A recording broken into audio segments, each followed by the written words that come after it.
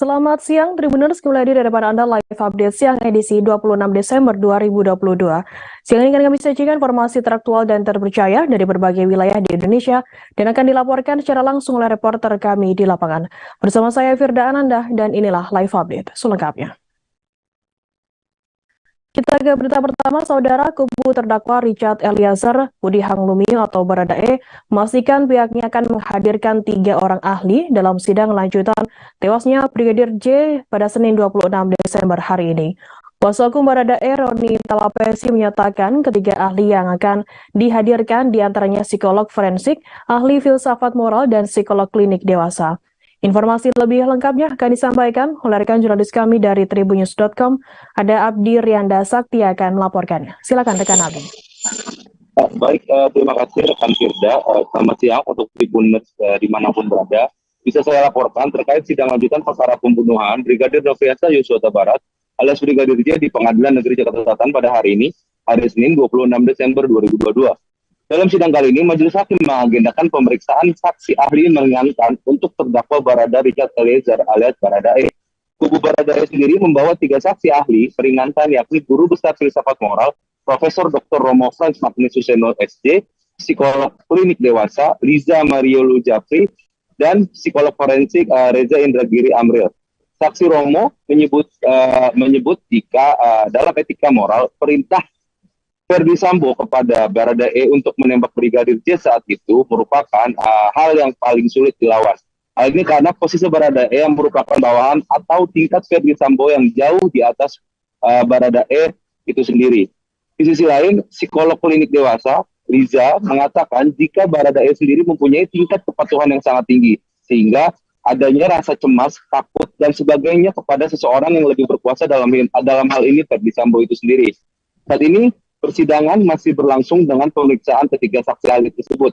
Untuk informasi, Brigadir Nofriansah Yosua Huta Barat alias Brigadir J menjadi korban pembunuhan berencana yang diotakkan oleh Ferdi Sambo pada 8 Juli 2022 lalu. Brigadir Yosua tewas setelah dieksekusi di rumah dinas Ferdi Sambo di Komplek Poli Duren 3 Jakarta Selatan. Pembunuhan itu diyakini setelah Putri Candrawati bercerita kepada Ferdi Sambo karena telah terjadi pelecehan seksual di Magelang. Ferdi Sambo saat itu merasa marah dan menyusun strategi untuk menghabisi nyawa dari Yosua sendiri. Dalam perkara ini, Ferdi Sambo, Putri Candrawati, Bribka Riki Rizal, Kuat Maruf, dan Baradae didakwa melakukan pembunuhan berencana. Kelimanya didakwa melanggar pasal 340, subsidiar pasal 338 KUHP, junto pasal 55 ayat 1 ke 1 KUHP dengan ancaman maksimal hukuman mati. Tak hanya dalam kasus pembunuhan berencana, khusus untuk Ferdi Sambo juga turut dijerat dalam kasus perintangan penyidikan atau obstruction of justice bersama dengan anggota polisi lain yakni Hendra Kurniawan, Agus Nurpatria, Cuk Putranto, Irfan Widianto, Arif Rahman Arifin, dan Baikuni Wibowo. Para terdakwa disebut merusak atau menghilangkan barang bukti termasuk rekaman CCTV Komplek Poli Duren 3. Dalam dugaan kasus obstruction of justice, mereka didakwa melanggar pasal 49, junto pasal 33, subsidiar pasal 48 ayat 1, junto pasal 32 ayat 1, Undang-Undang ITE nomor 19 tahun 2016, dan atau dakwaan kedua pasal 233 KUHP, subsidiar pasal 221 ayat 1 kedua KUHP, junto pasal 55 ayat 1 KUHP. Demikian, Firda kembali ke studio. Baik, terima kasih rekan jurnalis dari tribunnews.com atas laporan Anda. Selamat bertugas kembali. Tribuners, akan kami tampilkan wawancara dari kuasa hukum Baradae, Roni Talapesi. Berikut liputannya untuk Anda. Kami dari tim penasihat hukum akan menghadirkan 3 ahli, yaitu yang pertama adalah Romo Frans Magnus Suseno. Beliau akan berbicara terkait dengan filsafat moral. Kenapa kita hadirkan beliau? Karena pertama mau kita sampaikan bahwa terjadi konflik moral yang besar, dilema moral yang dihadapi oleh Richard Eliezer ketika harus menembak almarhum Joshua. Dan yang kedua, dari sudut pandang filsafat moral, setiap manusia memiliki suara hati. mendapat mengambil suatu keputusan terkait tanggal 8. Keputusan suara hati dari Richard Eliezer dikalahkan oleh situasi yang kompleks. Sebanyak 57 pengungsi Rohingya kembali terdampar di bibir pantai Kompleks Cagar Budaya Indrapatra, Gambong Ladong, Aceh Besar pada Minggu 25 Desember. Para pengungsi yang terdampar berjenis kelamin laki-laki dengan kisaran umur antara 20 hingga 40 tahun. 57 pengungsi yang terdampar sedang dilakukan pendataan dan pengecekan kesehatan oleh aparat keamanan hingga tenaga kesehatan. Informasi lebih lengkapnya akan disampaikan oleh rekan jurnalis kami dari Serambi News Indonesia. Ada Indra Wijaya yang akan melaporkan. Silakan rekan Indra. Baik, terima kasih rekan Firda. Selamat siang Tribuners, dapat kami sampaikan sebanyak 57 pengungsi Rohingya yang berjenis kelamin laki-laki kembali terdampar di area Pantai Ladong, tepatnya di area Benteng Cagar Budaya Indrapatra pada Minggu pagi kemarin. Terdamparnya para pengungsi Rohingya itu diperkirakan terdampar di area pesisir pantai itu sekitar pukul 6 pagi. Kemudian pada sekitar pukul setengah 8 pagi, 3 dari 57 pengungsi Rohingya itu, di mana salah seorangnya bernama Abdul Manam yang bisa berbahasa Melayu, mendatangi pemukiman warga dan meminta bantuan berupa makanan kepada warga. Merasa iba atas adanya pengungsi Rohingya itu, warga sekitar juga membantu 57 pengungsi Rohingya itu untuk diberikan makanan, minuman, dan berupa snack-snack lainnya. Berdasarkan informasi yang kami terima dari Sekda Aceh Besar Sulaimi, bahwa 57 pengungsi Rohingya itu sebelumnya sudah 1 bulan terkatung-katung di area Laut Selat Malaka, di mana mereka sudah kehabisan makanan dan juga stok air minum. Selain itu juga mereka bisa terdampar di area pesisir pantai itu akibat kapal yang ditumpangi mereka mengalami kerusakan mesin, dan bagian lambung kapal mengalami kebocoran akibat dihantam ombak yang besar. Selain itu juga berdasarkan informasi yang kami himpun di lokasi saat itu, berdasarkan keterangan yang kami terima dari Abdullah, salah seorang warga yang membantu pengungsi Rohingya itu, bahwa para pengungsi tersebut bisa terkatung-katung di laut selama 1 bulan itu lantaran nahkoda ataupun tekong yang membawa para pengungsi Rohingya itu melarikan diri saat di tengah laut. Lantaran karena tidak tahu arah mau kemana, para pengungsi Rohingya itu mencoba mencari bibir pantai terdekat untuk meminta bantuan kepada warga sekitar. Selain itu juga saat ini pengungsi Rohingya tersebut sudah diletakkan di tempat lokasi penampungan sementara di Rumah Sejahtera yang tak jauh dari lokasi terdamparnya 57 pengungsi Rohingya itu.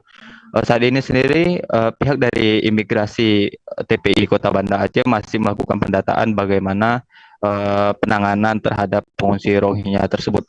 Demikian rekan Firda. Baik, terima kasih rekan Indra Wijaya dari Serambi News Indonesia atas laporan Anda. Selamat bertugas kembali. Kita beralih ke informasi lainnya, Saudara. Wali Kota Makassar, Dani Pomanto, memantau lokasi banjir di Kelurahan Manggala, Kecamatan Manggala pada Minggu 25 Desember. Dani Pomanto bahkan turun langsung mengevakuasi warga yang meninggal dunia seusai terjatuh dari pohon. Informasi lebih lengkapnya akan disampaikan oleh rekan jurnalis kami dari Tribun Timur. Ada Siti Aminah yang akan melaporkannya. Silakan rekan Siti.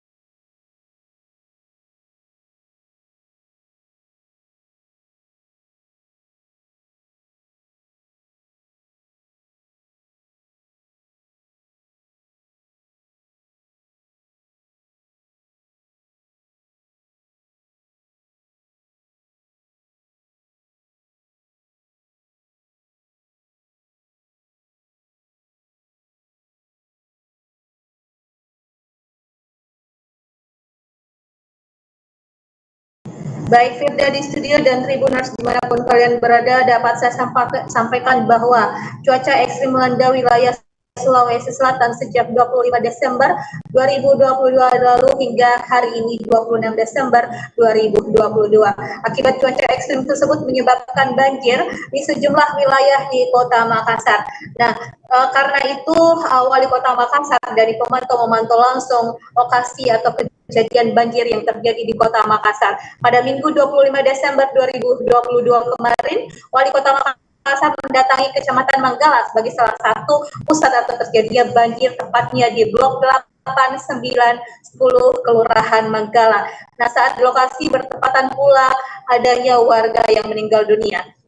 Meski rumah warga tersebut tidak tergenang banjir, akan tetapi akses atau jalanan yang ada di dekatnya di wilayahnya tergenang banjir sehingga sangat susah untuk membawa jenazah tersebut keluar dari rumah untuk dimakamkan. Untuk itu Wali Kota Makassar dan pemantau turun tangan langsung untuk ikut mengevakuasi warga yang meninggal dunia tersebut, dan menggunakan perahu karet untuk melakukan bantuan atau proses evakuasi warga yang meninggal dunia. Diketahui warga yang meninggal dunia tersebut bernama Harun, usianya 60 tahun, meninggal usai terjatuh dari pohon dan terbentur di tembok saat Pak Harun sedang memangkas ranting atau daun-daun yang pohon yang ada di dekat rumahnya, karena untuk mencegah terjadinya pohon tumbang, karena selain cuaca ekstrim juga terjadi angin kencang beberapa hari terakhir ini di Kota Makassar.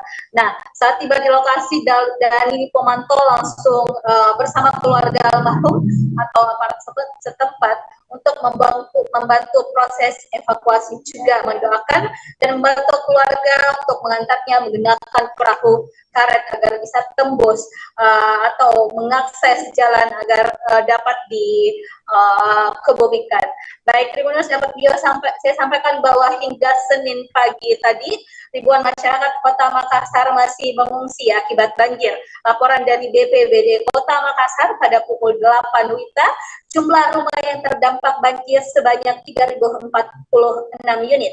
Dari jumlah tersebut terdiri dari 2.514 kakak dan 8.687 jiwa. Meski demikian, tidak semua warga yang terdampak tersebut mengungsi atau berada di titik pengungsian yang disiapkan oleh pemerintah Kota Makassar. Masih banyak warga yang memilih untuk menetap di rumah masing-masing dan ada juga yang memilih untuk mengungsi di rumah keluarga. Baik, sekian dapat saya laporkan, Tribuners dan Firda di studio. Baik, terima kasih rekan Siti Aminah dari Tribun Timur atas laporan Anda. Selamat bertugas kembali. Kita beralih ke informasi lainnya, Saudara. Air laut pasang yang tinggi hingga gelombang tinggi disertai hujan pada Jumat 23 Desember mengakibatkan pesisir pantai wisata Tanjung Pendam, Tanjung Pandan, Belitung banjir. Air laut didorong angin kencang masuk ke bagian daratan yang dekat dengan kota Tanjung Pandan. Terdapat sekitar 9 warung milik warga juga ikut kebanjiran. Informasi lebih lengkapnya akan disampaikan oleh rekan jurnalis kami dari Pos Belitung, ada Dede Suhinar yang akan melaporkannya. Silakan rekan Dede. Baik, kita dan Tribuners bisa kami sampaikan menjelang akhir tahun cuaca di wilayah Kabupaten Belitung mulai tidak bersahabat, ditandai dengan tiupan angin kencang disertai gelombang tinggi dan hujan yang turun secara tiba-tiba. Akibatnya area di sekitar pesisir pantai Tanjung Pendam sering tergenang oleh banjirop diakibatkan kondisi cuaca tersebut. Salah satunya yaitu di wilayah pesisir pantai wisata Tanjung Pendam yang beberapa hari lalu mulai tergenang banjirop. Berdasarkan informasi di lapangan yang kami dapatkan, gelombang tinggi dan angin kencang itu mulai terjadi sekitar pukul 6:30 pagi pada hari Jumat lalu. Akibatnya gelombang yang datang itu melewati bibir talut yang berada di tepi pantai dan air laut mulai meluap hingga ke daratan. Akibatnya air menggenang di sekitar area pesisir itu setinggi lutut orang dewasa dan menggenang beberapa warung milik warga di sekitar area lokasi wisata tersebut. Selain warung-warung milik warga, air juga sempat menggenangi pos Mindanao milik pos Mindanao milik Lanal Babel. Namun karena kondisi tersebut sering terjadi menjelang akhir tahun, bencana tersebut bisa diantisipasi oleh warga sekitar dengan cara menyelamatkan barang-barang berharga milik mereka. Berdasarkan informasi yang disampaikan oleh Badan Meteorologi dari Bandara HS Tanjung Tanjung Pandan menyampaikan ketinggian gelombang di sekitar laut perairan Belitung itu berkisar antara 1 sampai 2 meter. Kemudian untuk kecepatan gelombang itu berkisar antara 10 sampai 30 km per jam dengan tiupan angin yang bertiup dari arah barat laut menuju utara. Sementara itu untuk suhu di wilayah Kabupaten Belitung itu berkisar antara 24 sampai 31 derajat Celcius, sedangkan kelembaban udara itu berkisar antara 68 sampai 100%. Demikian Firda informasi yang bisa kami sampaikan. Baik, terima kasih rekan Dede Suhenar dari Pos Belitung atas laporan Anda. Selamat bertugas kembali. Kita beralih ke informasi lainnya, Saudara. Bangunan Pondok Pesantren Nurus Solihin yang berlokasi di Jalan Basirih dalam RT 25 Kelurahan Basirih Selatan, Kecamatan Banjarmasin Selatan, Kalimantan Selatan roboh diterpa angin kencang pada Minggu 25 Desember sore. Bangunan kayu tersebut merupakan bangunan baru dari pesantren Nurus Solihin. Musibah terjadi sekitar pukul 4 sore waktu Indonesia Tengah yang mengakibatkan bangunan jadi luluh lantak. Informasi lebih lengkapnya akan disampaikan oleh rekan jurnalis kami dari Banjarmasin, Pos ada Nur Masrida yang akan melaporkannya. Silakan rekan Nur. Iya baik rekan Firda yang ada di studio dari Kota Banjarmasin, kami laporkan bahwa pada minggu kemarin tanggal 25 Desember 2022 terjadi bangunan pesantren Nurus Solihin yang rubuh akibat diterpa angin kencang yang disertai hujan cukup deras sekitar pukul 16 WITA, yang mana pada insiden tersebut bangunan 2 lantai dari pesantren Nurus Solihin luluh lantak. Pesantren yang berlokasi di Jalan Basirih dalam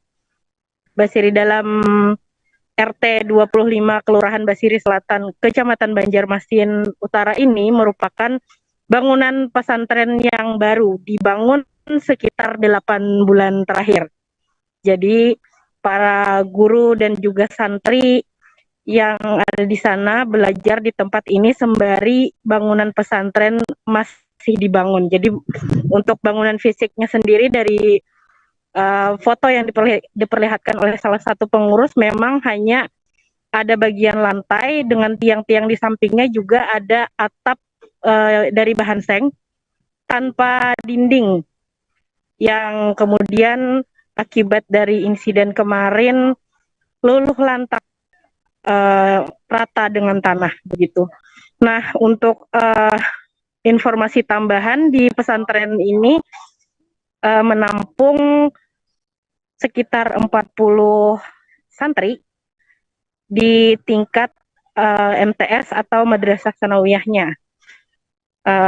Untuk kejadian tersebut memang tidak ada korban jiwa karena memang tidak ada aktivitas belajar mengajar pada saat kejadian, dikarenakan juga aktivitas di sekolah itu sedang libur semester. Akibat dari kejadian ini otomatis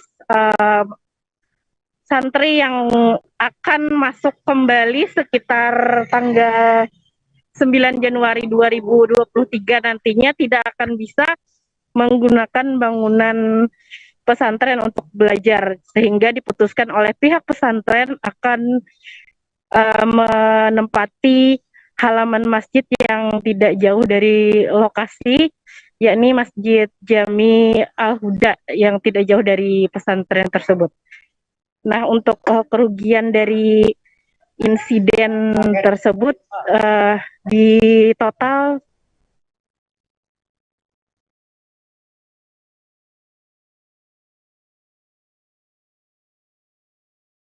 pengelola dan juga pengasuhnya mengharapkan ada perhatian dari semua pihak terhadap bangunan pesantren supaya bisa dibangunkan kembali sehingga siswa ataupun santri dapat belajar di tempat itu lagi. Nah, sebagai informasi tambahan juga, pesantren Nurus Solihin ini terletak sekitar 2 km masuk ke dalam dari jalan utama, yakni Jalan Tembus Mantuil di Banjarmasin Selatan, yang separuh aksesnya itu rupanya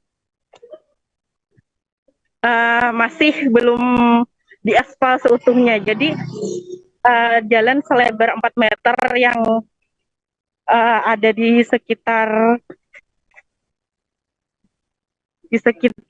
pesantren tidak bisa diakses oleh mobil dari BPBD Kota Banjarmasin yang akan melakukan evakuasi. Jadi demikian yang bisa kita laporkan dari Kota Banjarmasin, rekan Firda di studio. Baik, terima kasih rekan Nur Masrida dari Banjarmasin Pos atas laporan Anda. Selamat bertugas kembali. Akan kami tampilkan Tribuners wawancara dari pengasuh Ponpes Nurul Sulahin, Ustadz Tajri. Berikut liputannya untuk Anda. Sambil ditempati bangunan di sebelahku kalau kena banjir kan ada airnya sampai ke dalam sekitar semata kaki. Inggih. Kalau libur untuk santri-santrinya kadeda loh Pak yang di sini untuk hari ini nih pas kejadian. Hari ini kadada sudah diliburkan. Mulai hari ini libur. Hari kemarin sudah bagi raport inggih. Nah, untuk liburnya sendiri berapa lama tuh Pak, dan apakah nanti santrinya akan diungsikan atau gimana Pak? Rencana tanggal 9 mah turun. 9 Januari inggih. Rencana fungsi ke masjid lo. Inggih, di sebelah situ ada masjid lah, di sana rencananya akan belajar gitulah. Untuk siswanya sendiri Pak, ini dari mana aja, daerah mana aja Pak kalau di sini? Daerah sini sama di depan daerah sini. Sama inggih. Mantuwil Pak lah banyaknya inggih kalau ya sampai ke Pal 6.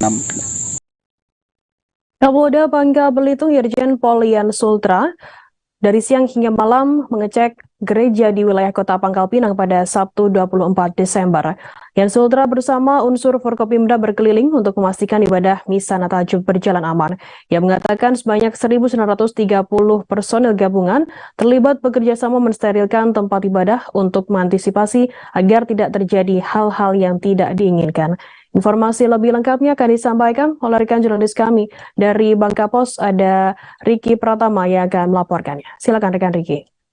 Baik, Firda dan pemirsa Tribuners dimanapun Anda berada, bahwa dapat kami sampaikan dari Provinsi Bangka Belitung, Polda Bangka Belitung, yaitu Kapolda Irjen Pol Yan Sultra bersama dengan PJ Gubernur Bangka Belitung, Ridwan Jamaluddin, dan Forkopimda lainnya telah melakukan keliling bersama-sama dalam upaya melihat, mengecek, dan memastikan kondisi aman di setiap pos-pos pengamanan dan gereja yang merayakan malam Misa Natal, di mana kegiatan ini dilakukan bersamaan dengan Operasi Lilin Menumbing 2022 yang telah dilaksanakan mulai tanggal 23 Desember hingga 2 Januari 2023 mendatang, di mana acara keliling yang dilakukan oleh Kapolda bersama jajaran ini diawali dari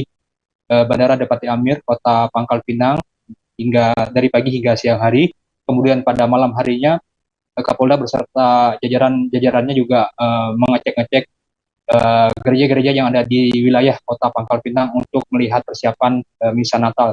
Dalam pengecekan tersebut, Kapolda Bangka Belitung, Irjen Pol Yan Sultra memastikan bahwa tidak ada kondisi yang mengganggu atau dalam hal ini kondisi yang mencurigakan, dan tidak ada yang menghambat terkait ibadah yang dilaksanakan oleh umat Nasrani di Kota Pangkal Pinang. Ia juga memastikan sebanyak 1.930 personil tersebar di Bangka Belitung melakukan hal yang sama serentak dalam hal pengamanan di setiap pos pengamanan yang ada di setiap kabupaten kota, dan termasuk pos pengamanan yang ada di setiap gereja di Bangka Belitung. Kapolda juga mengucapkan selamat merayakan Natal terhadap umat yang merayakannya, dan juga untuk masyarakat diharapkan dapat menjaga ketertiban agar hari besar umat Nasrani ini bisa berjalan dengan lancar, dan dalam tahun baru nanti juga berjalan dengan lancar. Seperti itu, Firda, yang kami sampaikan dari Provinsi Bangka Belitung. Baik, terima kasih rekan Riki dari Bangka Pos atas laporan Anda. Selamat bertugas kembali. Kita beralih ke informasi selanjutnya, Saudara. Kantor Wilayah Kementerian Hukum dan Hak Asasi Manusia Sulawesi Barat memberikan remisi khusus Natal 2022 kepada 40 warga binaan. Hal itu disampaikan oleh Kepala Divisi Pemasyarakatan Kanwil Kemenkumham Sulbar, Robianto saat ditemui di rutan kelas 2B Jalan Pengayoman Rimuku menuju Sulbar pada Minggu 25 Desember. Dari total 1.319 narapidana rutan dan lapas di Sulbar, hanya 40 orang yang memenuhi syarat. Informasi lebih lengkapnya akan disampaikan oleh rekan jurnalis kami dari Tribun Sulbar, ada Suhaji yang akan melaporkannya. Silakan rekan Suhaji.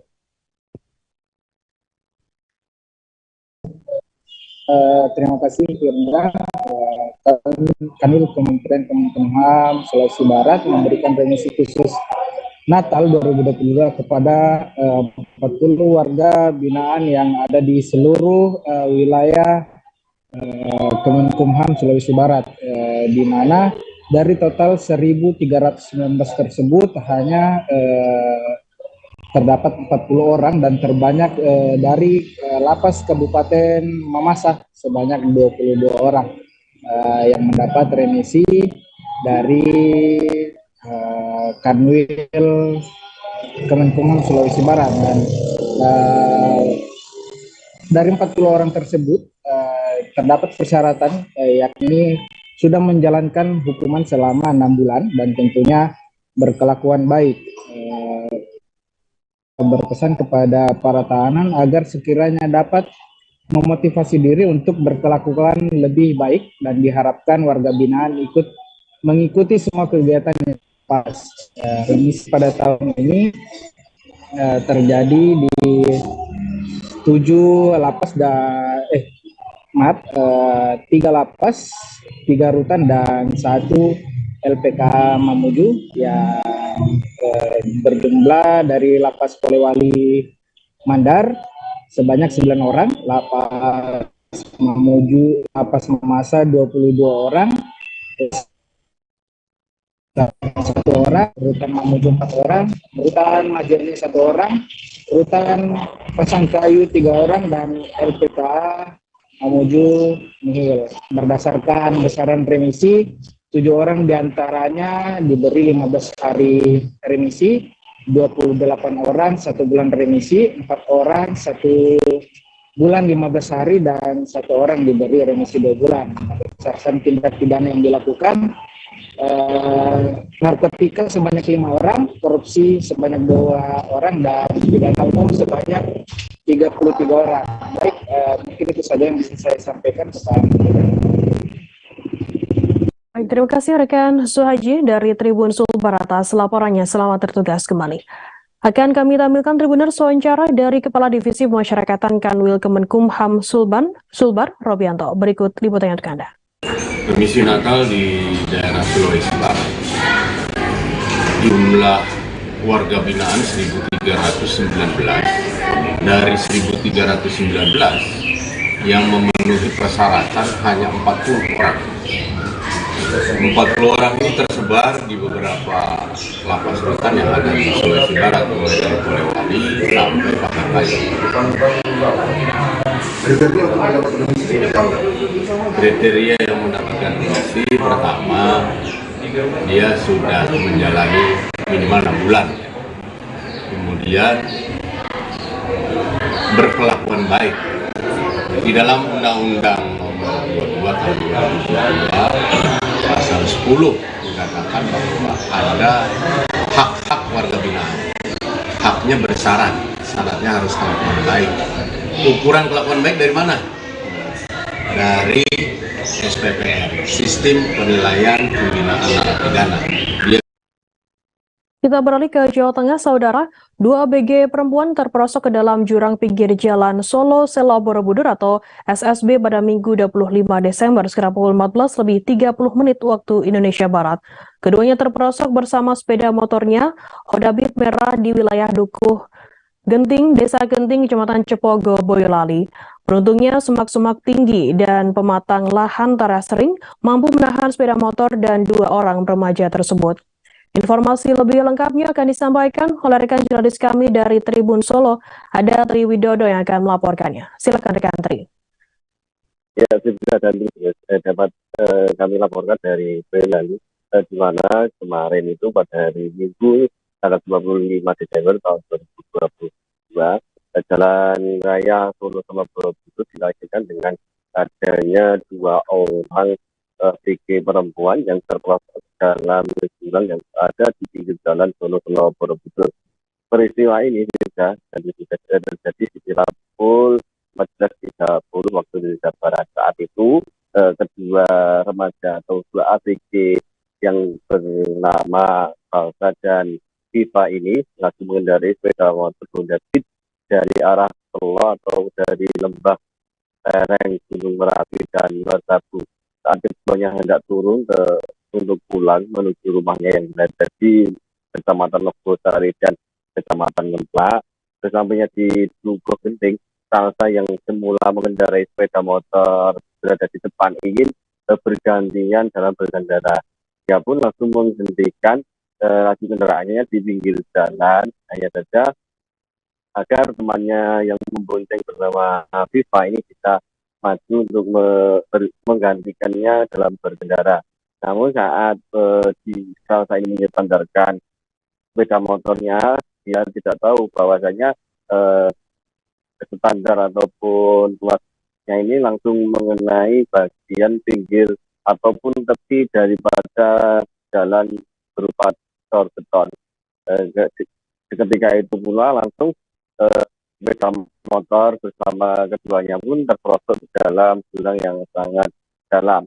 Beruntung keduanya ini dan sepeda motornya ini masih tersangkut oleh semak-semak yang cukup tinggi dan pematang lahan terasering yang ada di lereng Gunung Merapi ini, sehingga keduanya dan sepeda motornya tidak sampai ataupun terbebas dari dasar jurang yang bisa membahayakan kondisi jiwanya. Beruntung juga keduanya juga bisa memegangi ataupun melakukan upaya agar tidak terperosok, sehingga Salsa dan Viva ini sendiri tidak mengalami luka yang cukup berarti pada tubuhnya. Hanya saja tangannya mengalami sedikit goresan akibat terseret ataupun bergesekan dengan rumput saat keduanya meluncur. Peristiwa ini langsung diketahui oleh beberapa orang pengendara yang saat itu kondisi lalu lintasnya lagi ramai. Beberapa pengendara pun langsung berusaha menolong, dan ada juga yang melaporkan peristiwa ini ke petugas polisi yang kebetulan pada saat itu lagi berjaga ataupun mengamankan arus lalu lintas di depan objek wisata yang baru, yaitu Bogortis Park. Tak butuh waktu lama, petugas yang dipimpin langsung oleh KPO Satlantas Polres Boyolali itu Widarto mendatangi lokasi kejadian dengan menggunakan tali tambang sepeda motor yang terperosok ke dalam jurang sedalam 5 meter dari atas permukaan jalan ini pun bisa langsung dievakuasi. Keduanya pun kemudian ditenangkan dan beruntung juga sepeda motor yang dikendarai oleh para korban ini tidak mengalami kerusakan yang cukup berarti. Tak butuh sekitar pukul 14.55, keduanya bisa melanjutkan perjalanan untuk pulang ke rumahnya masing-masing, di mana Salsa ini merupakan warga Desa Keongan, Kecamatan Logosari, sedangkan Viva ini merupakan warga Manggung, Kecamatan Ngemplak, Boyolali. Firda. Baik, terima kasih rekan Triwidodo dari Tribun Solo atas laporan Anda. Selamat bertugas kembali.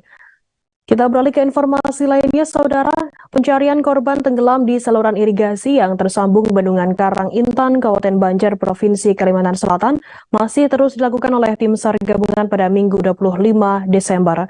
Korban bernama Muhammad Sadewa sebelum dikabarkan tenggelam kerap bermain di bantaran irigasi yang berada di Jalan Irigasi Desa Bincau, Kecamatan Martapura, Kabupaten Banjar, Provinsi Kalimantan Selatan.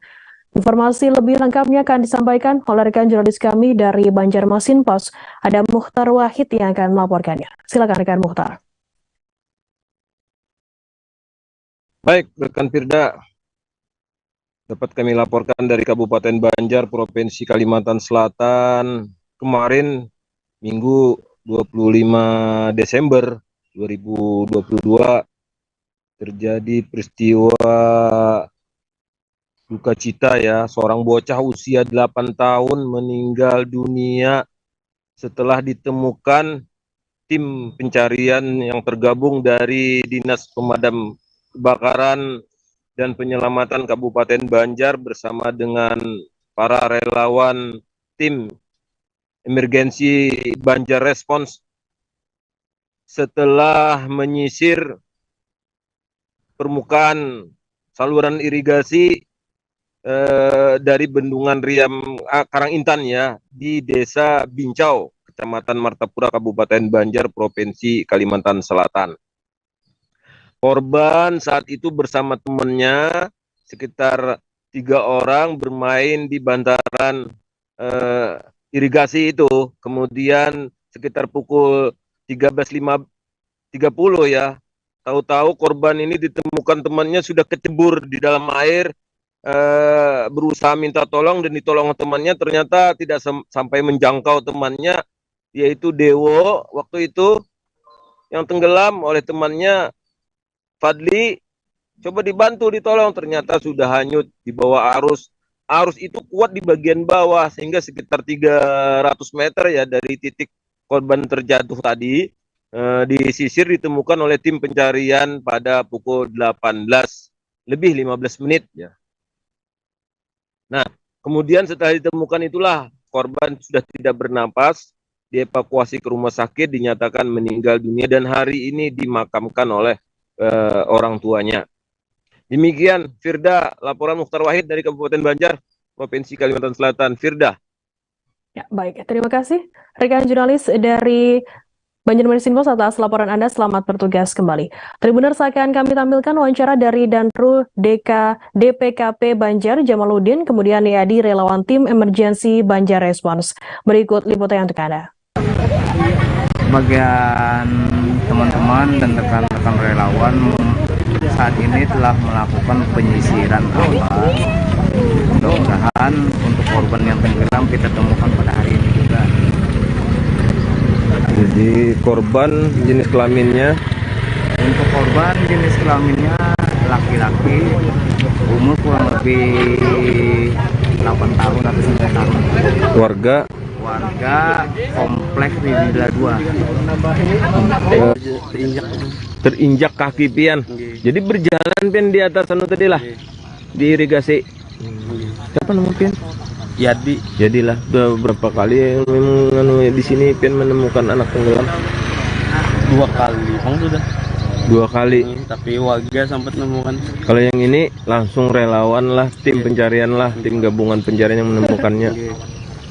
Berapa panjang pencarian? Nah, perkiraan aja berarti lah. Kayaknya itu ya mobil di sana tuh lah. Titiknya tuh sampai sini lah. Temunya di ujung sana. Sudah sana pada ban. Lupa pian nama pian tiba-tiba. Yadi ya. Dari emergensi Banjar Respon bersama teman-teman. Kurang lebih lah. Nah, sobat Gapos lain, kami bincang-bincang dengan Yadi dan tadi siapa tingginya Banyu tadi yuk? Mungkin dada lah. Kalau pian lah. Kalau anak-anak belasan pohon jenis cemara yang tumbuh di sepanjang Jalan Tanjung Bunga, Kelurahan Temberan, Kecamatan Bukit Intan ditebang orang tak dikenal pada Sabtu 24 Desember. Kepala Satuan Polisi Pamung Praja dan Pemadam Kebakaran Pangkal Pinang, Efran, mengatakan pihaknya mengetahui terdapat belasan batang pohon ditebang seusai mendapatkan laporan dari warga setempat. Saat petugas datang ke lokasi, pihaknya menemukan belasan pohon sudah ditebang, padahal belasan batang pohon tersebut sudah lama berfungsi sebagai menjaga keasrian sekaligus peneduh jalan. Informasi lebih lengkapnya akan disampaikan oleh rekan jurnalis kami dari Bangkapos, ada Cepi Marlianto yang akan melaporkannya. Silakan rekan Cepi. Baik, terima kasih rekan Firda dan pemirsa Tribuners dimanapun berada. Memang tepatnya pada hari Sabtu kemarin, setidaknya ada sekitar 12 batang pohon jenis cemara yang berada di sekitar sepanjang Jalan Tanjung Bunga, Kelurahan Temberan, Kecamatan Bukit Intan, Kota Pangkal Pinang, Provinsi Kepulauan Bangka Belitung ditebang ataupun dipotong oleh orang tak dikenal.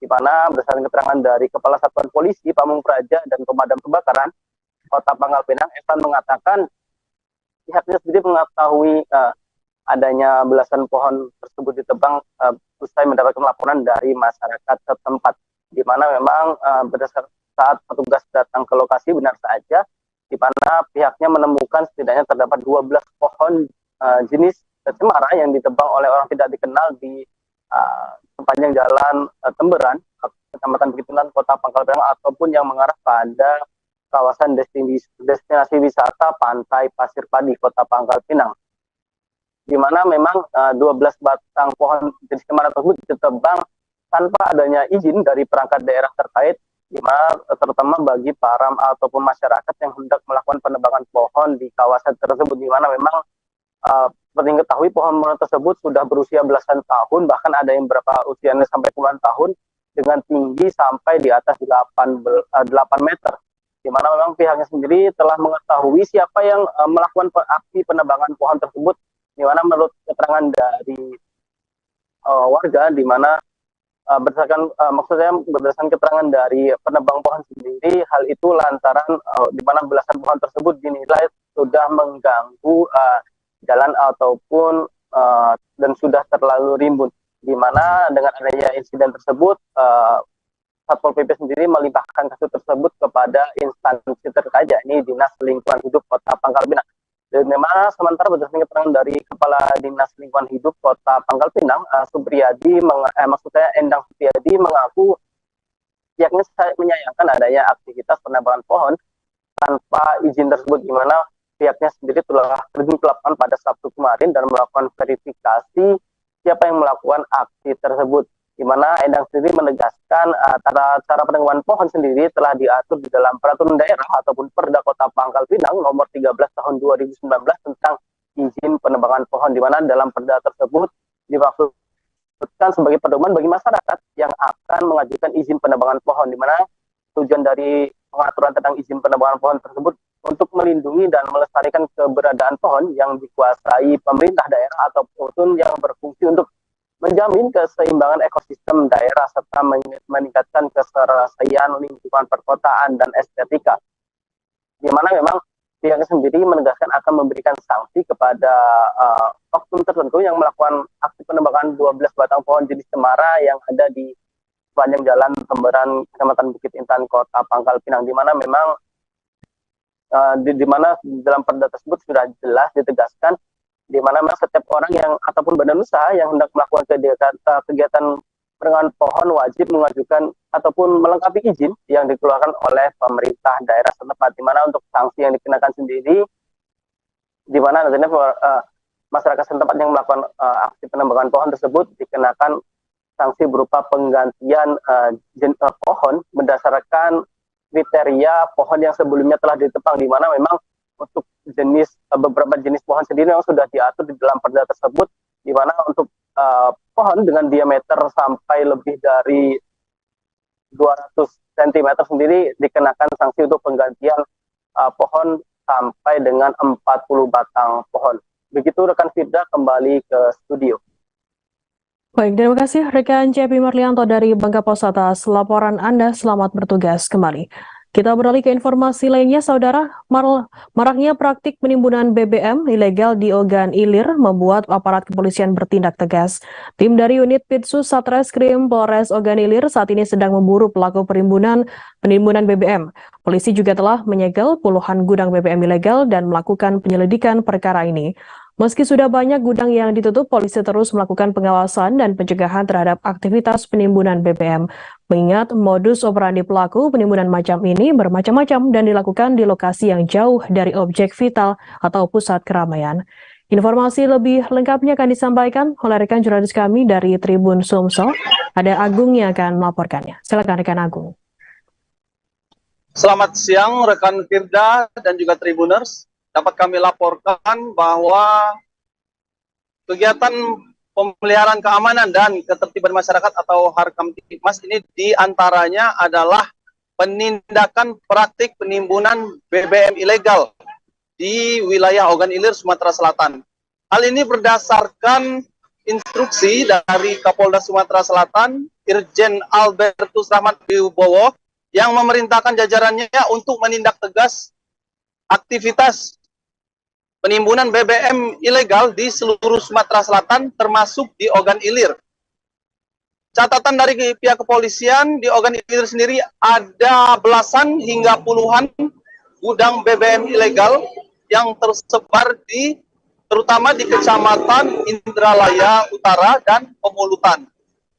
Mendapat laporan dari masyarakat, polisi khususnya dari tim Pitsus Satreskrim Polres Ogan Ilir bergerak menindak para pelaku penimbunan BBM ilegal yang meresahkan masyarakat, mengingat sebelumnya harga BBM itu mengalami kenaikan, sehingga salah satu upaya melindungi masyarakat atau berpihak kepada konsumen yakni dengan menindak praktik penimbunan BBM ini.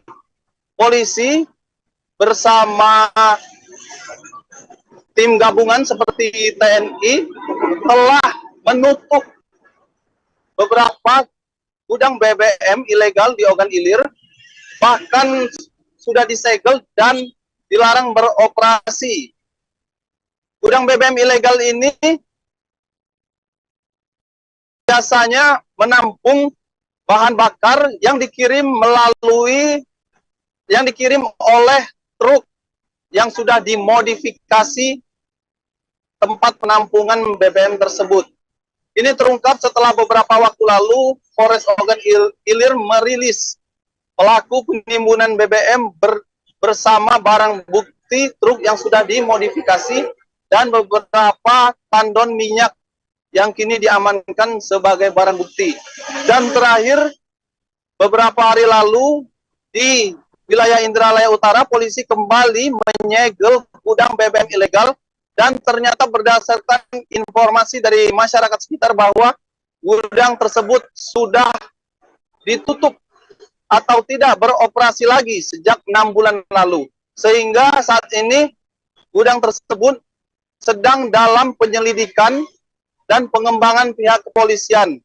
Dari mana dan siapa pemilik gudang tersebut. Dan juga dijelaskan bahwa modus operandi pelaku penimbunan BBM ini yakni dengan menyalurkan BBM ke tempat-tempat terpencil yang jauh dari pusat keramaian. Hal ini berdasarkan keterangan tim Pitsus Polres Ogan Ilir bahwa menemukan ada sejumlah gudang BBM ilegal yang beroperasi radius beberapa kilometer dari jalan raya, dan praktik itu akhirnya dapat diungkap sehingga kini hampir seluruh gudang BBM ilegal di Ogan Ilir ini sudah ditutup dan tidak boleh beroperasi.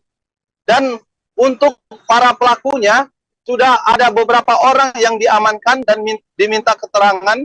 Dan kini polisi masih terus melakukan patroli mencari jika ada gudang BBM ilegal yang masih beroperasi di wilayah Ogan Ilir. Jika masyarakat mengetahui informasi mengenai praktik ilegal ini, bisa langsung menghubungi aparat kepolisian, baik Polres Ogan Ilir maupun Polsek terdekat. Demikian rekan Firda dan Tribuners yang dapat kami laporkan dari Ogan Ilir, Sumatera Selatan. Baik, terima kasih rekan Agung dari Tribun Sumsel atas laporan Anda. Selamat bertugas kembali. Akan kami tampilkan wawancara Tribuners dari AKP Regan Kusuma, Kasat Reskrim Polres Ogan Ilir. Berikut liputannya untuk Anda. Giat kita hari ini adalah giat dari pengaduan dari adanya informasi dari masyarakat terkait dengan gudang ilegal melalui WA nomor Dumas Kapolda sesuai dengan apa instruksi dari Bapak Kapolda terkait dengan nomor Dumasan. Jadi langsung kita tindak lanjuti. Ini di mana lokasinya, Pak? Di Suabatok, sesuai dengan informasi dari Dumasan tersebut. Izin Pak, Dumas itu seperti apa dan kita cek seperti apa? Nah, Dumasnya terkait dengan gudang minyak, penimbunan minyak. Lalu kita datang ke TKP, setelah TKP kita wawancara dan kita masuk ke dalam, ternyata memang sudah tidak ada kegiatan. Pak, apakah ini pantauan terkait kemarin ada dilakukan razia illegal drilling, Pak? Ya, ini terkait kita kan sesuai dengan kemarin akan melakukan patroli Rutan kelas 2A Manado memberikan remisi Natal kepada warga binaannya pada Minggu 25 Desember. Bertempat di Aula Rutan Manado, acara pemberian remisi diawali dengan pembacaan surat keputusan atau SK pemberian remisi khusus Natal oleh Kasubsi Yantah Wahyono. Adapun jumlah narapidana yang menerima remisi khusus Natal sebanyak 82 orang WBP dengan rincian 81 orang menerima remisi khusus dan 1 orang menerima remisi khusus atau RK2 langsung bebas. Informasi lebih lengkapnya akan disampaikan oleh rekan jurnalis kami dari Tribun Manado. Ada Randy Umar yang akan melaporkannya. Silakan rekan Randy. Oke, selamat siang Tribuners. Jadi saya dari Manado, Sulawesi Utara akan melaporkan hasil liputan saya kemarin, di mana saya datang di rutan kelas 2 Manado, dan di situ saya melaporkan hasil liputan saya kemarin, di mana untuk di rutan kelas 2 Manado ini terdapat 80 orang yang mendapatkan remisi di Hari Raya Natal. Nah, remisi Hari Raya Natal ini diberikan langsung kepada para tahanannya, artinya mereka beragama Nasrani, dan mendapatkan remisi Natal di Hari Raya Natal ini. Ada begitu banyak pesan penting yang disampaikan oleh Karutan Manado kepada para tahanan, di mana beliau menetapkan, Pak Karutan Manado Pak Denny Fajarianto menitipkan suatu pesan agar para tahanan itu bisa mengalami perubahan saat mereka mendapatkan remisi ini. Ini salah satu berkat, dan berharap ketika mereka pun akan suatu saat nanti akan kembali ke masyarakat, mereka bisa mengalami perubahan baik dari cara bertindak dan juga cara melaksanakan aktivitas sehari-hari. Dan selain itu ada banyak hal-hal yang mereka lakukan di sana. Ada juga yang bersyukur karena ada satu tahanan, ya ada 2 orang tahanan yang mendapatkan bebas ya setelah diremisi. Jadi ya mereka 1 orang, maksud saya 1 orang mendapatkan remisi tahanan, akhirnya dia dinyatakan bebas di saat penyerahan SK remisi Natal kemarin. Dan berharap pun Karutan selalu menekankan untuk para napi, semua napi ya, bukan cuma untuk seluruh tahanan yang mendapat remisi, dan juga menekankan untuk setidaknya mereka bisa mengalami perubahan, melakukan perubahan di hari ini, dan melaksanakan berbagai kegiatan-kegiatan yang positif ketika mereka keluar dari melaksanakan aktivitasnya. Ketika keluar dari rutan Manado, mereka bisa melaksanakan kegiatan. Itu saja yang bisa saya sampaikan dari Manado, Sulawesi Utara. Terima kasih. Baik, terima kasih rekan Randy Umar atas laporan Anda. Selamat bertugas kembali. Kita beralih ke informasi lainnya, Saudara. Pemerintah pusat akan segera membebaskan ribuan hektar lahan masyarakat Sepaku yang masuk dalam kawasan inti pusat pemerintahan atau KIPP. Pembebasan lahan yang akan dilakukan guna mendukung pembangunan Ibu Kota Negara Nusantara atau IKN Nusantara. Pembangunan di IKN mulai masif terutama dari segi infrastruktur. Hal itu seperti diungkapkan oleh pelaksana tugas Camat Sepaku Adi Kustaman pada Minggu 25 Desember. Adi mengatakan pembebasan lahan akan dilakukan secara bertahap. Masyarakat juga diberikan kesempatan untuk memberikan sanggahan selama 14 hari. Informasi lebih lengkapnya akan disampaikan oleh rekan jurnalis kami dari Tribun Kaltim.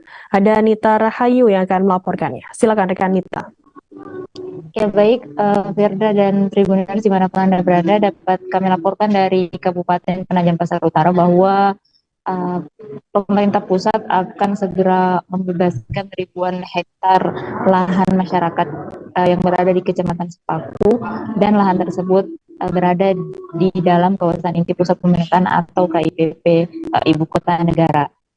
Pembebasan lahan yang akan dilakukan itu guna mendukung pembangunan Ibu Kota Negara yang saat ini sudah mulai masif dilakukan, terutama dalam segi infrastruktur jalan, pembangunan beberapa gedung pemerintahan dan lain sebagainya. Pembebasan lahan ini diketahui Firda dan Tribuners bahwa telah berdasarkan surat pengumuman penetapan lokasi pembangunan infrastruktur IKN Nusantara tahap pertama bernomor 590 surat dari Pemprov Kaltim pada tanggal 11 November 2022. Pelaksana tugas atau PLT Camat Sepaku Adi Kustaman mengungkapkan bahwa pembebasan lahan akan dilakukan secara bertahap. Masyarakat juga diberikan kesempatan untuk menyampaikan sanggahan selama 14 hari. Untuk tahap pertama ini, Firda dan Tribuners dapat kami sampaikan bahwa luas lahan warga yang akan dibebaskan yakni seluas 345,82 hektar dan lokasinya berada di dua desa, yakni dua desa Bumi Harapan dan desa Bukit Raya. Kemudian untuk seluruh total luasan lahan milik masyarakat yang akan dibebaskan untuk kepentingan pembangunan IKN yakni seluas 817,9 hektar. Saat ini untuk tahapan awal pendataan pengadaan tanah tengah dilakukan dan pemilik lahan tersebut diidentifikasi untuk kemudian selanjutnya dilakukan tahap pembahasan di lapangan. Demikian Firda. Baik, terima kasih rekan Nita Rahayu dari Tribun Kaltim atas laporan Anda. Selamat bertugas kembali. Kita beralih ke informasi lainnya, Saudara. Detik-detik mobil Daihatsu Silver terjun ke laut saat akan keluar kapal terjadi di Pelabuhan Merak, Banten, tepatnya di Dermaga 2. Insiden mobil terjun dari kapal di Pelabuhan Merak, Banten tersebut terjadi pada Jumat 23 Desember malam. Kabid Humas Polda Banten, Kombes Pol Sinto Silitonga, membenarkan insiden mobil terjebur ke laut tersebut. Adapun penumpang dalam mobil Daihatsu warna silver itu yakni sepasang suami istri. Informasi lebih lengkapnya akan disampaikan oleh rekan jurnalis kami dari Tribun Lampung. Ada Domi Desmantri yang akan melaporkannya. Silakan rekan Domi.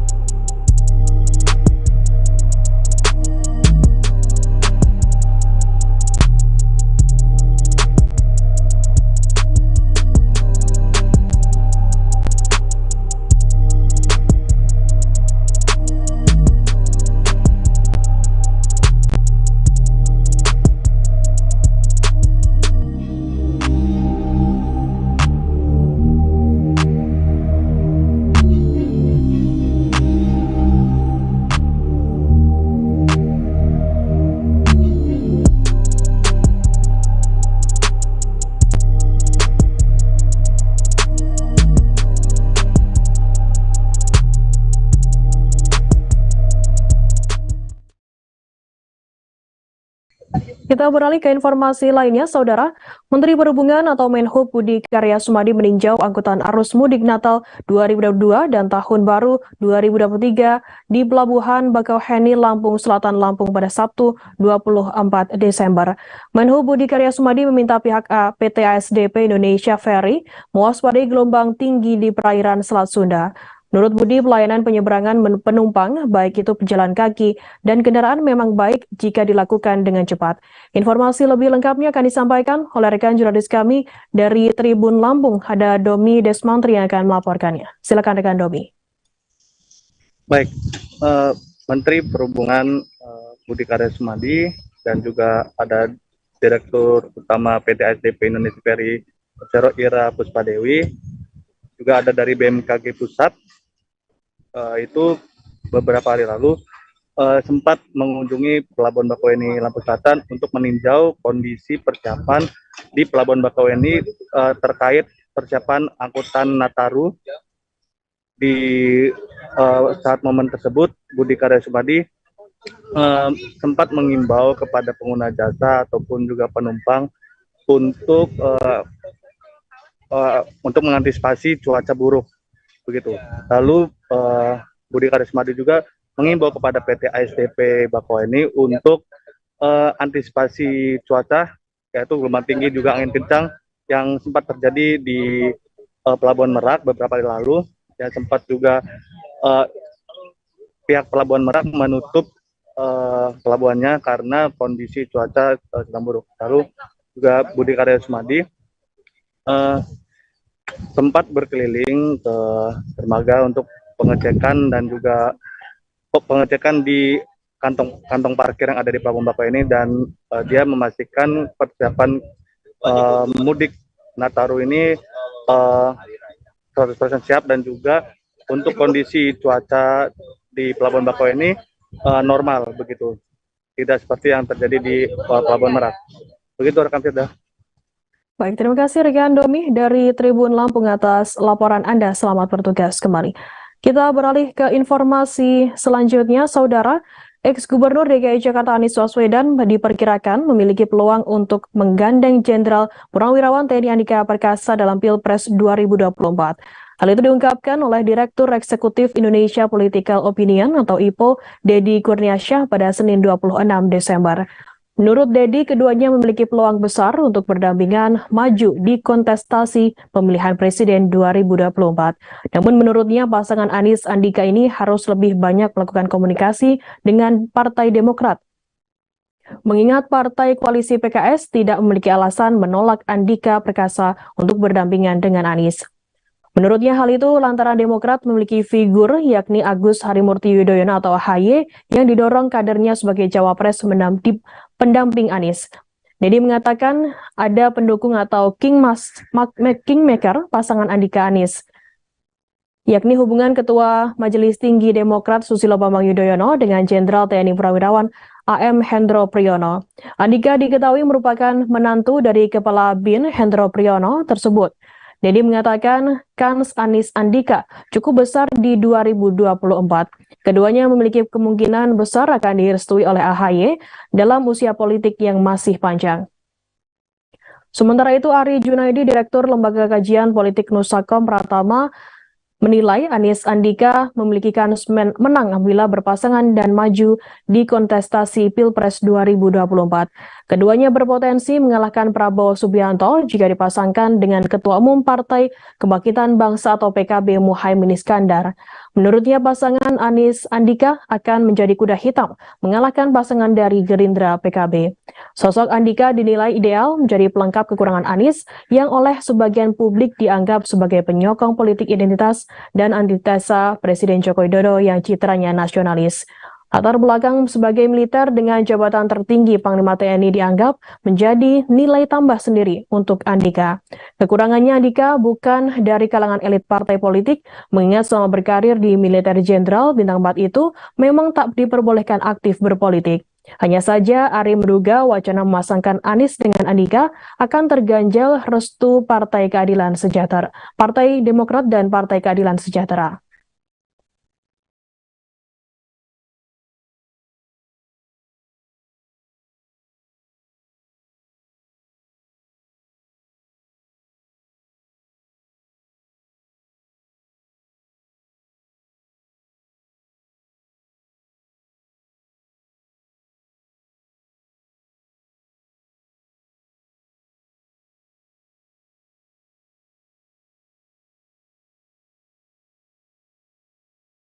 Perayaan Natal di Sulawesi Utara berlangsung meriah setelah bertahun-tahun sebelumnya dilanda COVID-19. Di Minahasa, satu di antara kabupaten di Sulawesi Utara, umat Kristen yang merayakan menjalani tradisi Natal bersama keluarga. Tradisi semisal menikmati makan siang bersama keluarga seusai pulang ke gereja. Selain itu, ada pula tradisi pesiar atau jalan-jalan. Warga berkumpul di pusat keramaian, misalnya di Langowan, Minahasa. Diperkirakan ribuan orang berkumpul di pusat kota hingga lokasi itu bak lautan manusia. Informasi lebih lengkapnya akan disampaikan oleh rekan jurnalis kami dari Tribun Manado. Ada Rio Nur yang akan melaporkannya. Silakan rekan Rio. Iya, terima kasih rekan Firda. Jadi perayaan Natal di Sulawesi Utara, khususnya di daerah Kabupaten Minahasa, yang merupakan daerah mayoritas Kristen, yang berlangsung dengan cukup meriah. Warga tidak lagi terbatas aktivitasnya seperti pada masa COVID-19 beberapa tahun sebelumnya. Umat Kristen bisa masuk gereja secara langsung, tidak dibatasi oleh protokol seperti sebelum-sebelumnya, kemudian tetap menjalani tradisi yang sudah dijalani sejak lama oleh umat Kristen yang ada di Minahasa, di mana usai pulang gereja mereka berkumpul bersama keluarga, kemudian menikmati hidangan yang sudah disiapkan. Itu hidangan yang disiapkan itu merupakan hidangan khas Minahasa yang beberapa di antaranya labelnya ekstrim, daging-daging ekstrim. Selain itu juga, selain tradisi makan bersama, ada juga tradisi pesiar atau jalan-jalan di seputaran daerah tempat tinggal, di mana kalau di Minahasa, di Langowan, daerah di Kecamatan Langowan ini daerah yang menjadi tempat pesiar itu, yaitu di pusat kota Langowan, yaitu berada di seputaran Taman Citawaya. Sejak sore hari warga datang berbondong-bondong berkumpul di tempat itu hanya sekedar untuk saling bersapa ria, saling menyampaikan selamat hari Natal, kemudian berikut hanyut dalam perayaan Natal, berupa mereka belanja, kemudian mereka memasang kembang api, ya, semuanya hanyut dalam perayaan Natal, sehingga di pusat kota Langowan tersebut bak lautan manusia karena banyak sekitar ribuan orang yang datang berkumpul, sehingga jalanan menjadi macet. Kendaraan pun susah untuk berjalan. Memang ini beda dari tahun-tahun sebelumnya yang relatif sepi, tapi tahun ini memang membludak orang yang datang ke pusat kota Langowan tersebut. Selain itu, ada juga tradisi yang sering dilakukan oleh orang Minahasa, yaitu tanggal 12 Desember itu mereka naik bendi atau delman, mana ini mereka keliling seputaran wilayah tempat tinggal mereka menggunakan kereta yang ditarik dengan kuda. Memang Natal kali ini berlangsung cukup meriah, tanpa ada pembatasan-pembatasan yang seperti tahun-tahun sebelumnya dilakukan oleh pemerintah. Demikian rekan Firda. Baik, terima kasih rekan jurnalis dari Tribun Manado atas laporan Anda. Selamat bertugas kembali. Kita beralih ke informasi lainnya, Saudara. Konflik Keraton Solo belum kunjung menemukan titik terang Minggu 25 Desember. Dua kubu yang berseteru, yakni dari Lembaga Dewan Adat atau LDA Keraton Surakarta Hadiningrat atau kubu Gustimung dan Sasono Putro yang mengatasnamakan Sri Susuhanan Pakubuwono 13. Pemerintah Kota Solo maupun Polresta Solo berkomunikasi agar mempertemukan kedua kubu dan melakukan mediasi. Kubu Lembaga Dewan Adat Keraton Surakarta Hadiningrat justru sepakat melakukan mediasi. Putri Sri Susuhan Pakubuwono PB 13, Grai Devi Leliana, menyambut baik upaya tersebut. Menurutnya, pemerintah membukakan jalan memfasilitasi penyelesaian konflik bertahun-tahun ini. Menurutnya, konflik berkepanjangan inilah yang membuat berbagai aset cagar budaya tidak terurus. Ia berharap dengan rekonsiliasi Kasunanan Surakarta dapat lebih fokus merawat aset budayanya. Namun sayangnya dari kubu PB13 menolak mediasi tersebut. Wakil Pengageng Sasana Wilapa Keraton Solo KRA Dani Nuradiningrat secara tegas menolak karena tindakan kekerasan yang diterima oleh pihaknya sudah tidak bisa ditoleransi. Menurutnya, sebagai seorang raja tidak sepantasnya duduk sejajar dengan kerabat-kerabatnya yang berkedudukan lebih rendah. sehingga mereka menolak adanya mediasi yang nantinya akan membuat posisi abdi dalam Sentono akan sama dengan Sinuhun adat. Sementara itu, Bendoro Raden Mas Nugroho Iman Santoso buka suara soal konflik Keraton Surakarta Hadiningrat yang sudah terjadi sejak 2004 silam. Konflik sempat mereda namun kembali menegang di 2017 hingga saat ini. Menurutnya ada dua hal yang mengakibatkan konflik di Keraton Kasunanan Surakarta tumbuh subur. Yang pertama dari pemerintah Keraton Kasunanan Surakarta yang sudah menyatakan bergabung dengan Negara Kesatuan Republik Indonesia, namun produk-produknya belum bisa mengakomodir semua kalangan. Kemudian dari Raja sendiri menurutnya juga gagal memimpin Keraton Kasunanan Surakarta. Namun manajemen Sinuhun PB13 dinilai gagal melakukan kepemimpinan. Ada dua hal yang krusial dalam konteks kekuasaan. Raja tak mampu merangkul semua kubu, sehingga kubu-kubu di internal keraton ini tumbuh subur sampai saat ini.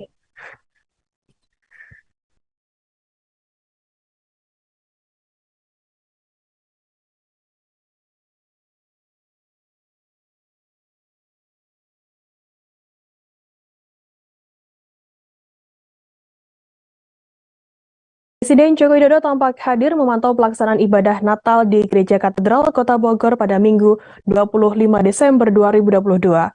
Ia didampingi oleh Wali Kota Bogor Bima Arya saat melakukan kunjungan.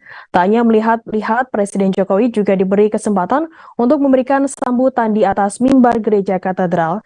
Dalam sambutannya, Jokowi menyampaikan ucapan selamat merayakan Natal 2022. Presiden Jokowi kemudian menyampaikan pesan perihal mempererat tali silaturahim demi memperkuat toleransi antar umat beragama. Orang nomor satu di Indonesia itu juga bicara soal menjaga lingkungan untuk kebangkitan negara Kesatuan Republik Indonesia agar jaya. Para jemaah yang hadir di Gereja Katedral mengiringi sambutan Presiden Joko Widodo dengan iringan tepuk tangan. Setelah menghadiri ibadah Natal, Jokowi kemudian meninggalkan gereja menuju Istana Bogor. Jokowi terlihat melayani warga atau jemaat gereja tersebut untuk bersuah foto dengan dirinya.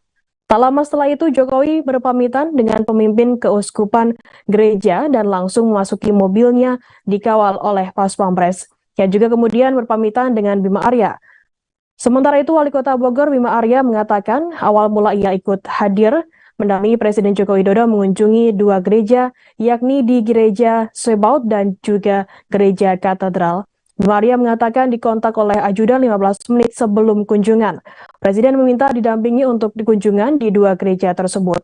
Bima mengaku sempat berbincang dengan Presiden Joko Widodo sesaat sebelum menyampaikan sambutan. Pasalnya saat ia mendatangi gereja itu sedang berlangsung proses ibadah misa Hari Raya Natal.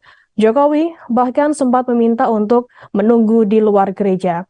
Jokowi merasa tidak enak jika nantinya malah mengganggu jemaat yang sedang ibadah. Presiden Jokowi rela menunggu sekitar 15 menit di luar gereja hingga ibadah misa selesai. Menurut Bima, Presiden Jokowi mengaku senang melihat pelaksanaan ibadah misa Hari Raya Natal sudah mulai ramai. Pasalnya rangkaian peribadatan tahun sebelumnya digelar secara terbatas. Bima mengatakan pesan khusus Presiden Jokowi Dodo adalah mengajak masyarakat untuk tetap menjaga toleransi demi kebangkitan Indonesia. Tribuners, informasi tadi sekaligus menutup perjumpaan kita dalam live update siang hari ini.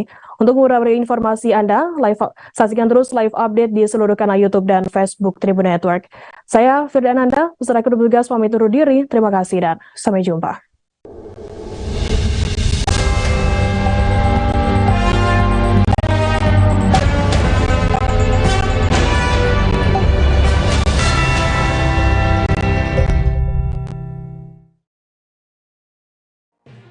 Tribun News Live Update.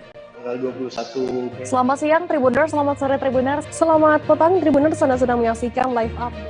Informasi teraktual dan terupdate dari siang hingga petang kami sajikan untuk Anda. Menewaskan dua orang penumpang, yang mana kedua penumpang. Kami perdalam dengan laporan langsung dari lokasi kejadian dan narasumber terpercaya. Benar-benar menghukum mereka-mereka yang menghentikan terduga pelaku yang ingin laporan terkait peristiwa pompong hilang kontak menabrak sejumlah pemotor yang melintas tepat. Saksikan live update siang, sore, dan petang hanya di channel YouTube Tribun News.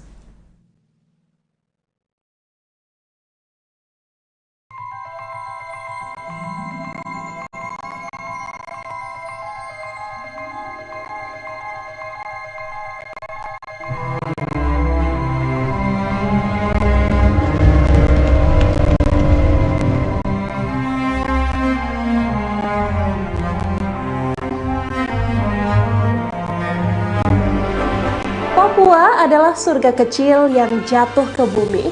Salah satu surga yang jatuh itu adalah Danau Sentani.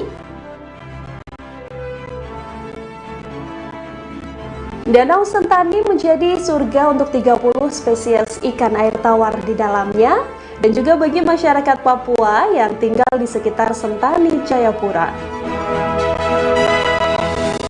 Surga kecil yang memiliki luas wilayah kurang lebih 9.360 hektar dan kedalaman 75 meter di atas permukaan laut, merupakan danau terluas di Papua.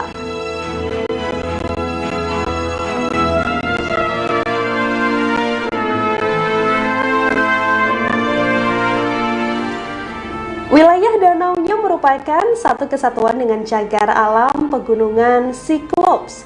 Terdapat kurang lebih 34 sumber mata air yang mengalir dari pegunungan Cyclops dan menjadi muara dari 14 sungai. Di danau ini juga terdapat 21 buah pulau kecil yang menghiasi danau nan indah ini.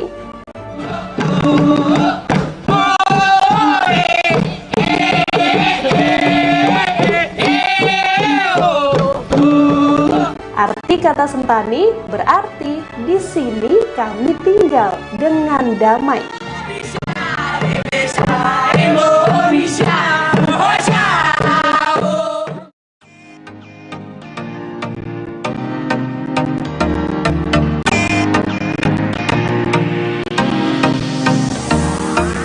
Nama Sentani sendiri pertama kali disebut oleh seorang pendeta Kristen B.L. Bin ketika melaksanakan misionaris di wilayah danau ini pada tahun 1898. Danau ini sudah dikelola menjadi objek wisata karena berjarak 50 km dari Jayapura dan juga mudah dijangkau. Sebagai perlengkap di danau ini, sudah banyak terdapat perahu wisata untuk berkeliling di Danau Sentani.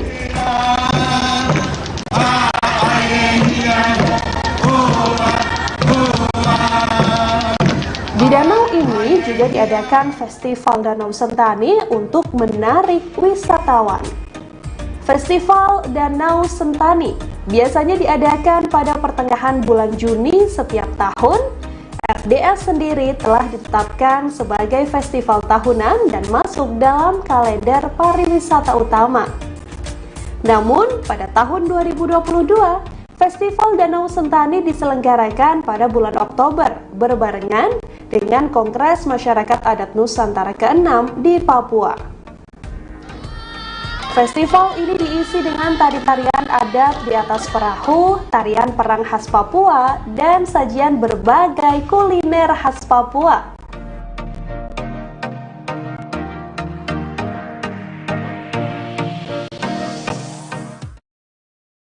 Terima kasih sudah nonton. Jangan lupa like, subscribe, dan share ya.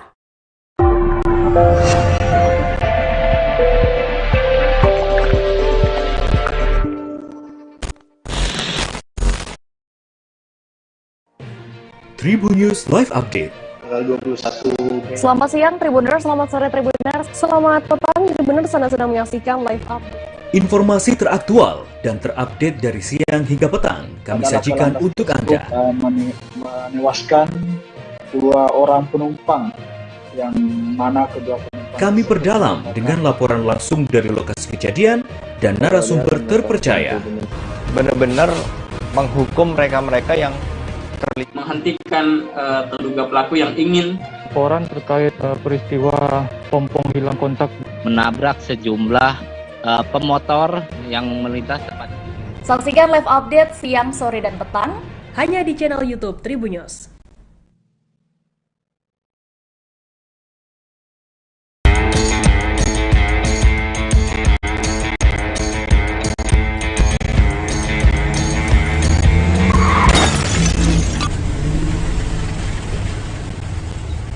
Hai Tribuners, tanjakan Sitinjau Lawik di jalur nasional Padang Solok, Sumatera Barat sudah dikenal banyak orang. Para konten kreator sukses memperkenalkan Sitinjau Lawik sebagai spot lalu lintas paling menarik di Sumatera, bahkan mungkin di Indonesia.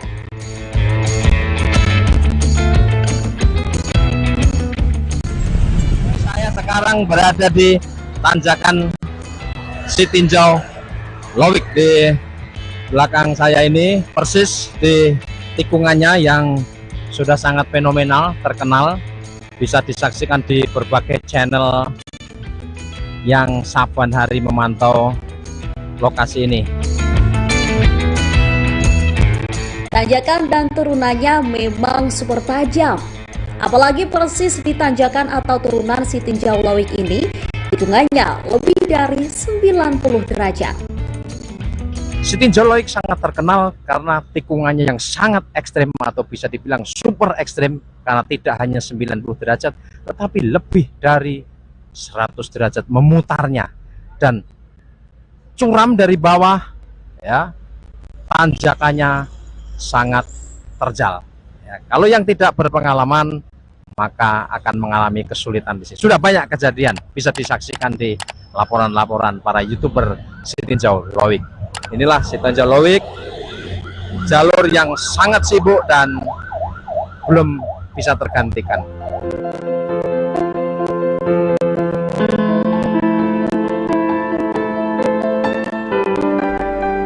Terletak di Kecamatan Lubuk Kilangan, Kota Padang, spot Sitinjau Lowik ini cukup mudah ditempuh dari pusat kota.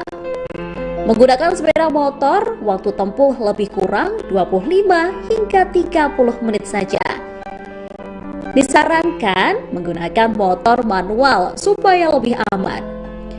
Jalur ini sendiri memotong gugusan Bukit Barisan yang di dalamnya melewati kawasan hutan lindung dan Taman Hutan Raya Bung Hatta. Jalur di jalan nasional ini sangat ramai. Truk-truk dan bus-bus melintas nyaris 24 jam tanpa jeda. Jalan Raya Padang Solok dan sebaliknya memang rute utama menuju lintas tengah Sumatera. Jadi Sitinjau Lowik ini satu spot di ruas jalan yang sangat vital yang menghubungkan Kota Padang ke Solok dan ke jalur lintas tengah Sumatera. Sangat vital dan hanya ada satu pilihan rute lain kalau terjadi sesuatu yang membuat jalur ini bisa lumpuh atau putus total, yaitu Padang via Padang Panjang kemudian baru ke Solok, tetapi itu harus memutari Bukit Barisan. Dua titik paling menantang selain Sitinjau Lowik adalah tanjakan atau turunan tajam dan panjang di wilayah Panorama 2, lokasi nongkrong populer di jalur ini.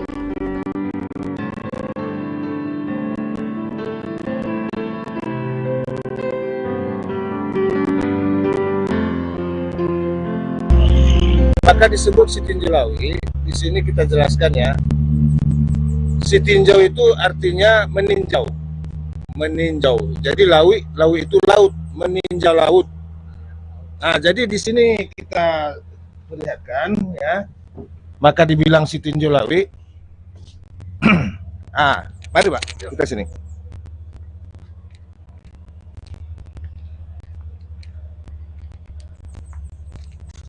Jadi apabila kita berdiri di sini, di sana itu laut. Itu kan laut tuh Pak. Maka dibilang Sitinjau Lowik, kita meninjau laut dari sini. Kelihatan laut. Itu dia. Itu laut jelas. Nanti kalau apa, ya itu laut. Itu dia pengertiannya Sitinjau Lowik. Ada sejumlah spot ekstrim di jalur pendakian dari arah Kota Padang, dimulai sejak wilayah Indarung yang menjadi lokasi pabrik semen PT Semen Padang. Jadi di kategori termasuk Panorama 1 kan, Panorama 1. Istimewanya ini memang benar-benar tajam tanjakannya. Ini. Jadi apabila kendaraan yang melintasi di sini, apalagi yang belum pernah, memang sangat kesulitan gitulah.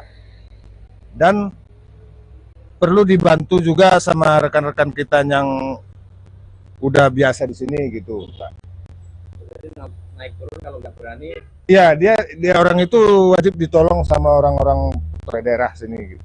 Secara tingkat kerawanan, jalur Sitinjau Lawik ini komplit. Rawan kecelakaan lalu lintas hingga potensi tanah longsor atau tanah bergerak di kiri kanan jalan. Peristiwa kecelakaan sudah tak terhitung lagi jumlahnya. Dari yang ringan sampai yang fatal merenggut banyak korban jiwa maupun kendaraan yang hancur.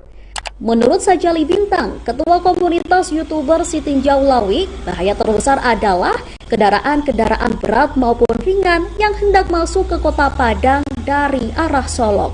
Menariknya begini Mas, karena Sitinjau Lawik ini yang dibalik dia memang ekstrim. Yang kedua, bisa dikatakan hampir tiap hari ada insiden.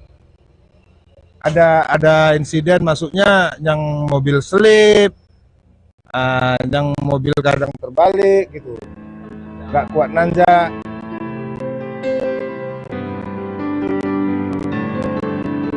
Turunan panjang, berkelok yang nyaris seperti tak ada habis-habisnya kerap membuat kendaraan yang membawa muatan besar kehilangan daya rem alias ngeblong. Begitu juga motor-motor metik yang melakukan perjalanan jauh dari arah Solok dan lintas tengah Sumatera.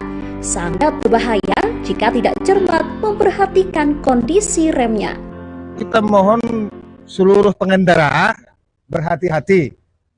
Nah, karena jelas kita ketahui bahwa jalur Sitinjau Lawik itu memang betul-betul rawan. Di balik dia jalannya memang ekstrim dan rawan juga longsor.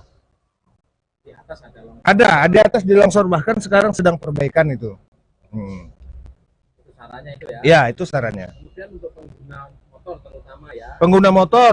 Menggunakan metik. Yang pengguna metik apalagi perjalanan jauh itu kalau bisa kita mohon untuk pengguna motor itu harus dicek dulu remnya. Soalnya sudah 2 kali kejadian di sini ini remblong Mas. Sampai ke jurang sana. Ke jurang sana. Itu jurang, rumput itu jurang. Bahkan saya ikut saksinya untuk menolong ibu itu yang gemuk. Karena remblong ya? Remblong 2 unit.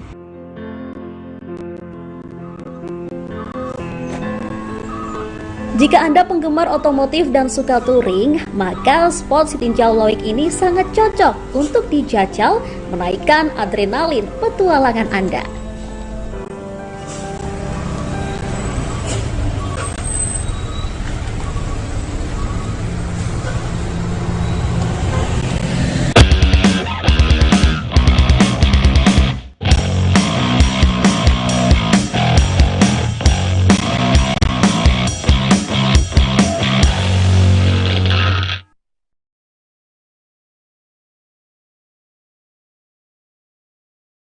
Hai Tribuners, Live Update Sport kembali hadir menjumpai Anda pada siang hari ini, Senin 26 Desember 2022.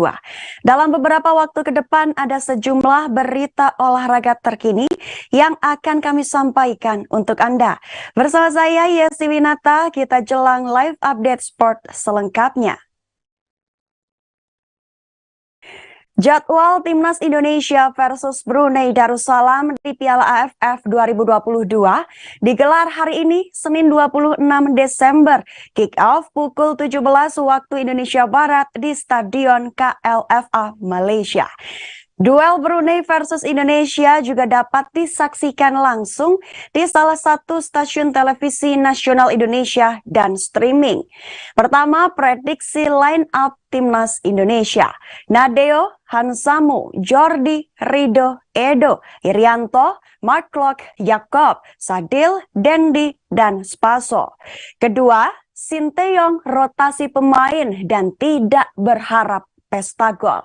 Pelatih Timnas Indonesia Sinteyong akan melakukan rotasi pemain di tubuh skuad Garuda. Hal itu dilakukan karena jadwal Piala AFF yang padat dan harus berpindah negara dalam waktu singkat yang membuat kondisi pemain Timnas Indonesia rawan kelelahan. Sehingga untuk mengantisipasi hal itu, Timnas Indonesia harus mempersiapkan fisik dan kondisi yang sangat sangat baik. Sinteyong juga meminta para pemain untuk tidak jemawa melawan Brunei Darussalam. Bahkan Sinteyong enggan menjawab prediksi skor Indonesia saat melawan Brunei sore nanti. Sebab walaupun Brunei masuk Piala AFF 2022 melalui babak playoff, mereka juga tidak bisa dianggap lemah. Timnas Indonesia akan tetap memberikan yang terbaik di pertandingan Piala AFF 2022 saat menghadapi Brunei Darussalam nanti sore.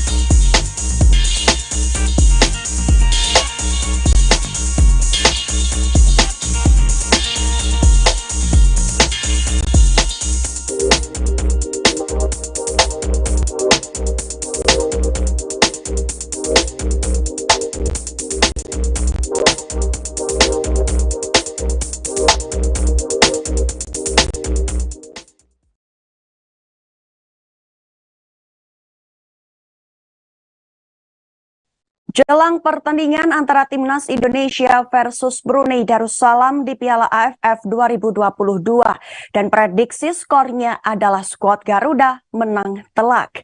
Duel Brunei Darussalam versus Indonesia akan digelar di Stadion KLFA Malaysia pada Senin 26 Desember, kick-off pukul 17 waktu Indonesia Barat. Di sisi Timnas Indonesia, mereka memiliki segudang modal untuk mengalahkan Brunei dengan skor yang mencolok. Dari rekor pertemuan hingga kualitas pemain, skuad Garuda berada di atas Brunei. Dan kemungkinan akan menjadikan Brunei Darussalam sebagai lumbung gol bagi Indonesia di Piala AFF 2022. Pertama, prediksi skor. Diprediksi dari salah satu sumber, Timnas Indonesia akan menang telak dengan skor 5 gol tanpa balas atas Brunei Darussalam. Kedua, head to head. 2 Desember 2017 Indonesia versus Brunei 4-0. 26 September 2012 Indonesia versus Brunei 5-0. 9 Agustus 1999 Indonesia versus Brunei 3-0. 12 April, maksud kami 12 Maret 1990 Indonesia versus Brunei 3-0. 4 Maret 1990 Indonesia versus Brunei 1-0. Ketiga, rotasi pemain Sinteyong. Padatnya jadwal Piala AFF 2022 membuat Sinteyong melakukan rotasi pemain nanti saat melawan Brunei Darussalam. Sebelumnya, skuad Garuda hanya mampu menang dengan skor tipis 2-1 saat meladeni perlawanan Kamboja di GBK. Selanjutnya, Timnas Indonesia membutuhkan kemenangan telak guna memuluskan langkah mereka ke semifinal Piala AFF 2022. Dan Brunei adalah lawan yang tepat untuk mewujudkan hal tersebut. Sebab dari 5 pertemuan terakhir, Timnas Indonesia mampu memenangkan laga sebanyak 4 kali saat melawan Brunei. Di Piala AFF 2022 ini pun Brunei sudah kebobolan sebanyak 10 kali hanya dalam 2 laga saat menghadapi Filipina dan Thailand. Kemudian rotasi pemain yang dilakukan Sinteyong tidak akan menghambat skuad Indonesia berpesta gol. Pasalnya juru taktik Korea Selatan itu dimanjakan dengan kualitas pemain yang mentereng. Sebagai contoh di lini belakang, Rizky Ridho dan Edo Ferdiansyah diprediksi akan tampil dari menit awal untuk menggantikan Fahrudin dan Pratama Arhan. Nama yang disebutkan kedua merupakan fullback yang memiliki naluri menyerang yang tinggi. Edo bahkan sering dipasangkan sebagai winger oleh Rahmat Darmawan di Rans Nusantara FC. Lalu di lini tengah, Syahrian Abimanyu dan akan ditemani Egy Maulana untuk menjadi kreator. Sedangkan Mark Locke tetap berada di posisi pivot guna mengawal lini tengah Indonesia. Di lini depan ada trio Witan Sulaiman, Ilyas Pasojevic, dan Sadil Ramdhani yang akan menjadi goal getter timnas Indonesia. Pertama, prediksi susunan pemain Brunei Darussalam. Nyaring, Bin Sisa, Aminuddin, Yunus, Hasan, Saleh, Othman, Ali Rahman, Said, Ali Said. Kedua, prediksi susunan pemain timnas Indonesia. Nadeo, Asnawi, Fahrudin, Ridho, Edo, Mark Locke, Abimanyu, Egy, Witan, Spasojevic, dan Sadil Ramdhani.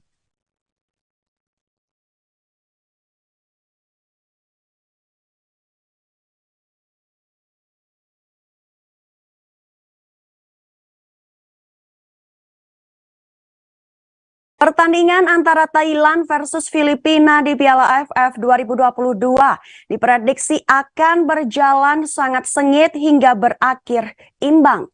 Laga Thailand versus Filipina akan digelar di Stadion Thammasat Pathumthani Senin 26 Desember, kick off pukul 19.30 waktu Indonesia Barat. Salah satu bursa prediksi skor memprediksi laga Thailand versus Filipina akan berakhir imbang 1-1. Sebelumnya Thailand sukses menggilas Brunei dengan skor telak 5 gol tanpa balas. Dan kemenangan itu termasuk kemenangan terbesar Thailand di tahun ini. Sementara Filipina yang baru pulih dari kekalahan atas Kamboja di laga perdana berhasil menorehkan kemenangan di laga kedua saat bersua Brunei Darussalam dengan skor 5-1. Dengan raihan 3 poin dan kemenangan besar atas Brunei, membuat Filipina berada di posisi kedua tepat di bawah Thailand. Dan untuk nanti malam, laga Thailand versus Filipina tentu akan berjalan sangat sengit. Karena pemenang dari laga ini kemungkinan besar bisa bertengger di puncak klasemen Grup A Piala AFF 2022. Pertama, statistik Thailand dan Filipina. Thailand telah memenangkan 16 dari 21 pertandingan melawan Filipina dan skuad Gajah Perang kalah 3 kali. Ketiga kekalahan Thailand atas Filipina terjadi dalam 3 pertemuan pertama mereka di awal 1970-an. Sejak itu, Thailand tidak pernah terkalahkan selama 17 pertandingan saat menghadapi Filipina. Thailand dan Filipina telah bertemu 10 kali di kejuaraan AFF dan Gajah Perang menang 8 kali. Thailand hanya menjaga 2 clean sheet dalam 5 pertandingan terakhir, sementara Filipina tidak memiliki catatan clean sheet. Thailand memenangkan 8 dari 13 pertandingan tahun ini, sementara Filipina menang 3 dari 9 pertandingan. Walaupun Thailand memiliki catatan gemilang tahun ini, pihak Filipina tidak mungkin mudah menyerangkan poin semudah itu untuk lawan. Terlebih, Filipina memiliki kesempatan untuk lolos fase selanjutnya jika berhasil mencuri poin dari Thailand.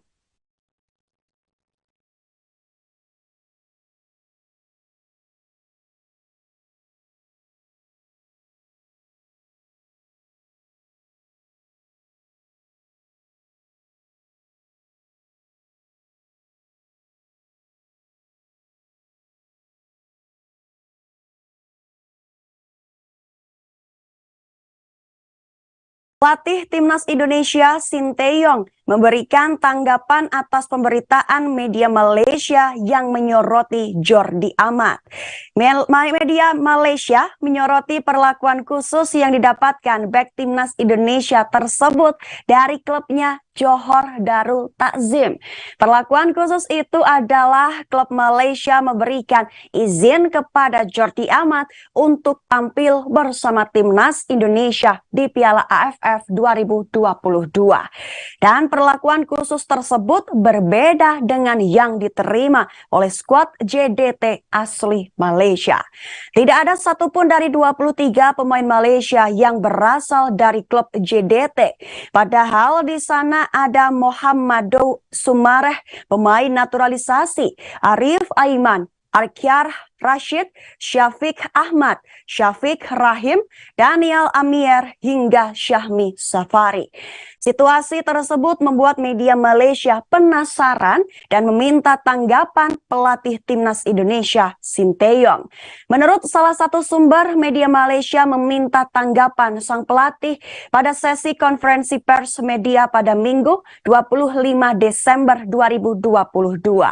Sinteyong menilai ada kemauan yang besar dari Jordi Amat sehingga ia bisa mendapatkan izin dari JDT. Kemauan dan tekad dari Jordi Amat terlihat ketika dirinya menjalani proses naturalisasi hingga kini bisa menggunakan seragam Timnas Indonesia. Pelatih Sin mengucapkan jika JDT terus berkomunikasi dengan timnya dan hal itu sudah dimulai pada tahun lalu tentang masalah naturalisasi. Dan menurutnya kemauan yang sangat tinggi dari pemain sangatlah penting.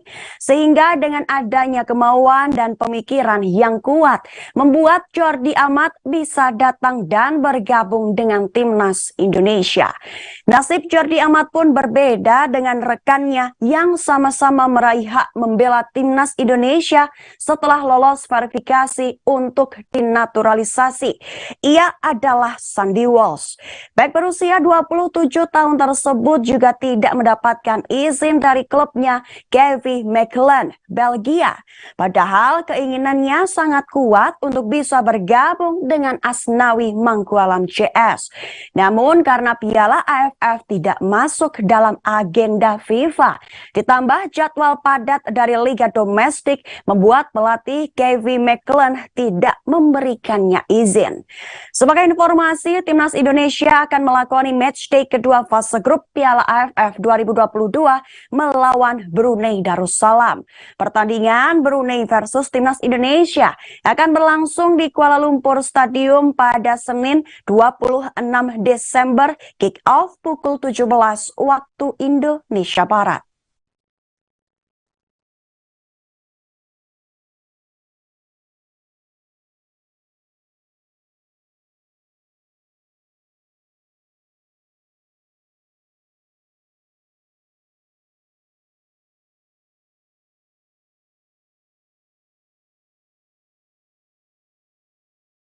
Dari Indonesia kita beralih ke Liga Inggris. Berikut ada jadwal Liga Inggris pekan 17 bertajuk Boxing Day yang akan digelar pada 26 hingga 29 Desember 2022. Liga Inggris menyuguhkan partai Boxing Day yang menjadi tontonan spesial di hari Natal dan jelang tahun baru mulai malam ini. Rangkaian laga Liga Inggris di bulan Desember disebut Boxing Day lantaran pertandingan digelar saat hari libur akhir tahun. Ketika liga elit lainnya diistirahatkan untuk menyambut perayaan Natal, Liga Inggris menjadi kompetisi yang terus berjalan. Partai pembuka di pekan Boxing Day menyuguhkan laga Brentford versus Tottenham Hotspur di Stadion Gage Community Stadium. Di hari yang sama, tim kaya raya baru Newcastle United bertandang ke markas milik Leicester City, King Power Stadium. Di hari selanjutnya, barulah dua tim raksasa Liverpool dan Arsenal melakoni partai mereka. The Reds datang ke Stadion Villa Park untuk menghadapi anak asuh Unai Emery, Aston Villa. Sedangkan si pemuncak klasemen The Gunners bermain di stadion kebanggaan mereka, Emirates Stadium, untuk meladeni perlawanan West Ham United. Dua tim raksasa yang tengah mencari konsistensinya di Liga Inggris, Chelsea dan Manchester United, kompak akan melakoni partai kandang. Plus ditantang tim papan bawah Bournemouth di Stamford Bridge, sedangkan Setan Merah menjamu Jesse Lingard CS Nottingham Forest di Old Trafford. Terakhir, Boxing Day Liga Inggris ditutup dengan penampilan si juara bertahan Manchester City yang bertandang ke markas Leeds United di Elland Road Stadium. Berikut jadwal pekan 17 Liga Inggris. Senin 26 Desember 2022. Pukul 19.30 waktu Indonesia Barat, Brentford versus Tottenham Hotspur. Lalu pukul 22 waktu Indonesia Barat, Southampton versus Brighton, Leicester City versus Newcastle United, Crystal Palace versus Fulham, dan Everton versus Wolves. Selasa 27 Desember 2022. Pukul 30 waktu Indonesia Barat, Aston Villa versus Liverpool. Pukul 3 dini hari waktu Indonesia Barat, Arsenal versus West Ham United. Rabu 28 Desember 2022, tengah malam, Chelsea versus Bournemouth. 3 dini hari waktu Indonesia Barat, Manchester United versus Nottingham Forest. Lalu terakhir Kamis 29 Desember 2022, pukul 3 dini hari waktu Indonesia Barat, ada Leeds United versus Manchester City.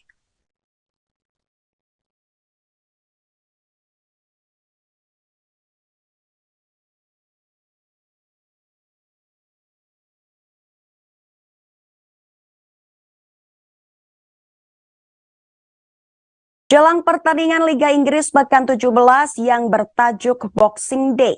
Berikut kita mengenal pengertian bahkan sejarahnya. Seperti yang diketahui, tradisi Boxing Day di Liga Inggris akan berlangsung hari ini, Senin 26 Desember 2022. Di mana laga pembuka antara Brentford versus Tottenham Hotspur terjadi pada pukul 19.30 waktu Indonesia Barat. Lalu apa sebenarnya arti dari Boxing Day di Liga Inggris? Pertama, arti dan sejarah Boxing Day. Boxing Day di Liga Inggris adalah pertandingan yang digelar pada 26 Desember, tepat satu hari setelah hari Natal. Walaupun bernama Boxing Day, namun tidak ada kaitannya sama sekali dengan olahraga tinju atau baku hantam lainnya. Dikutip dari NBC Sport, Boxing Day selalu jatuh tepat pada 26 Desember di setiap tahunnya. Sejak 1871, 26 Desember tersebut telah menjadi hari libur nasional di Inggris. Pada era Victoria 1837 hingga 1901, Boxing Day dimaknai sebagai hari libur para pelayan kerajaan yang harus tetap bekerja saat Natal. Sehingga para pelayan diberi hari libur pada 26 Desember, tepat satu hari setelah bekerja saat Natal. Kedua, tidak hanya sekedar ajang sepak bola. Tidak hanya sepak bola, perayaan Boxing Day juga menggelar pertandingan pacuan kuda, kriket, dan banyak olahraga lainnya. Namun, perayaan Boxing Day didominasi oleh pertandingan sepak bola. Sederhananya, Boxing Day dijadikan ajang untuk berkumpul bersama keluarga setelah Natal. Salah satu manfaatnya adalah agar bisa mendukung tim sepak bola favorit yang bertanding.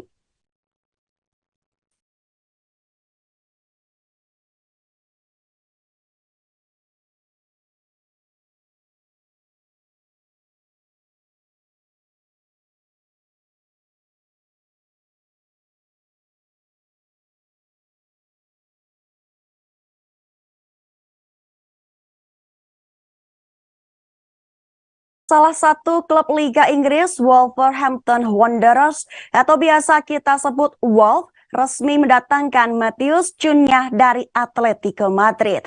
Matheus Cunha diboyong dengan status pemain pinjaman sampai berakhirnya musim 2022-2023. Jika cocok dengan Wolf, maka striker asal Brazil itu akan didatangkan secara permanen. Sang juru taktik Julen Lopetegui mengakui kualitas pemain anyarnya tersebut. Baginya, Cunha memiliki atribut yang lengkap untuk bermain di Liga Inggris yang terkenal begitu kompetitif. Menurut Lopetegui, Cunha merupakan penyerang yang sangat lengkap. Cunha memiliki kondisi dan keterampilan yang baik, tidak hanya secara teknis tetapi juga secara fisik. Dan di Liga Inggris, sebuah tim harus memiliki seorang penyerang yang lengkap jika ingin tetap bertahan. Matheus Cunha adalah pemain pertama yang datang setelah era kepelatihan Julen Lopetegui. Sebelumnya, di awal musim, The Wanderers telah merekrut bintang lainnya, Diego Costa. Artinya, Lopetegui memiliki 3 striker tajam di dalam skuad Wolf. Penyerang timnas Meksiko, Raul Jimenez, adalah penyerang berkelas yang sudah menciptakan 56 gol dan 23 assist selama karirnya. Walaupun tidak berlabel tim Big Six, Wolf menjadi salah satu tim yang begitu aktif di bursa transfer. Total dana 120 juta euro mereka keluarkan untuk mendatangkan 4 pemain di sesi jual beli pemain sejak musim panas lalu.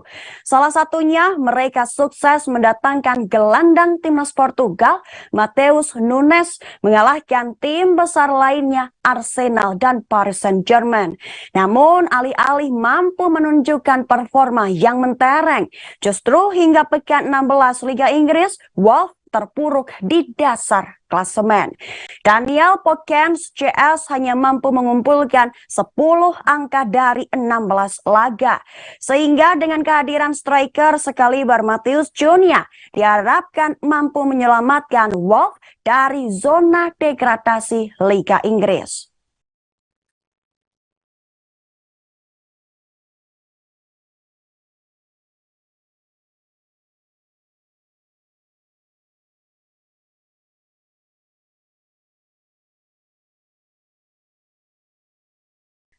Berikut ada cara Liverpool obati inkonsistensi mereka di Liga Inggris dengan menyuntikkan tenaga selama jeda Piala Dunia 2022. Gelandang Liverpool, Fabinho, begitu yakin The Reds bakal memanfaatkan jeda Piala Dunia 2022 untuk bangkit di ajang Liga Inggris. Setelah Liga Inggris terhenti hampir 1 bulan lamanya, liga yang disebut-sebut kompetisi paling bergengsi di Eropa itu bakal kembali digelar hari ini 26 Desember 2022. Liverpool adalah tim besar yang sedang menapaki jejak kebangkitan setelah mengawali liga dengan buruk. Anak asuh Jurgen Klopp itu hanya nangkring di peringkat 6 klasemen dengan hanya mengumpulkan 22 poin. Dari 14 laga, The Reds sudah gagal memetik 3 poin di 8 pertandingan. Dengan catatan 4 kali mengalami kekalahan dan 4 kali petik hasil imbang. Bagi Fabinho, jeda Piala Dunia 2022 akan menjadi momentum kebangkitan Liverpool untuk berada di peringkat yang sebenarnya, yaitu bisa bersaing dengan Arsenal hingga Manchester City untuk memperebutkan trofi Liga Inggris. Meski mengalami kekalahan atas Manchester City di ajang Carabao Cup, bagi Fabinho penampilan The Reds sudah memuaskan. Intensitas pertandingan mereka dan banyaknya peluang yang mereka ciptakan menjadi modal untuk memulai kembali Liga Inggris. Dalam pekan 17 Liga Inggris, Liverpool akan bertandang ke markas Aston Villa pada Selasa 27 Desember dini hari waktu Indonesia Barat. 3 poin menjadi harga mati bagi Fabinho CS. Hal itu perlu untuk menambah rasa kepercayaan diri mereka guna menapaki papan atas Liga Inggris. Selama jeda Piala Dunia 2022, The Reds menyimpan banyak nama yang tidak ikut serta di kejuaraan 4 tahunan itu. Sebut saja Roberto Firmino, Thiago Alcantara, Harvey Elliott, Joe Gomez, hingga sang mega bintang Mohamed Salah. Selama Piala Dunia 2022, deretan pemain tersebut menjalani sesi latihan yang intens bersama The Reds. Kondisi mereka pun lebih prima ketimbang pemain lainnya yang disibukkan dengan Piala Dunia 2022 hampir sebulan lamanya.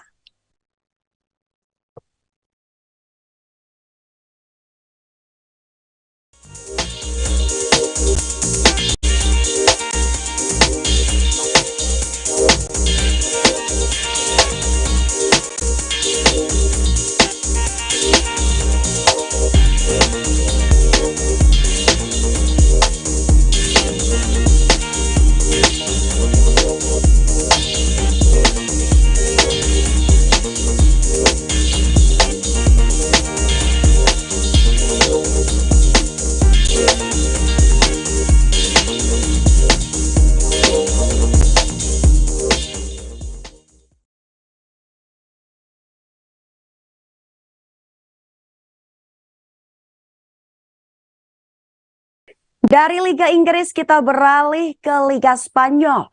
Jadwal Liga Spanyol pekan 15 yang dimulai Kamis 29 Desember menjadi tanda bergulirnya lagi sepak bola kasta tertinggi di negeri Matador. Real Madrid dan Barcelona langsung menjadi fokus pada jadwal Liga Spanyol pekan 15 nanti. Karena di Liga Spanyol Real Madrid memiliki kesempatan mengkudeta Barcelona dari puncak klasemen. Pasalnya, kedua tim itu hanya terpaut 2 angka di tabel klasemen, di mana Barca memimpin dengan 37 poin, sedangkan Real Madrid mengejar dengan 35 angka. Tapi untuk menyalip Barcelona, Real Madrid harus berjuang ekstra di pekan 15. Pasalnya, El Real akan menantang tim yang duduk di peringkat 12, Real Valladolid. Tren yang diraih sang lawan sekiranya bakal membuat pasukan Carlo Ancelotti lebih waspada. Valladolid hanya mengantongi 2 kekalahan saja di 5 laga terakhir. Vinicius Junior CS benar-benar harus tampil solid agar bisa memperbesar peluang mendulang 3 angka. Di sisi lain, Barcelona akan menghadapi lawan yang relatif lebih mudah, yaitu menghadapi Espanyol. Di atas kertas, pertandingan ini memang memiliki tajuk derby Katalan. Akan tetapi, catatan jomplang yang diraih kedua tim dalam beberapa tahun terakhir membuat laga ini bak kehilangan bobot sebagai sebuah derby. Tapi walaupun begitu, Barca juga tidak boleh menganggap remeh sang lawan. Tim arahan Xavi Hernandez memerlukan 3 angka untuk tetap menjaga jarak dengan Real Madrid. Berikut jadwal Liga Spanyol pekan 15. Kamis 29 Desember 2022. Pukul 23 waktu Indonesia Barat, Girona versus Rayo Vallecano. Jumat 30 Desember 2022. Pukul 1:15 waktu Indonesia Barat, Real Betis versus Athletic Bilbao. Pukul 3:30 dini hari waktu Indonesia Barat, Atletico Madrid versus Elche. 23 malam waktu Indonesia Barat, Getafe versus Mallorca. Sabtu 31 Desember 2022. Pukul 1:15 waktu Indonesia Barat, Cadiz versus Almeria. Pukul 1:15 waktu Indonesia Barat, Celta Vigo versus Sevilla. Pukul 3:30 dini hari waktu Indonesia Barat, Valladolid versus Real Madrid. Pukul 20 malam waktu Indonesia Barat, Barcelona versus Espanyol. Pukul 22:15 waktu Indonesia Barat, Real Sociedad versus Osasuna dan Villarreal versus Valencia.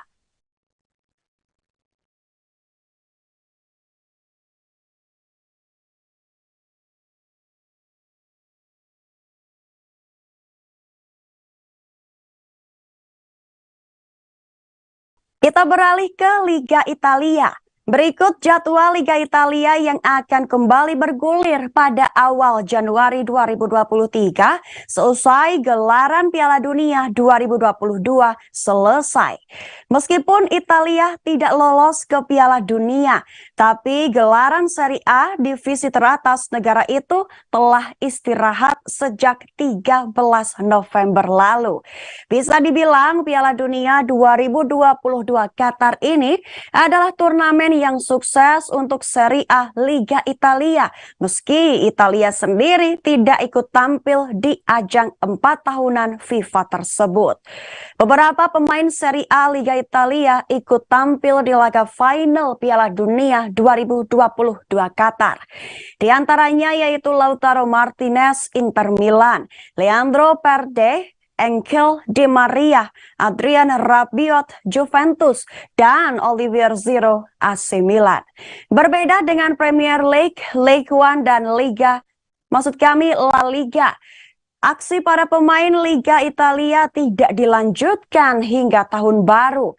Laga baru akan bergulir tengah pekan depan pada Rabu 4 Januari 2023 hingga Kamis 5 Januari 2023, yaitu di partai pekan 16.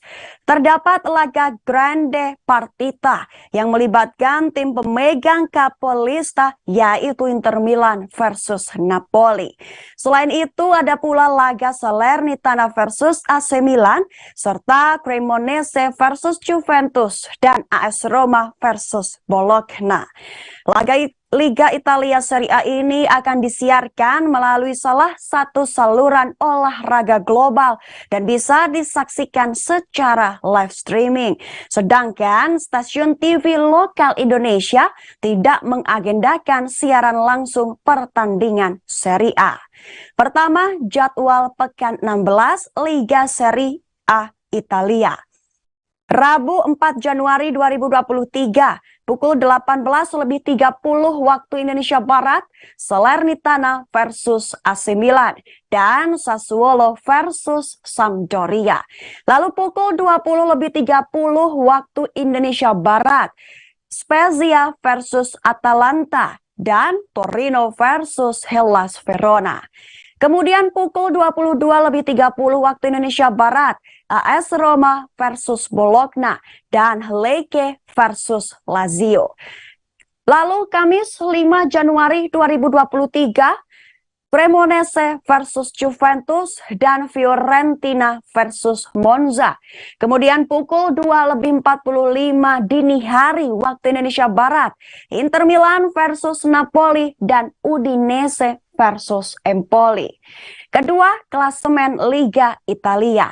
Saat ini status Capolista atau pemuncak klasemen masih dipegang oleh Napoli dengan total raihan 41 poin. Pesaing terdekatnya adalah AC Milan yang mengoleksi 33 poin. Juventus berada di 3 besar menempel Rossoneri dengan 31 poin. Juve sebelumnya memasuki jeda dengan 6 kemenangan tanpa kebobolan yang mendorong mereka naik ke urutan ketiga. Sedangkan Lazio juga membayangi nyonya tua Juventus dengan 30 poin. Jumlah yang sama yang dimiliki Inter Milan ada di posisi 5 klasemen. Sementara Atalanta dan AS Roma juga turut meramaikan papan atas klasemen. Keduanya sama-sama memiliki 27 poin. Sementara itu 3 tim terbawah, Hellas Verona, Sampdoria, dan Cremonese hanya memenangkan 2 pertandingan dari 45 pertandingan di antara mereka. Sampdoria hanya mencetak 6 gol. Trio itu membutuhkan keajaiban untuk menghindari zona degradasi.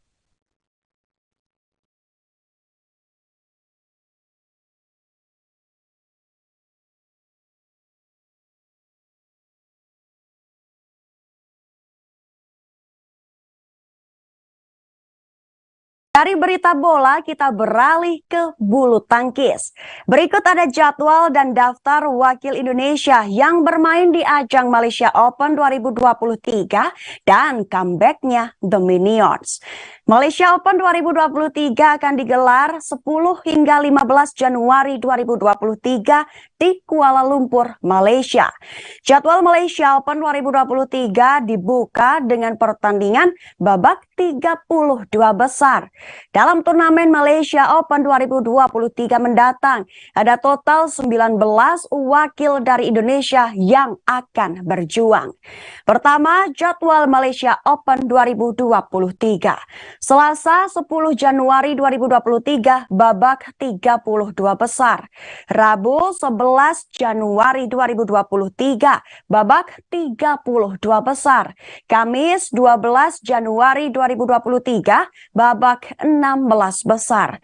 Jumat 13 Januari 2023 perempat final. Sabtu 15 Januari 2023 semifinal. Minggu terakhir 15 Januari 2023 partai final. Kedua, daftar wakil Indonesia yang main di Malaysia Open 2023. Dari tunggal putra ada Anthony Sinisuka Ginting, Jonathan Christie, Cesar Hiren Rustavito, dan Chico Aura Dwi Wardoyo. Dari tunggal putri ada Gregoria Mariska Tunjung, Putri Kusuma Wardani, dan Komang Ayu Cahya Dewi. Dari ganda putra ada Marcus Fernaldi Gideon, Kevin Sanjaya Sukamulyo, Hendra Setiawan, Muhammad Ahsan, Fajar Alfian, Muhammad Rian Ardianto, Bagas Maulana, Muhammad Soibul Fikri, Pramudia Kusuma Wardana, Yeremia Erik Yoke, Yakob Rambitan. Terakhir Leo Roli Karnando, Daniel Martin. Dari sektor ganda putri, pertama ada Apriani Rahayu, Siti Fadia Silva Ramadan. Kedua, Febriana Dwi Puji Kusuma, Amalia Cahaya Pratiwi. Ganda campuran, pertama ada Rino Rivaldi, Pita Haning Tias Mentari. Kedua, Rehano Falkus Saryanto, Lisa Ayu Kusumawati. Ketiga, Zakaria Josiano Sumanti dan Hediana Juli Marbella. Keempat, Dejan Ferbiansyah, Gloria Emmanuel Wijaya. Ketiga, The Minions comeback. Belakangan ini Marcus Fernaldi Gideon, Kevin Sanjaya Sukamulyo absen di beberapa turnamen internasional. Bahkan pasangan berjuluk The Minions tersebut tidak masuk dalam skuad Indonesia di ajang badminton World Tour Final. Dengan adanya The Minions dalam daftar wakil Indonesia, tentu membuat persaingan di sektor ganda putra Malaysia Open 2023 semakin menarik. Walaupun telah tergusur dari peringkat atas ranking BWF, tentu The Minions tidak bisa dianggap remeh dan bahkan siap menebar ancaman di Malaysia Open 2023.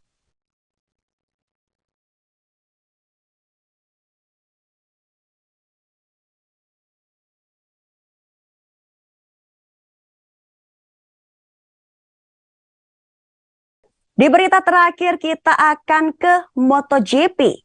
Juara dunia MotoGP 2022 Francesco Bagnaia menggunakan malam Natal sebagai momen penting dalam hidupnya. Francesco Bagnaia memutuskan untuk melamar sang kekasih Domizia Castagnini di malam Natal pada Sabtu 24 Desember 2022. Rider Ducati Francesco Bagnaia menang banyak di malam Natal kali ini. Tidak hanya melakukan perayaan bersama rekan dan keluarga, namun ia juga memberanikan diri melangkah ke jenjang yang lebih serius bersama sang kekasih Domizia Castagnini. Momen kebahagiaan Bagnaia melamar Castagnini diunggah melalui media sosial kedua pasangan. Bagnaia menulis pesan bahagia setelah pinangannya diterima sang kekasih. Sontak kabar bahagia ini mendapatkan berbagai komentar berkomentar. Di antaranya istri Valentino Rossi, Francesca Sofia Novello, yang menuliskan ucapan selamat kepada Bagnaia yang menjadikan tahun ini begitu ajaib. Selain itu, tim Ducati Corse FR46 Racing Team hingga Loris Capirossi juga memberikan ucapan selamat atas momen bahagia dari Bagnaia. Pantas jika tahun 2022 menjadi momen ajaib bagi seorang yang akrab disapa Pecco ini. Keberhasilan Francesco Bagnaia menjadi juara dunia MotoGP 2022 terbilang tidak mudah. Ia harus menghadapi berbagai kondisi putus asa, emosi yang berujung bahagia. Sempat dianggap remeh karena tidak mungkin juara dunia dengan selisih 91 poin di paruh musim MotoGP pertama. Francesco Bagnaia membalikkan keadaan dengan berhasil menjadi juara dunia MotoGP 2022. Tidak hanya itu, Francesco Bagnaia juga menyumbangkan titel juara dunia MotoGP kedua bagi Ducati setelah terakhir di tahun 2007 berkat Casey Stoner. Francesco Bagnaia juga mencoretkan tinta emas di sejarah MotoGP 4 tak, menjadi pembalap Italia di atas motor MotoGP Italia yang bisa juara dunia. Terakhir, rekor pembalap Italia dengan motor balap buatan Italia juara dunia kelas Premier GP 500 adalah Giacomo Agostini musim 1972 di atas MV Agusta. Kini Bagnaia menutup momen ajaibnya di tahun 2022 dengan melamar sang kekasih. Domizia Castagnini sendiri selalu mendampingi Bagnaia saat balapan. Satu di antara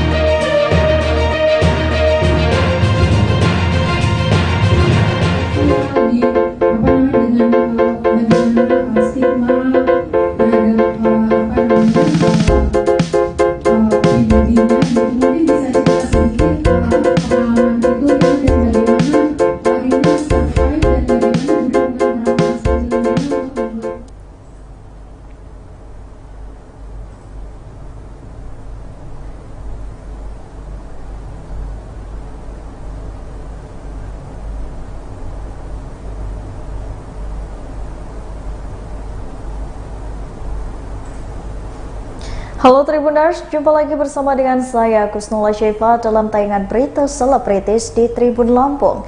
Kami akan menyajikan informasi menarik seputar selebritis tanah air untuk Anda. Dan inilah berita selebritis selengkapnya.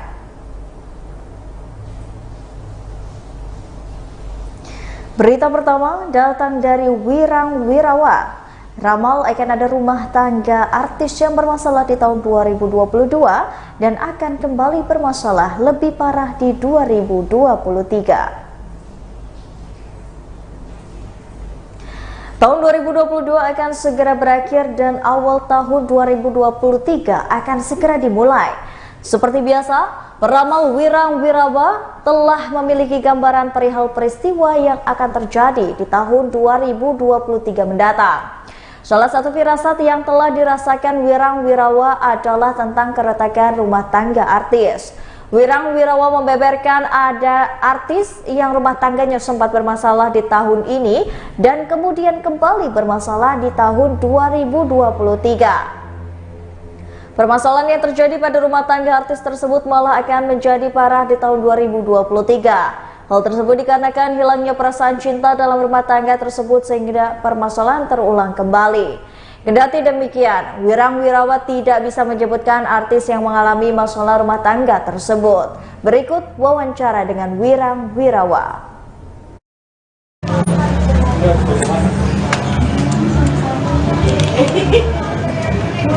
Dia ngomong-ngomong dan aja. Oke.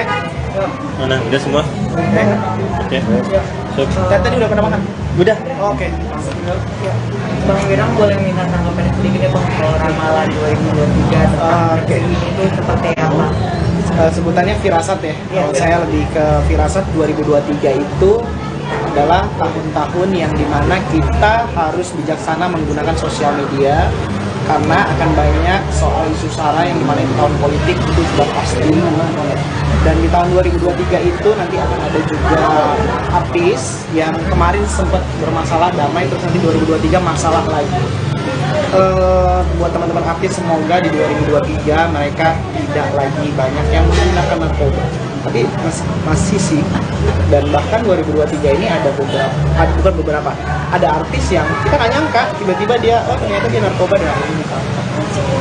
Bapak menyangkut yang tadi kan ada artis yang masalah terus damai nanti terus ini lagi itu gimana seorang salah satu artis yang saya nggak sebutin. Intinya kemarin dia masalah damai dan nanti 2023 lebih parah lagi dan bisa berujung perceraian bisa itu Pak. Yes. Apa yang membuat sampai berujung? Karena masalah yang dulu lagi atau ada masalah baru? Jadi lama-lama rasa cintanya hilang karena begitu lagi. Tapi di sosmed kayaknya mesra, selalu mesra ini. Emang sosmed, emang kamu tahu siapa? Ada yang lain dong, yang lain jangan. Kalau misalkan tentang alamnya sendiri. Alam, oke. Ya erupsi gunung itu udah pasti ya karena kita itu wilayah Indonesia yang sangat rentan sekali. Tapi memang 2023 itu memang dalam satu tahun itu ada 3 kali letusan gunung yang membuat kita berduka mendalam. Tapi kalau untuk masalah air, tsunami, insya Allah mudah-mudahan di 2023 tidak. Kalau gempa bumi dan longsor atau gimana?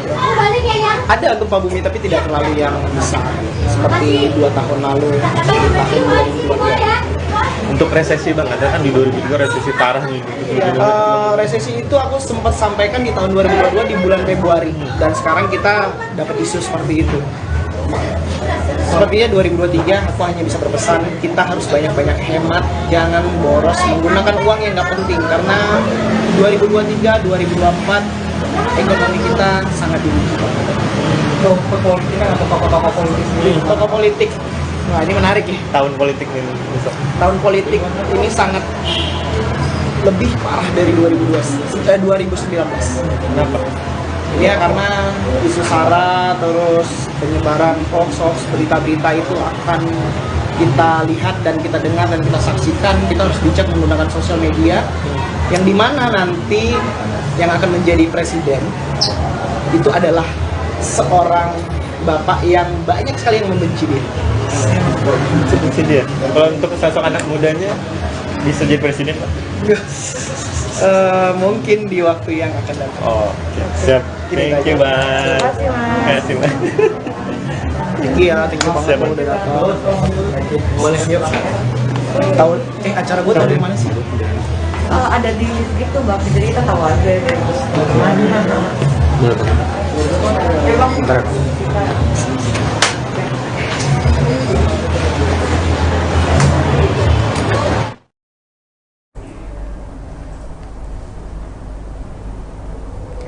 Berita selanjutnya, ajang pembuktian diri, Feby Putri borong keluarga untuk menonton aksi panggungnya di Outer Sound Fest 2022.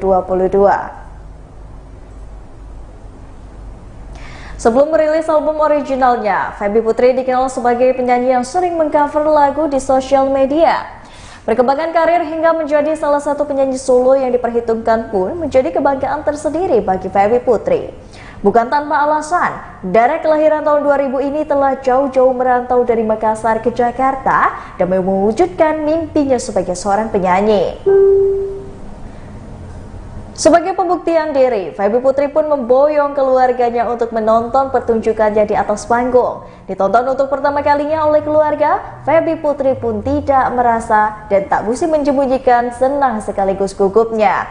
Dalam acara tersebut, Feby Putri tampil bersama 1 jam dengan membawakan lagu ciptaannya sendiri. Di antaranya adalah Awal, Usik, Rantau, hingga tembang hitsnya yaitu Halu dan Runtuh. Penampilannya ini sambut dengan meriah oleh penonton dan juga fans yang kompak bernyanyi bersama. Momen ini pun membuat Feby merasa bangga karena bisa membuktikan kepada keluarga bahwa impiannya menjadi penyanyi sudah terwujud. Walaupun jauh dari keluarga di Makassar, Feby berhasil membuktikan bahwa ia bisa bertahan dalam kerasnya ibu kota. Berikut wawancara dengan Feby Putri. Halo, apa kabar Kak? Aku baik, alhamdulillah. Gimana nih, boleh diceritain kesibukannya akhir-akhir ini? Aku lagi sibuk, selain manggung, aku lagi sibuk menggarap album baru, EP, album ini. Seneng banget. Nah, berarti akhir-akhir ini cukup padat ya Kak? Harus manggung dan nyiapin album juga. Album ini.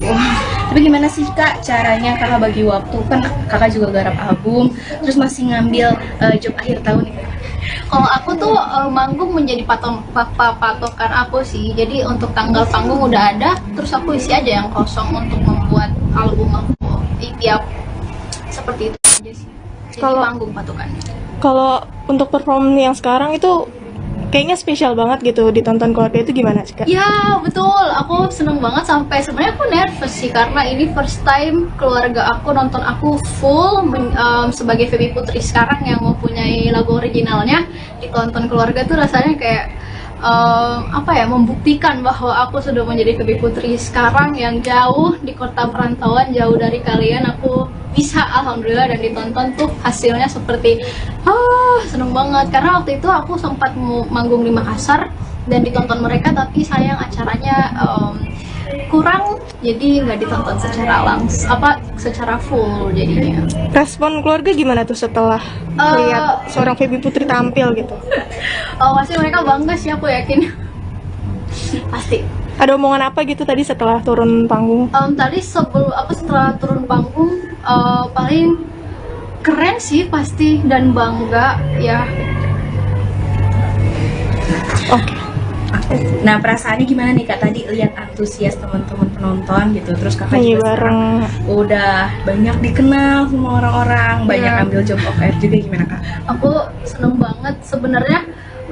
Terima kasih banyak untuk semua yang udah niat untuk membeli tiket untuk menonton aku perform dan menonton karya aku secara langsung aku membawakannya. Terima kasih banyak, dan kalian keren banget karena aku tuh selalu ngucapin terima kasih di atas panggung, karena ya itu aku selalu kayak ternyata ada ya orang yang mau nonton aku. Jadi arti penggemar sendiri buat Kakak gimana sih? Aduh, banyak sih katanya, jadi mungkin satu aja, keren. Apalagi selain keren, karena mereka ngikutin aku dari nge-cover banget 2016 sampai aku mempunyai laguku sendiri di 2022 ini.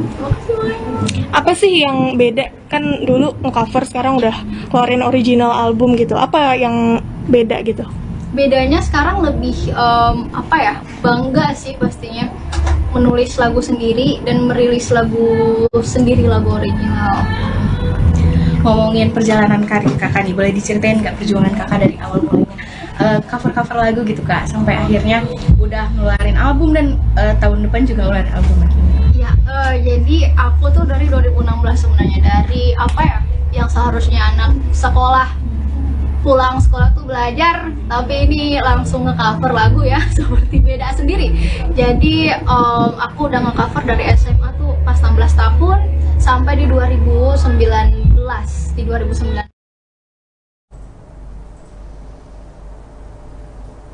Berita selanjutnya datang dari Rina Nose yang beberkan pengalamannya dilecehkan di kampus. Rina Nose ternyata pernah menjadi korban dari pelecehan seksual. Bahkan hal itu terjadi di kampus tempat ia belajar. Dijelaskan Rina Nose, kejadian itu terjadi saat ia sedang menjalani masa orientasi mahasiswa atau ospek. Namun sayang, meskipun sudah melaporkan keji itu, namun Rina Nose sama sekali tidak mendapatkan pembelaan. Pelecehan seksual memang masih menjadi momok menakutkan untuk kaum wanita. Hingga saat ini, masih banyak kasus pelecehan seksual yang terjadi dan kebanyakan korbannya adalah wanita. Rina Nose ternyata memiliki pengalaman pahit dalam hidupnya karena juga menjadi korban dari pelecehan seksual. Rina Nose menjelaskan pengalaman itu agar orang lain tidak takut melapor jika menjadi korban dari pelecehan. Rina mengingat kejadian tersebut dilakukan oleh kakak senior ketika ospek mahasiswa baru saat akan jalani pendidikan di perguruan tinggi. Rina Nose harus menjalani orientasi mahasiswa atau biasa disebut ospek. Rina Nose yang sedang terlelap tidur tiba-tiba merasa ada seseorang yang memeluknya. Merasa mengalami pelecehan seksual, Rina Nose langsung mengadukan perbuatan pelaku kepada seniornya. Pelaku pun disidang oleh beberapa senior kampusnya, namun istri dari Josis Falaza Arsiret itu malah tak mendapat pembelaan. Malah pelaku berdalih faktor cuaca yang membuat dirinya benar melakukan hal tersebut. Berikut wawancara dengan Rina Nose. Menyampaikan pendapat. Ya, oke, selamat wayang dini semuanya. Ya, selamat siang enggak, sore enggak. Jadi sebelumnya aku menarik banget ya kalau ini ngebahas tentang isu gender itu kayaknya tidak pernah ada habisnya gitu. Nah, sebelum menceritakan atau sharing tentang pengalaman aku di sosial media atau baik di kehidupan nyata, jadi aku tuh punya pemikiran bahwa kenapa isu gender ini kerap terjadi, kenapa kekerasan terhadap perempuan kerap terjadi.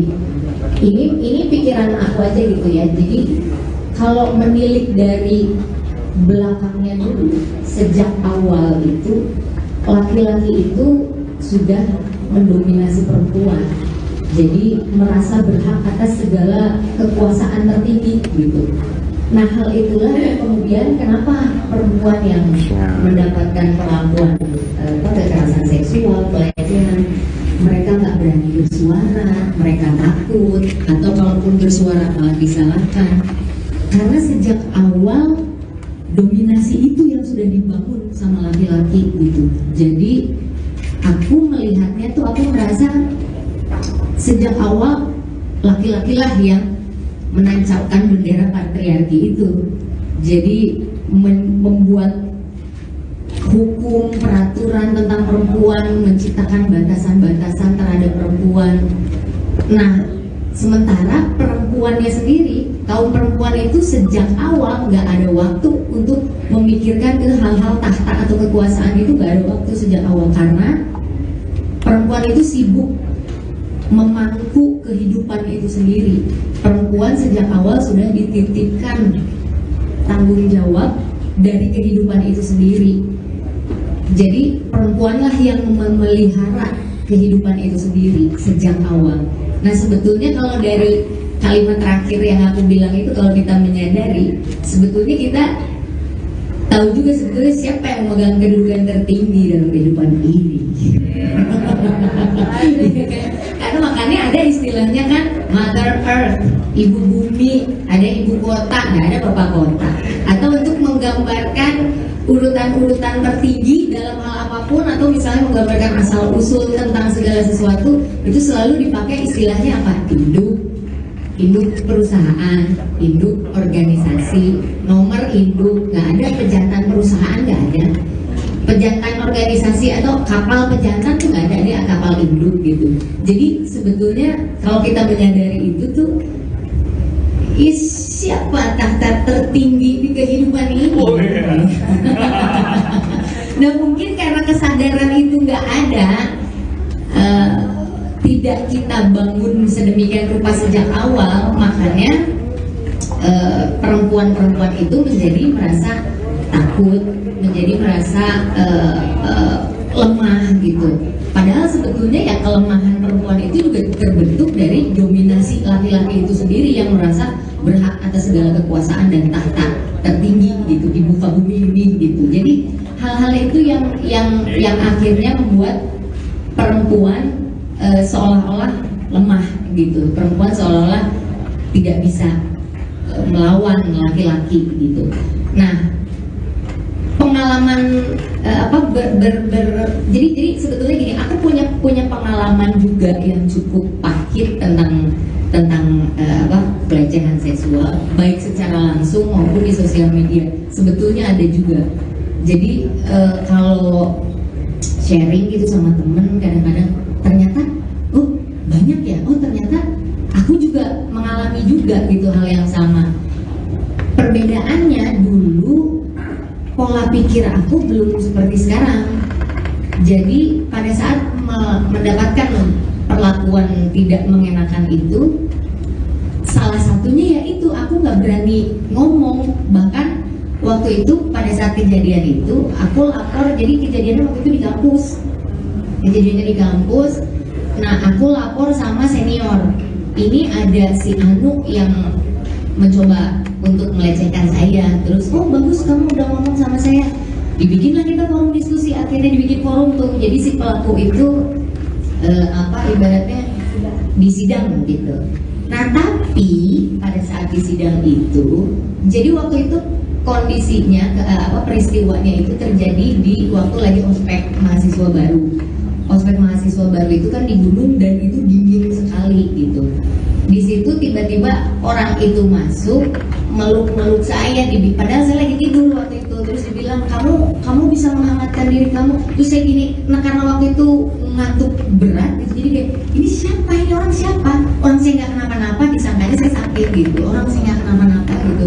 Kamu bisa menghangatkan diri kamu. Nah begitu saya di sidang itu, ternyata ada beberapa senior yang mereka menjelaskan apa sebetulnya tujuan dari si laki-laki itu melakukan itu sama saya. Oh karena itu di dalam biologi, dia jelaskan tuh dengan istilah-istilah biologi. Dia jelaskan dengan istilah psikologi. Kalau orang mendaki gunung dalam kondisi dingin, itu bahkan terkadang laki-laki dan perempuan harus sama-sama telanjang dan mereka harus saling berpelukan untuk menghangatkan dirinya. Itu penjelasannya dengan bahasa-bahasa yang istilah-istilahnya sulit dimengerti, mungkin sengaja untuk mengecoh gitu. Nah karena pada waktu itu saya pengetahuannya juga kurang tentang hal-hal itu, jadi saya percaya aja gitu. Jadi oh gitu ya, oh berarti waktu itu, nah karena kurang pengetahuan tentang hal itu gitu, bahkan istilah yang dia gunakan aja saya nggak ngerti, tapi dipikir ini bagus penjelasannya ilmiah gitu karena nggak ngerti itu. Jadi aku pikir mungkin karena ketidaktahuan akhirnya kita nggak berani.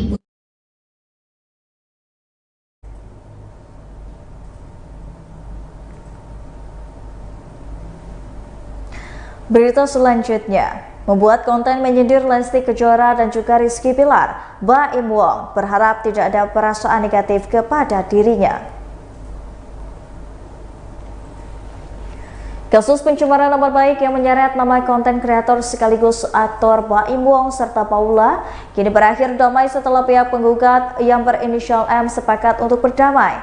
Hal ini dilakukan oleh pihak berinisial M yang diketahui sebagai Mila Ayu Dewatasari melalui sebuah pertemuan dengan didampingi oleh kuasa hukum Baim Wong serta seorang mediator, Wijaksono.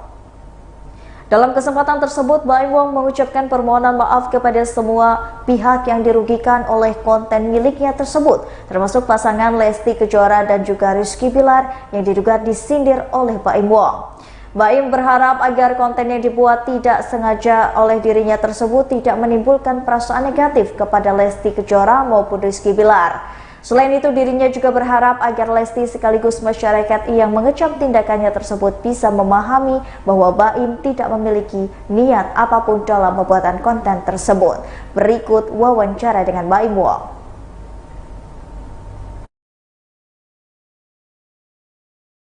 Tapi tujuannya adalah untuk memberikan pembelajaran, edukasi ke masyarakat bahwa polisi itu sebenarnya baik loh, gitu, dengan kondisi versinya dia gitu. Tapi karena narasinya nggak cocok, akhirnya ya jadi nggak benar jadinya. Nah akhirnya hari ini kita jadi kesepakatan, insya Allah Baim nanti akan keluarin statement sendiri berikut dengan tim kuasanya WHP yang selaku penggugat untuk bisa klarifikasi. Monggo Mas Baim untuk diklarifikasi. Ya, makasih Bapak. Assalamualaikum warahmatullahi wabarakatuh. Sebelumnya terima kasih ya dengan tempat, dengan undangan, dengan hadiran semuanya di sini. Senang sekali saya itu bisa hadir di sini juga dan ada kesepakatan damai. Sudah dari awal permintaan maaf saya bukan ke mereka saja, yang bersangkutan banyak, saya tidak bisa sebutkan satu karena saya tidak mau menjadi pembelaan lagi. Biarkan semuanya itu memang ada hikmahnya, ada kesalahan saya juga, dan saya meminta maaf kepada Kapolri, Kapolda, institusi polisi semuanya. Ada juga teman kami yang secara nggak langsung juga mudah-mudahan tidak ada perasaan negatif sama kita. Ada Lesti, ada Dinar, insya Allah mudah-mudahan mereka mengerti ya, kita tidak mungkin seperti itu. Ada juga pastinya masyarakat yang sudah, karena ada masalah ini, kegaduhan yang ada itu terlalu besar. Biarkan semuanya itu jadi pelajaran. Saya sama Paula minta maaf sedalam-dalamnya. Insya Allah pelajaran ini ada maknanya, dan balik lagi saya itu insya Allah tidak ada niatan untuk ke arah yang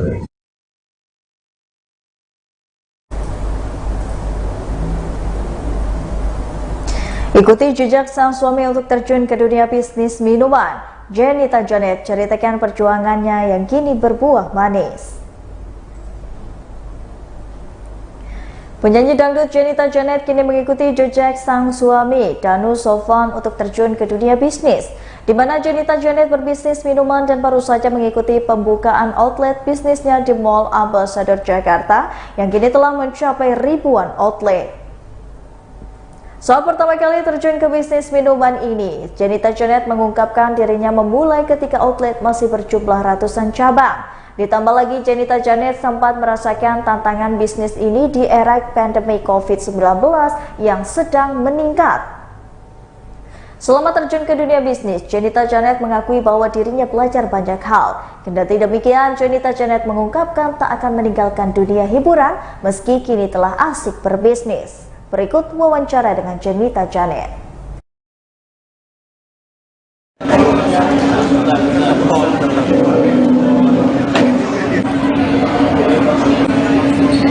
Suami dan jadwal aku yang dimana kita selalu membagi waktu supaya kita bisa bareng-bareng terus.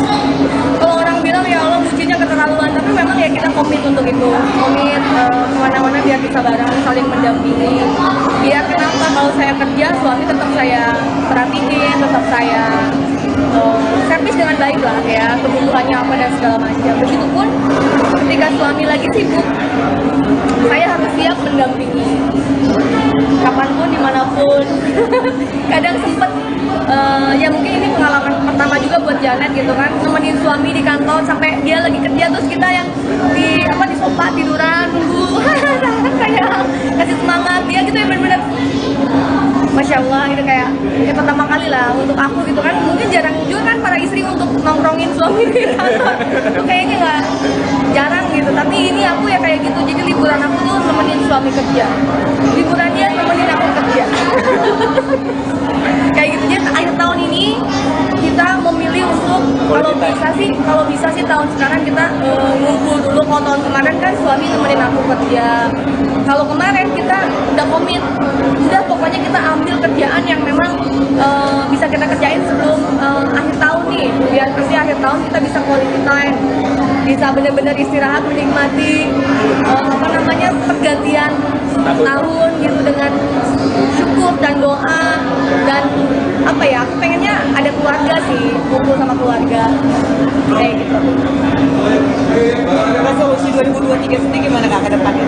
Untuk apa nih? Untuk resolusi ya? Resolusi untuk hubungan kita. Sebenarnya untuk kalau secara umum ya kita berdua punya resolusi yang sama.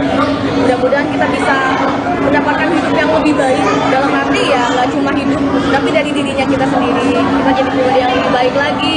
Kita bisa menata, benar-benar membenahi apa sih yang kurang di 2022 kemarin dari segala segmen ya, segmen dalam hidup gitu kan.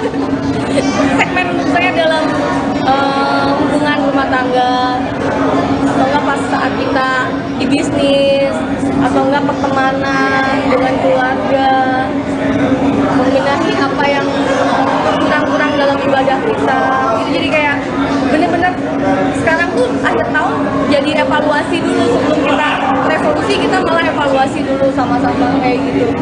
Resolusi yang paling kita pengen sih adalah kita di 2023 bisa menjadi orang tua. Amin. Amin yang kenceng. Amin.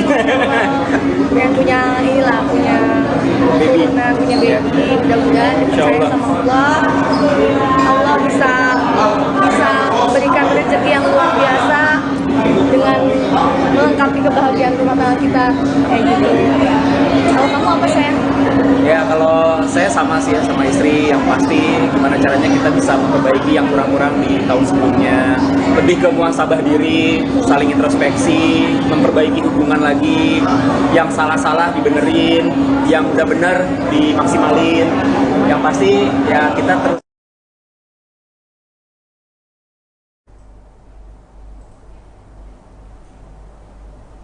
Baiklah Tribuners, itulah tadi berita selebritis di Tribun Lampung bersama dengan saya Kusnula Syaifah.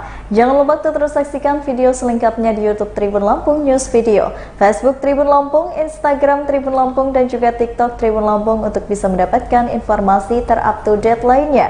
Selamat siang dan sampai jumpa.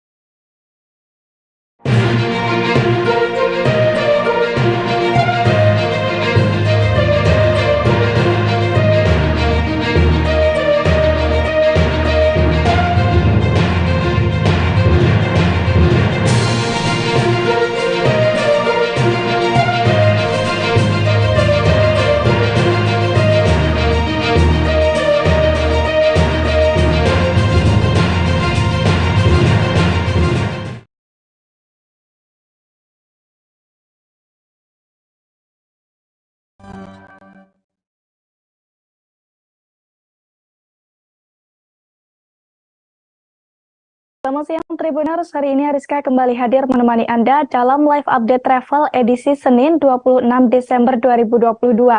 Dan seperti biasa, kami akan memberikan informasi terkait sejumlah wisata dan kuliner untuk Anda. Tentunya akan disampaikan secara langsung bersama sejumlah reporter kami yang ada di berbagai daerah. Inilah live update travel selengkapnya.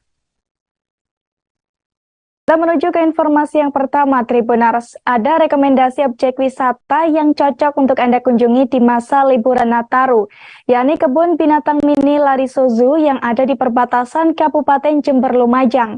Objek wisata yang satu ini akan memanjakan Anda dengan konsep nuansa hutan mini, berupa pepohonan yang menghiasi tempat para satwa dan flora yang ada di sana, Tribuners. Selain itu, Anda pun bisa berinteraksi dengan semua hewan yang ada di Lariso Zoo. Dan seperti apa keseruan berlibur di tempat ini akan disampaikan oleh rekan Imam Nawawi dari Surya Malang. Silakan rekan Imam. Terima kasih Tribuners semua. Di masa liburan Nataru kali ini, objek wisata Lariso Zoo sedang ramai pengunjung, khususnya anak-anak dan juga orang tua. Karena di lokasi ini para pengunjung dihiasi dengan sejumlah kebun binatang yang dikonsep bagaikan hutan mini yang ada di wilayah pinggiran, khususnya di ujung barat Kabupaten Jember. Selain itu, wisata ini juga sangat strategis karena berada di wilayah perbatasan Kabupaten Jember dan Lumajang, sehingga masyarakat yang berada di perbatasan dua kabupaten ini sangat mudah menjangkau akses wisata tersebut. Selain itu, para pengunjung untuk masuk di wisata ini hanya dibanderol dengan harga Rp10.000 untuk satu tiket pengunjung, baik itu para orang tua maupun anak-anak. Dan wisata ini dibuka mulai pukul 8 hingga pukul 16 waktu Indonesia Barat, sehingga para pengunjung mudah untuk mendapatkan fasilitas yang sangat banyak untuk menikmati liburan di masa Nataru kali ini. Dan para pengunjung juga mendapatkan fasilitas berupa pemandu wisata khusus yang mengenalkan hewan flora fauna yang telah disediakan oleh panitia Lariso Zoo ini, sehingga para pengunjung khususnya anak-anak bisa memperoleh edukasi soal hewan-hewan yang ada di sekitar yang telah disajikan. Ada 300 lebih spesial hewan yang telah disediakan, ya khususnya yang tidak dilindungi, sehingga para pengunjung bisa mudah beradaptasi dengan para hewan-hewan itu, karena relatif hewan yang telah disediakan sudah jinak. Demikian, saya Nawawi dari Surya dari Jember, Kabupaten Jember melaporkan kembali ke studio. Baik, terima kasih rekan Imam Nawawi dari Surya Malang. Dan Tribuners, ada pula wawancara dengan salah satu pengunjung yang bernama Diah Fitrisari serta kasir pembelian tiket Lariso Zoo Jember yang bernama Afiatul. Berikut liputannya untuk Anda. Ini sudah berapa kali di Lariso ini? Baru 2 kali sih. Oh, 2 kali. Kalau boleh tahu selama 2 kali ini menurut jenengan seperti apa Lariso ini? Menurut saya Lariso Zoo ini sangat bagus untuk anak-anak karena banyak banget bermacam-macam binatang. Setelah itu ada beberapa keterangan setiap binatang, jadi sambil belajar sambil jalan-jalan. Tahu ini bukanya jam berapa sampai jam berapa, Pak? Kalau bukanya jam 8, kalau tempatnya tutup jam 4, mini zoo-nya sampai jam 9 malam. Kalau tahu harga tiketnya berapa? 10.000 Pak per orang. Anak dewasa sama 10.000.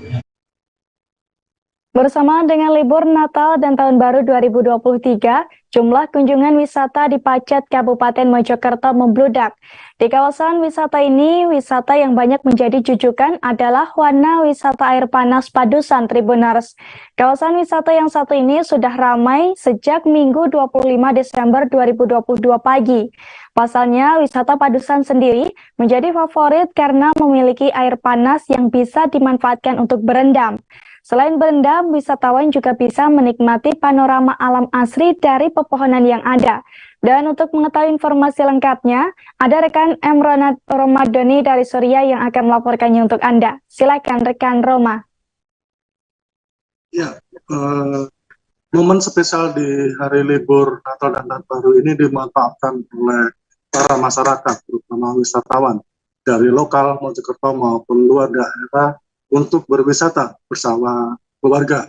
Dan di Kabupaten Mojokerto ada wisata yang utama yang selalu menjadi jujukan para wisatawan untuk berlibur, yakni di Wana Wisata Padusan atau air kolam panas yang ada di daerah Pacet, Kabupaten Mojokerto. Dari pantauan di lapangan, banyak pengunjung, khususnya yang dari luar kota, dari Surabaya, dari Jombang, dari Kediri, dan dari kota-kota yang di samping di Kabupaten Mojokerto ramai-ramai berkunjung ke Wana Wisata Padusan ini. Tercatat mulai dari pukul 10 pagi saja sudah tercatat hampir 1.000 wisatawan yang masuk ke kawasan Wana Wisata Padusan ini. Kemudian para wisatawan ini paling banyak berada di kolam air panas Padusan, karena di saat itu cuaca lagi mendung, sehingga para wisatawan ini lebih banyak memilih untuk berendam di kolam air panas atau bermain di kolam yang ada di Padusan itu. Tidak hanya itu, para wisatawan yang paling banyak didominasi oleh keluarga dan anak-anak ini tidak hanya berwisata di kolam air panas saja, namun mereka juga dapat melihat pemandangan asli yang ada di sekitaran Pacet itu. Tidak hanya itu juga, bahwa di kawasan wisata Pacet itu juga ada wisata air terjun Gerenjengan yang berada persis di samping kolam air panas. Meski berjalan beberapa cukup lumayan jauh dari pos pertama yang ada di Pacet ini, namun panorama yang disuguhkan terutama untuk air terjun Gerenjengan ini sangat eksotik, karena selain pemandangan yang asli yang di daerah air terjun Gerenjengan ini juga cukup terjaga kelestarian itu.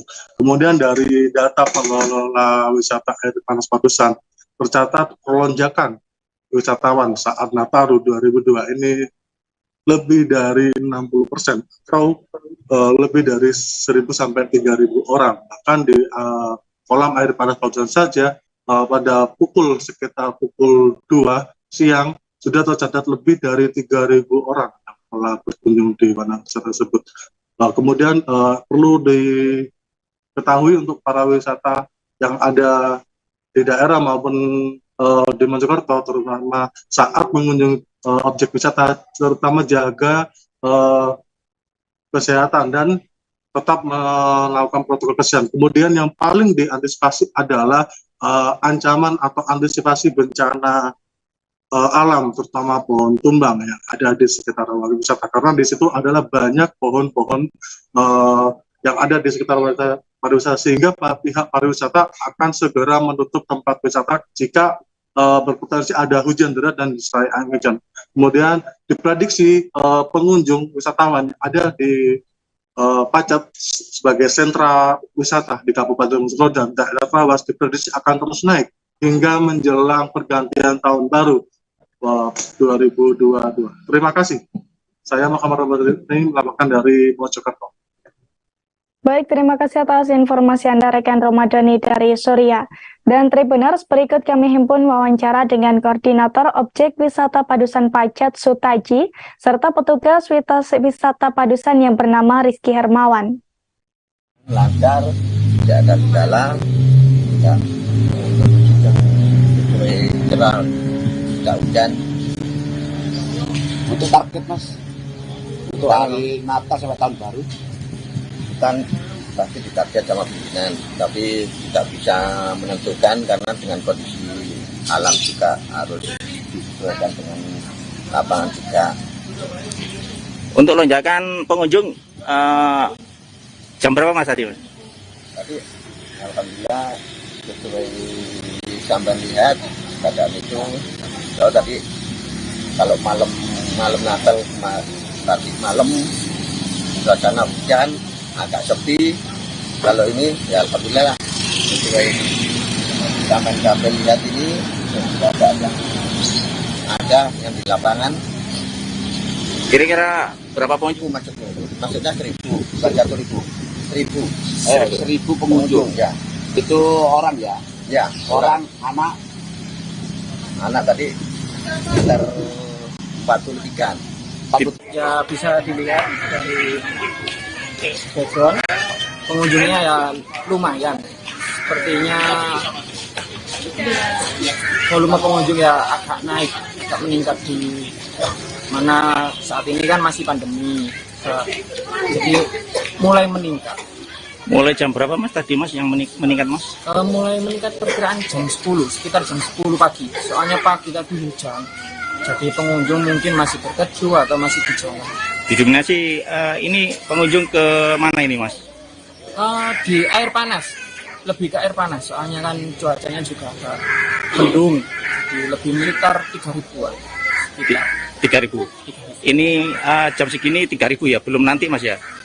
Belum. Itu dari tadi pagi, catatan mulai jam 00.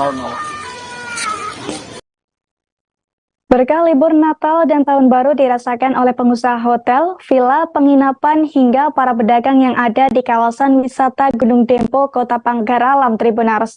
Sebab saat masa libur Nataru ini, kawasan tersebut ramai dikunjungi wisatawan. Kedatangan para wisatawan di kawasan ini pun tak sekedar menikmati keindahan alamnya saja, namun juga untuk mengabadikan momen bersama keluarga ataupun rekan kerja. Dan untuk mengetahui suasana di sana, kita sudah tersambung dengan rekan Wawan dari Sriwijaya Pos. Silakan rekan Wawan. Terima kasih rekan Rizka. Kota Panggaralam merupakan salah satu daerah tujuan wisata yang ada di Sumatera Selatan. Karena terletak di paling ujung, kalau dari ibu kota Palembang sekitar berjarak 300 km atau menempuh perjalanan sekitar 7 jam. Namun di masa-masa libur seperti saat ini, yaitu libur Natal dan Tahun Baru, Kota Panggaralam tetap menjadi salah satu daerah favorit kunjungan wisata, baik masyarakat lokal maupun masyarakat sekitar Sumatera Selatan. Ini terbukti bahwa di libur Natal Tahun Baru ini saja, hampir semua villa, hotel yang ada di Panggaralam, bahkan homestay sudah terbooking untuk malam Tahun Baru. Selain itu juga, dari kemarin pantauan kami di tanggal 25 Desember 2023, pas di hari Natal, sudah banyak wisatawan yang mendatangi objek-objek wisata yang ada di Kota Panggaralam. Hal ini memang sudah diprediksi oleh pemerintah kota, karena memang sejak pemberlakuan PPKM pada masa COVID-19, jumlah kunjungan wisata di Panggaralam sangat turun drastis. Namun sejak dilonggarkannya PPKM oleh pemerintah pusat, maka saat ini kunjungan wisata ke Kota Panggaralam meningkat cukup tajam, bahkan lebih dari 100%. Setiap harinya selama libur Nataru ini, hampir semua objek wisata di Panggaralam dipenuhi oleh para wisatawan. Ini diprediksi pada Tahun Baru, sebelum malam pergantian tahun, wisatawan akan lebih banyak lagi datang ke Panggaralam. Bahkan saat ini Polres Panggaralam sudah memberlakukan berbagai aturan, bahkan rekayasa lalu lintas untuk mengantisipasi kemacetan, terutama di kawasan Gunung Dempo. Karena memang Gunung Dempo yang menjadi ikon Kota Panggaralam, ikon wisata Panggaralam, akan menjadi tujuan utama wisatawan yang akan berkunjung ke Kota Panggaralam. Untuk itu, pemerintah kota bekerja sama dengan Polri, TNI, telah mendirikan beberapa pos pengamanan dan pos pemanduan untuk para wisatawan yang datang ke Panggaralam saat Tahun Baru nanti. Demikian Rizka. Baik, terima kasih rekan Wawan Septian dari Sriwijaya Pos. Terima kasih dan selamat bertugas kembali. Tribuners, peringatan tsunami Aceh yang digelar hari ini dipusatkan oleh pemerintah Aceh bertempat di kuburan massal Siron, Kecamatan Ingin Jaya, Aceh Besar. Dalam peringatan peristiwa yang merenggut lebih dari 220.000 korban jiwa itu diisi dengan serangkaian acara, seperti zikir, sholawat, santunan anak yatim, dan doa bersama. Meskipun sudah 18 tahun berlalu, musibah tsunami Aceh tidak pernah hilang dari ingatan masyarakat. Mengutip Kompas.com, gelombang tsunami yang diperkirakan setinggi 30 meter tersebut bermula dari gempa bumi berkekuatan magnitudo 9,3 skala Richter di daerah Samudra Hindia. Gempa yang disusul tsunami tersebut meluluh lantahkan bumi Serambi Mekah, tepatnya pada 26 Desember 2004 pada pukul 7:58 waktu Indonesia Barat. Sementara itu, peringatan 18 tahun tsunami Aceh, ada beberapa fakta menarik dari kuburan massal korban tsunami Aceh. Pertama, lokasi kuburan massal korban tsunami Aceh ini ada di beberapa tempat. Sebab jumlah korban meninggal dunia dalam peristiwa tersebut sangat banyak, ada lebih dari 220.000 orang. Namun lokasi pemakaman massal yang terbesar berada di Lambaro, Loknya, Siron, dan Ululeu. Fakta kedua, kuburan massal korban tsunami Aceh ini tidak menggunakan batu nisan. Hal ini disebabkan karena keterbatasan waktu kala itu serta banyaknya jenazah. Namun sebagian makam juga menggunakan batu nisan karena jenazah berhasil diidentifikasi. Meski demikian, kuburan massal korban tsunami Aceh tersebut tampak terawat dengan baik. Seperti yang terlihat di kuburan massal Siron, di area malam tersebut terdapat sejumlah pohon hingga membuat suasana menjadi teduh. Rumput hijau juga terlihat rapi menutupi area makam. Fakta ketiga, kuburan massal korban tsunami Aceh masih kerap didatangi peziarah hingga saat ini, Tribuners. Selain dari keluarga korban, para peziarah juga berasal dari masyarakat umum hingga warga negara asing. Para peziarah umum tersebut mayoritas pernah membantu penanganan, rehabilitasi, dan rekonstruksi Aceh pasca tsunami, sehingga memiliki ikatan emosional dengan peristiwa tersebut. Kegiatan ziarah di kuburan massal korban tsunami Aceh biasanya ramai dilakukan pada bulan Ramadan, Idul Fitri, Idul Adha, dan peringatan peristiwa tsunami setiap tanggal 26 Desember. Lalu fakta keempat, ada kuburan yang dibongkar pada tahun 2018 silam, yakni kuburan massal korban tsunami Aceh yang berada di Desa Suleu, Kecamatan Darussalam, Kabupaten Aceh Besar. Pasalnya, pembongkaran makam ini dilakukan karena tanah lokasi makam tersebut sebagian sudah dihibahkan oleh pemiliknya untuk pembangunan masjid. Meski demikian, proses pemindahan kerangka korban tsunami tetap dilakukan sesuai syariat. Semua kerangka diberi kain kafan kembali, kemudian dipindahkan ke lokasi pemakaman umum di Desa Miruk Taman, Kecamatan Darussalam, Aceh Besar.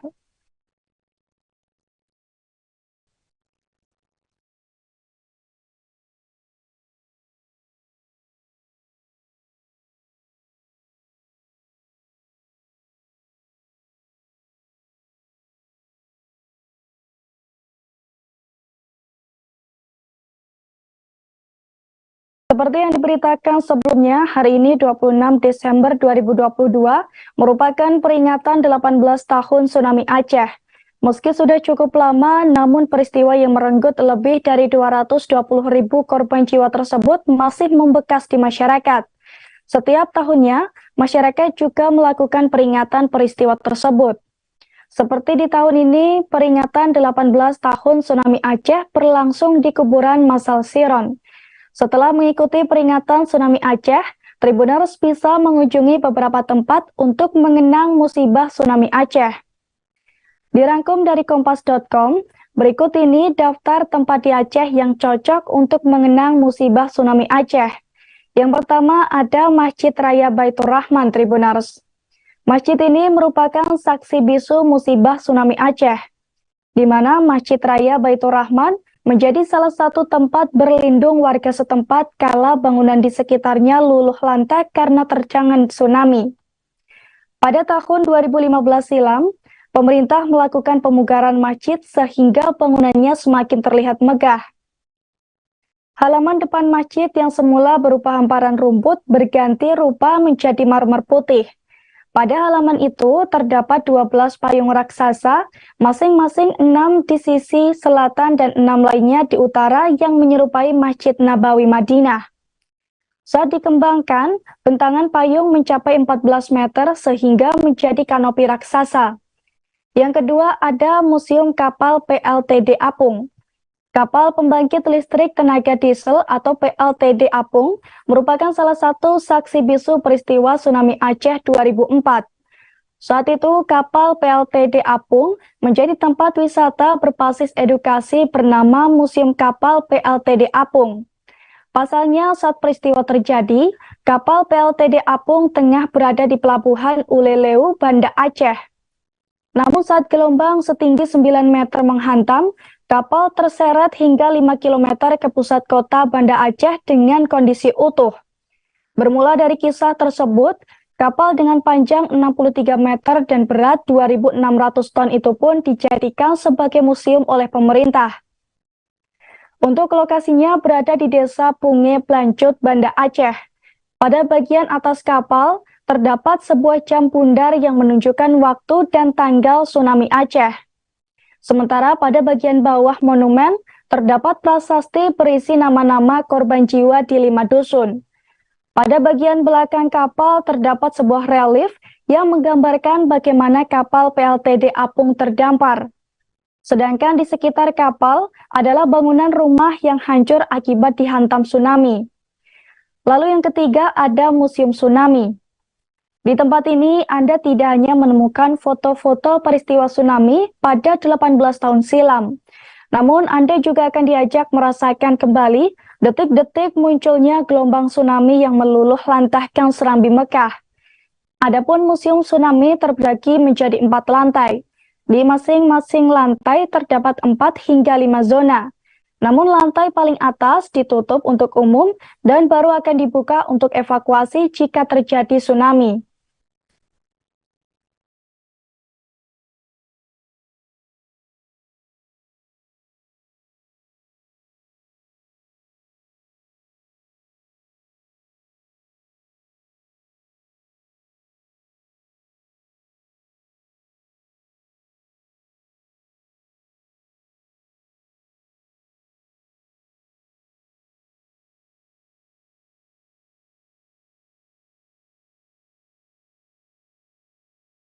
Benar seperti tahun-tahun sebelumnya, masa libur Natal dan Tahun Baru ini diprediksi akan ada banyak yang bepergian, baik untuk mudik ataupun berlibur bersama teman dan keluarga. Terkait libur Natal dan Tahun Baru 2023, Kementerian Perhubungan mencatat ada lebih dari 3,9 juta orang yang akan bepergian naik angkutan umum.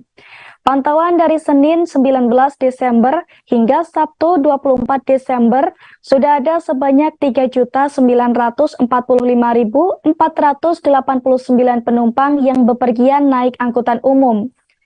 Menurut penuturan juru bicara Kemenhub, Adita Irawati, jumlah ini meningkat 32,98% dibanding libur Nataru 2021. Berdasarkan data sementara, pergerakan penumpang angkutan umum yang dihimpun dari Posko Angkutan Nataru ada beberapa rincian jumlah penumpang. Secara rinci, jumlah penumpang kumulatif tertinggi dari H-6 sampai dengan H-1 yaitu pada mode angkutan udara sebanyak 1.178.678 penumpang.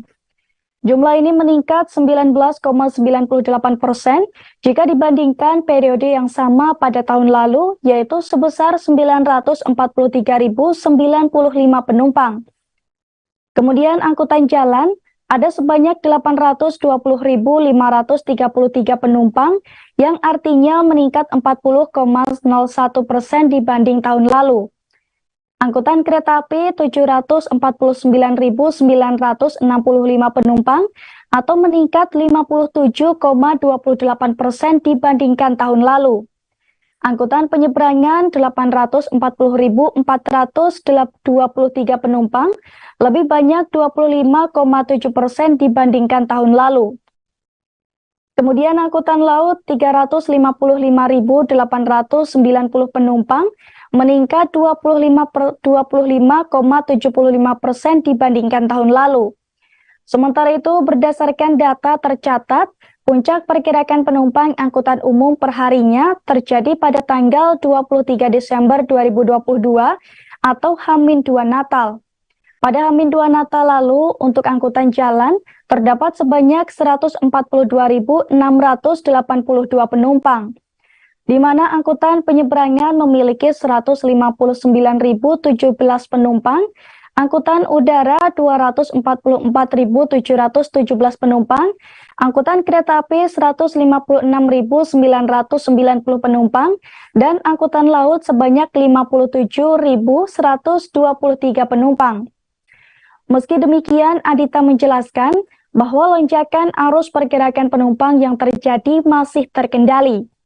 Selain itu, penyelenggaraan layanan angkutan umum juga tetap berjalan dengan lancar. Sementara itu, jumlah pergerakan kendaraan yang dipantau oleh PT Jasa Marga secara kumulatif dari H-7 sampai dengan H-1 tercatat sebanyak 1.077.956 kendaraan meninggalkan wilayah Jabodetabek. Jumlah ini meningkat 0,77% dibandingkan dengan tahun lalu dengan total 1.069.738 kendaraan. Jika dibandingkan dengan lalu lintas normal, periode Juni 2022 meningkat sebanyak 30,12%.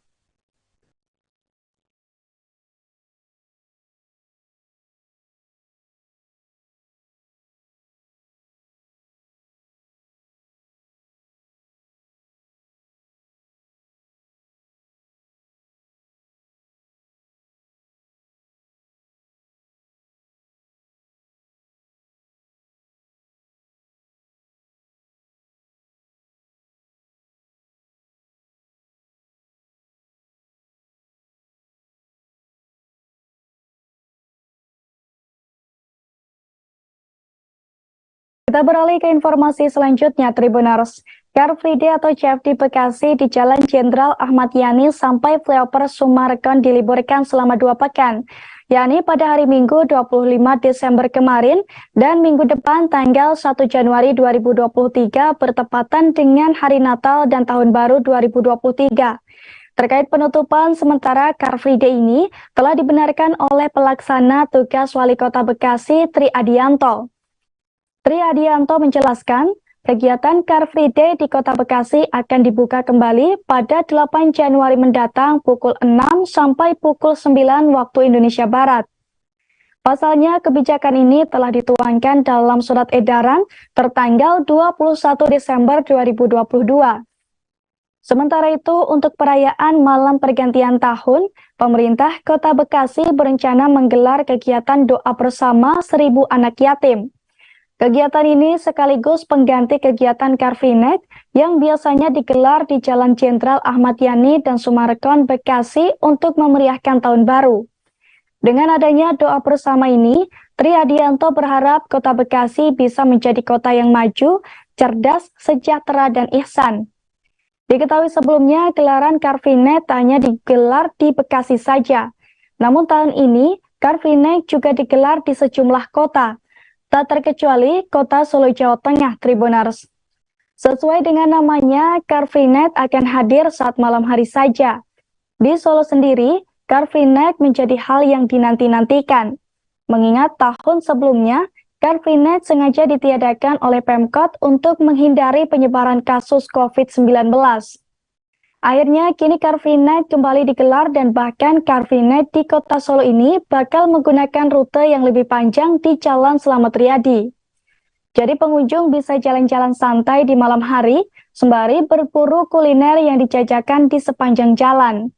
Car Free Night bisa dihadiri oleh seluruh masyarakat, baik anak-anak maupun dewasa dari berbagai kota.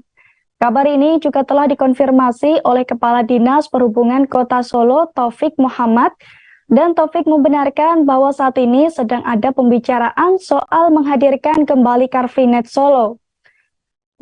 Ia memprediksi tahun ini akan berbeda dengan jalan yang digunakan dan akan lebih panjang. Jika sebelumnya dari perempatan Purwosari sampai perempatan Gladak, kini diperpanjang sampai ke Jalan Jenderal Sudirman. Saat ini pihaknya sedang melakukan pembahasan dengan Dinas Pariwisata mengenai konsepnya. Beberapa panggung hiburan akan memeriahkan acara. Namun sesuai arahan Wali Kota Solo Gibran Rakabuming Raka, ia pun menegaskan tidak boleh ada yang membawa petasan saat Car Free Night nanti.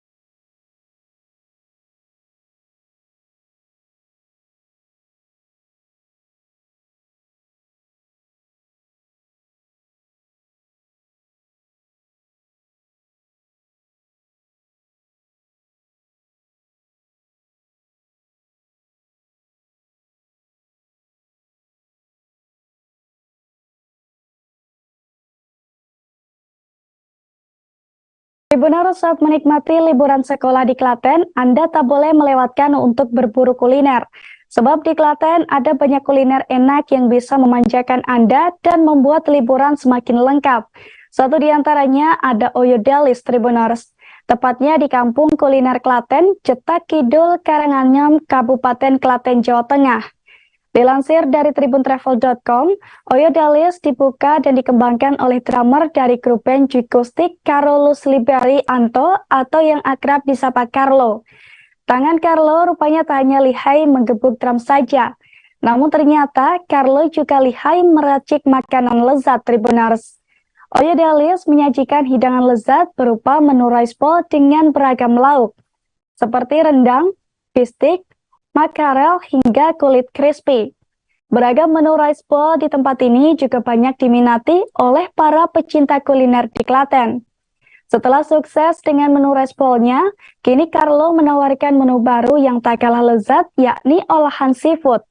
Dirinya mengaku setelah melewati beberapa bulan perjalanan, membuka kedai makan, lambat laun usahanya menunjukkan hasil. Menu seafood ini ia pilih karena di Klaten belum banyak restoran yang menyediakan menu tersebut. Padahal menurutnya, di Klaten banyak pecinta olahan seafood. Berangkat dari sana, akhirnya ia memutuskan untuk memboyong olahan tersebut menjadi menu baru. Selain menambahkan menu baru, ia juga memperbesar kios yang digunakan untuk dapur mengolah makanan jualannya. Untuk menu seafood yang ditawarkan mulai dari olahan cumi, kerang, udang, hingga kaki kepiting. Menariknya, harga seafood di Oyo Delis ini hanya berkisar antara 15.000 hingga 20.000 saja sudah lengkap dengan nasi putih.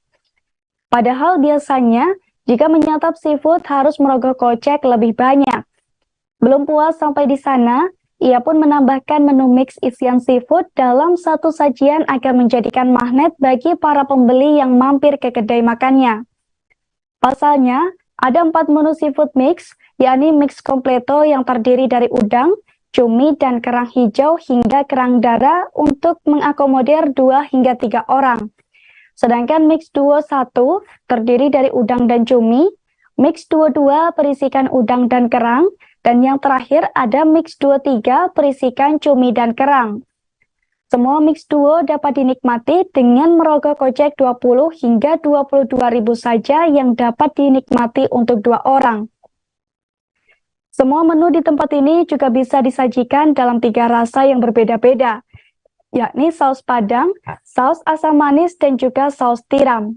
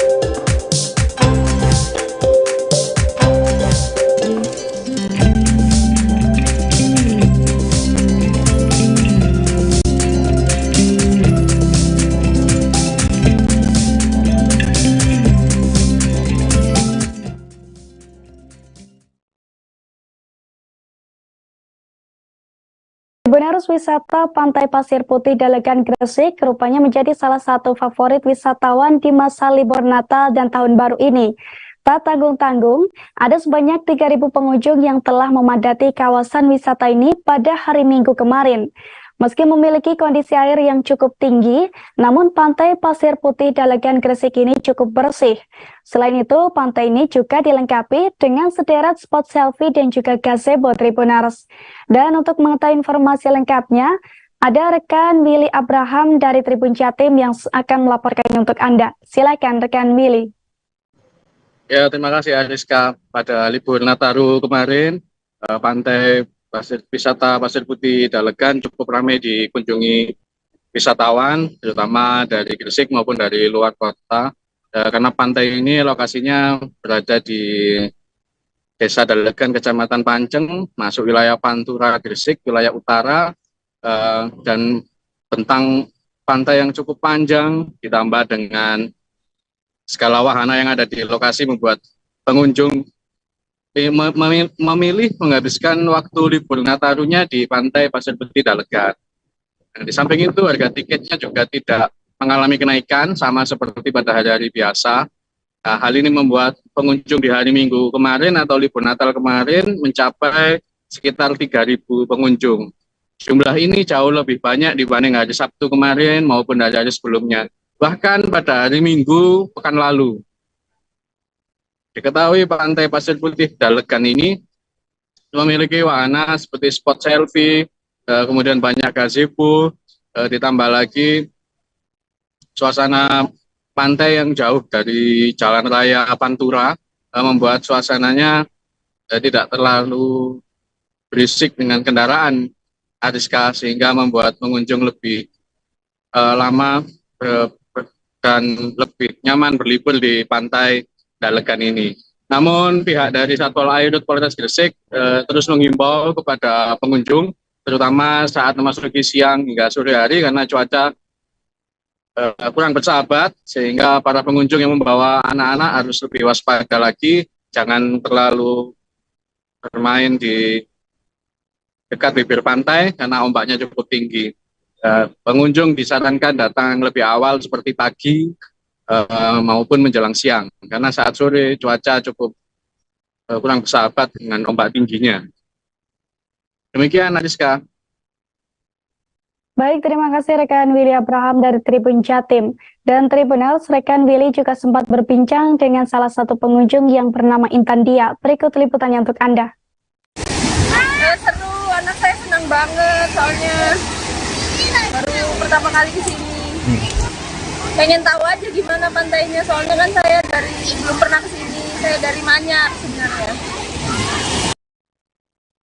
Momen libur Natal dan Tahun Baru 2023 biasanya dimanfaatkan untuk berkumpul dan berlibur bersama keluarga.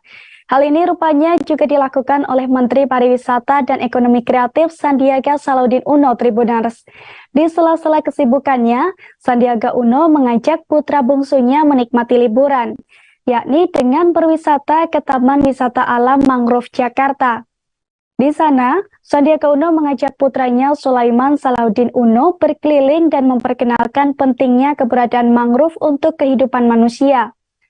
Momen liburan Sandiaga Uno dan Sulaiman, panggilan akrab putra bungsunya, diketahui dari unggahan di Instagram pribadinya.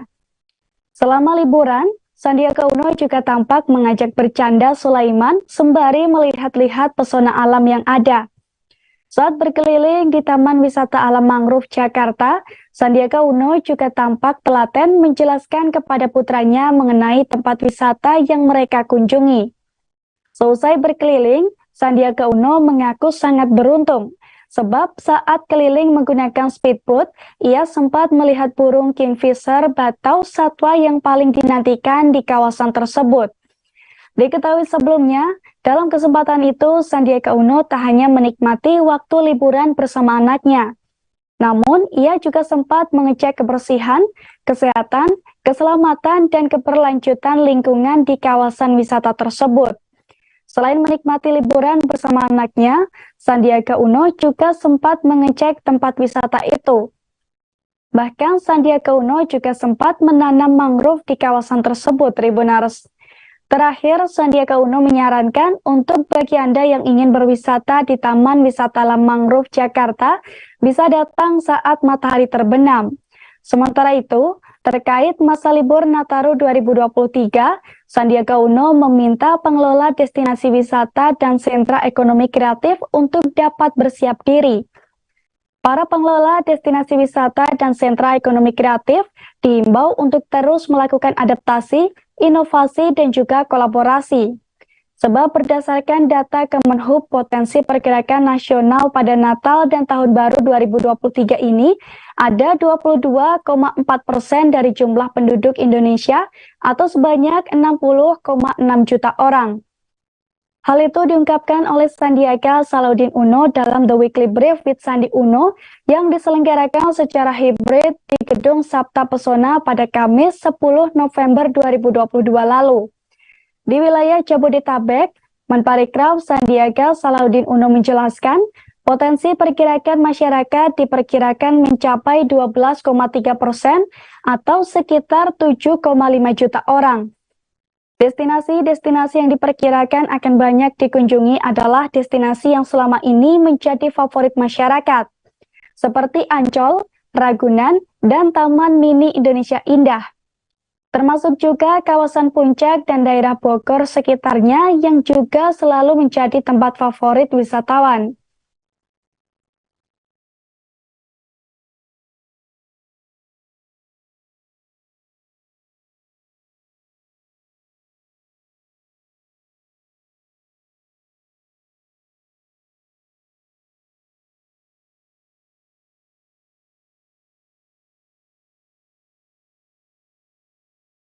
Tribunars Taman Mini Indonesia Indah atau TMII bisa menjadi pilihan tepat untuk merayakan momen pergantian tahun 2022-2023. Saat pergantian tahun nanti, Taman Mini Indonesia Indah akan menggelar atraksi budaya spesial Tahun Baru 2023.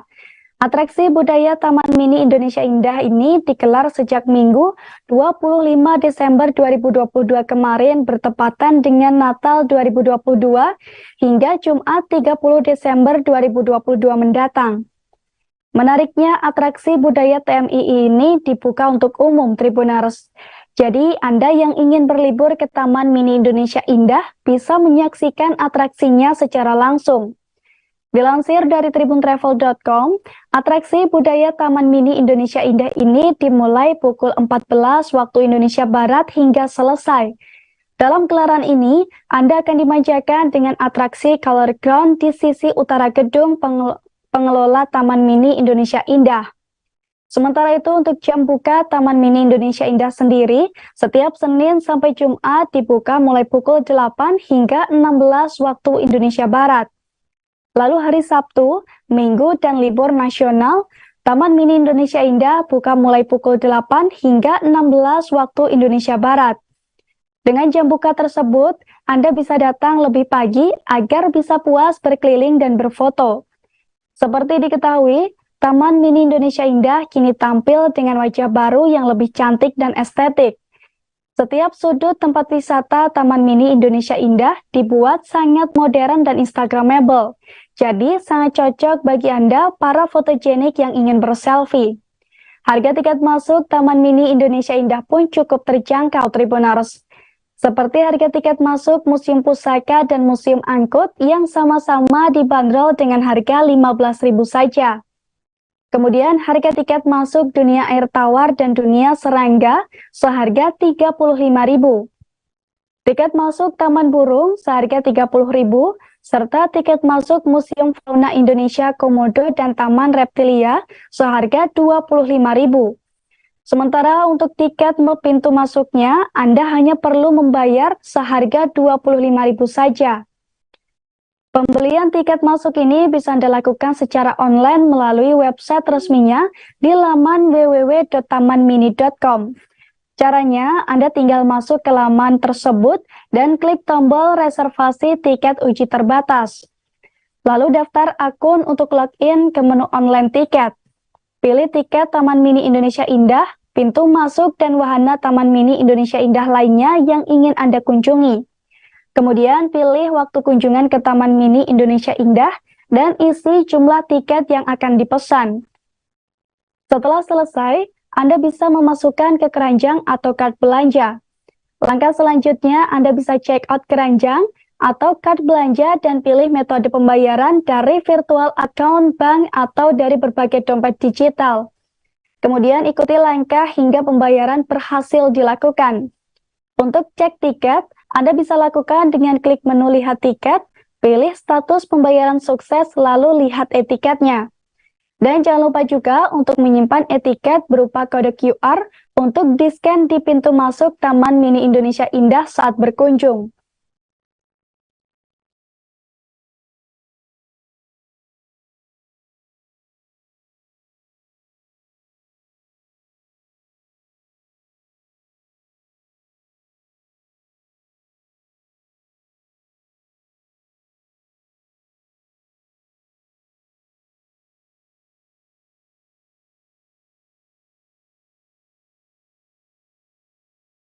Untuk menyemarakan pergantian tahun 2022-2023, Pemprov DKI Jakarta akan menggelar acara meriah, yakni Festival Malam Tahun Baru 2023 di Jalan Sudirman MH Tamrin, Jakarta Pusat, Tribuners.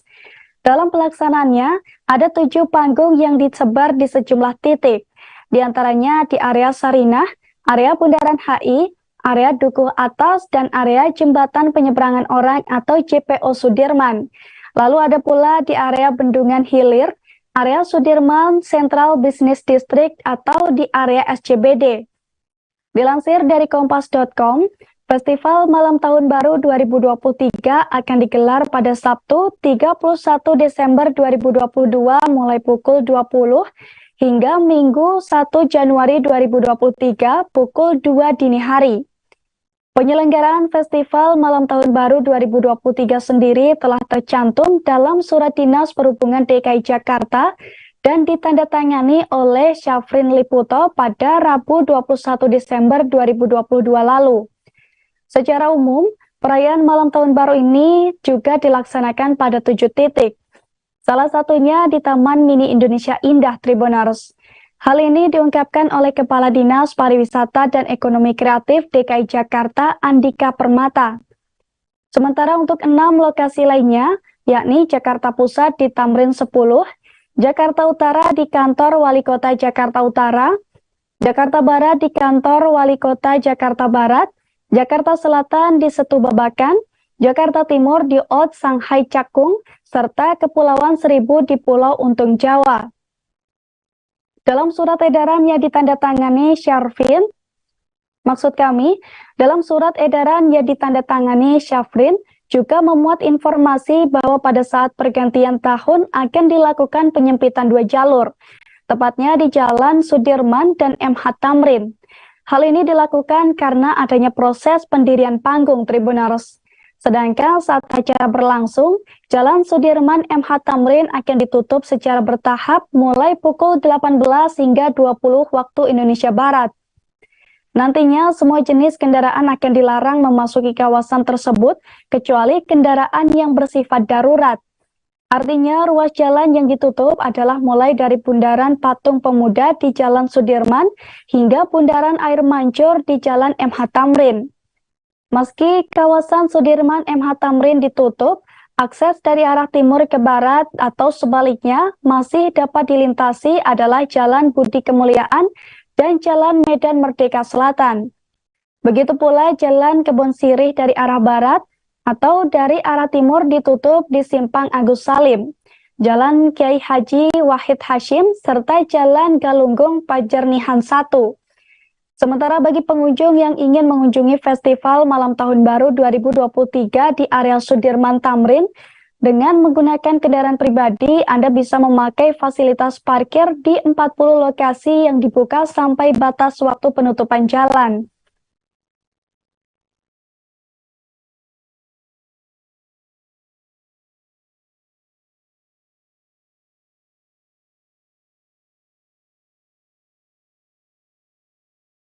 Tribuners, informasi tersebut sekaligus mengakhiri perjumpaan kita pada live update travel kali ini.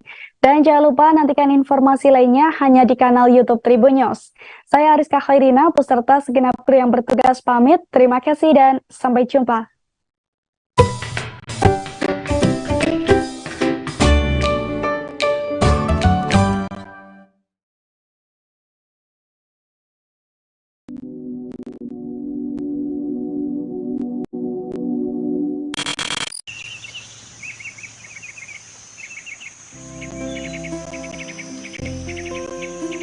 Kota Manokwari menyimpan tempat wisata alam yang ada di tengah kota, seperti misalnya Taman Wisata Alam Gunung Meja yang berlokasi di Jalan Brawijaya nomor 40 Manokwari Timur, Distrik Manokwari Barat, Kabupaten Manokwari. Taman Wisata Alam Gunung Meja memiliki luas 500 hektar dan berfungsi sebagai paru-paru kota Manokwari sejak zaman penjajahan Belanda dan Jepang.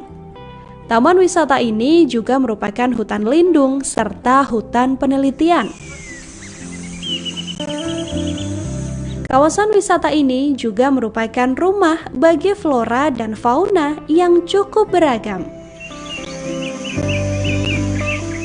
Kawasan taman wisata ini sangat cocok untuk aktivitas hiking hingga rekreasi.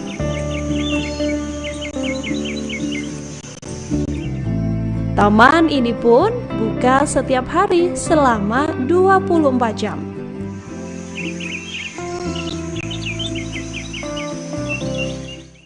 Terima kasih sudah nonton. Jangan lupa like, subscribe, dan share ya.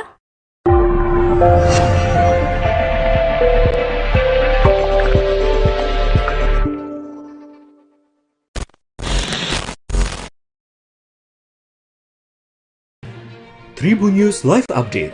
Tanggal 21. Selamat siang Tribuners, selamat sore Tribuners, selamat petang Tribuners, Anda sedang menyaksikan Live Update. Informasi teraktual dan terupdate dari siang hingga petang kami sajikan untuk Anda.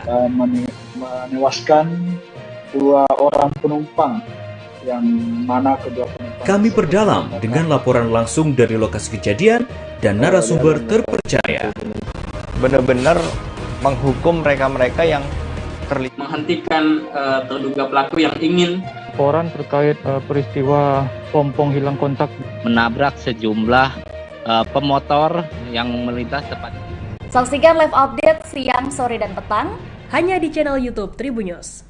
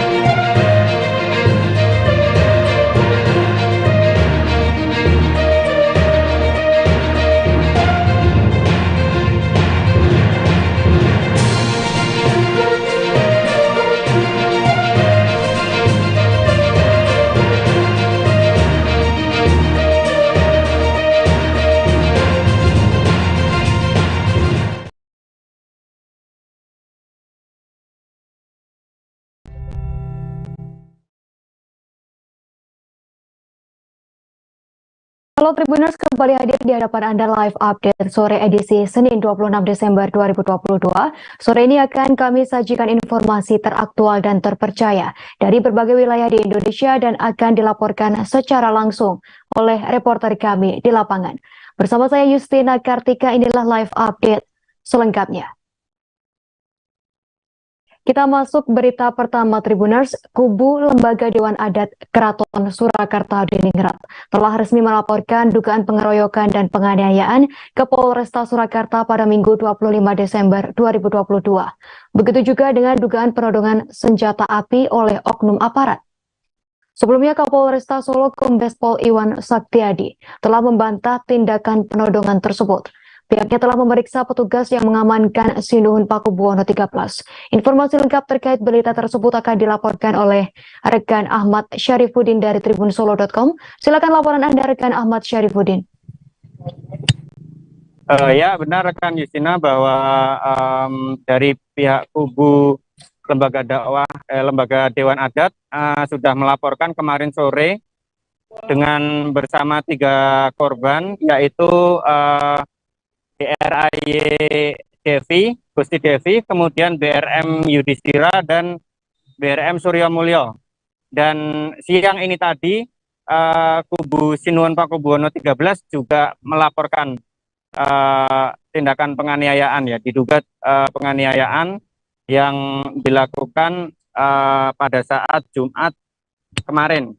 Dan Wakil Pengageng Sasono Wilopo Keraton Surakarta, Kanjeng Pangeran Dani Nur Adiningrat bersama para korban bentrok di Keraton Solo melaporkan dugaan penganiayaan ke Polresta Solo tadi siang.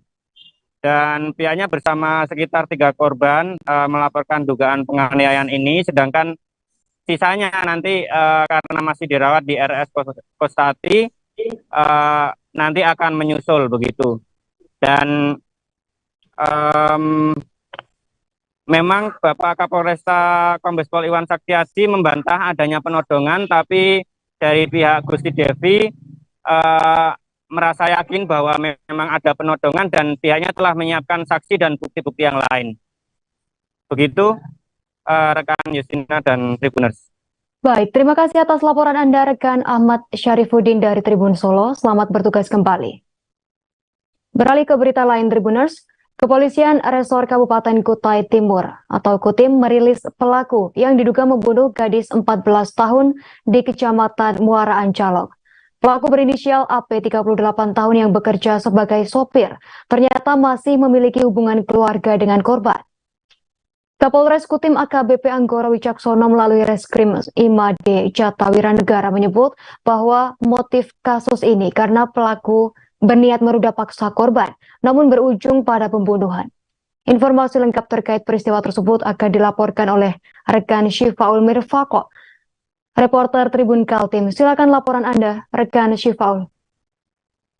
Baik, Justina dan juga Tribuners, dapat kami laporkan bahwa pada hari Sabtu tanggal 24 Desember 2022, salah seorang warga desa di Kecamatan Muara Ancalok, Kabupaten Kutai Timur, Provinsi Kalimantan Timur, mengaku kehilangan salah satu keluarganya setelah tidak pulang semalaman.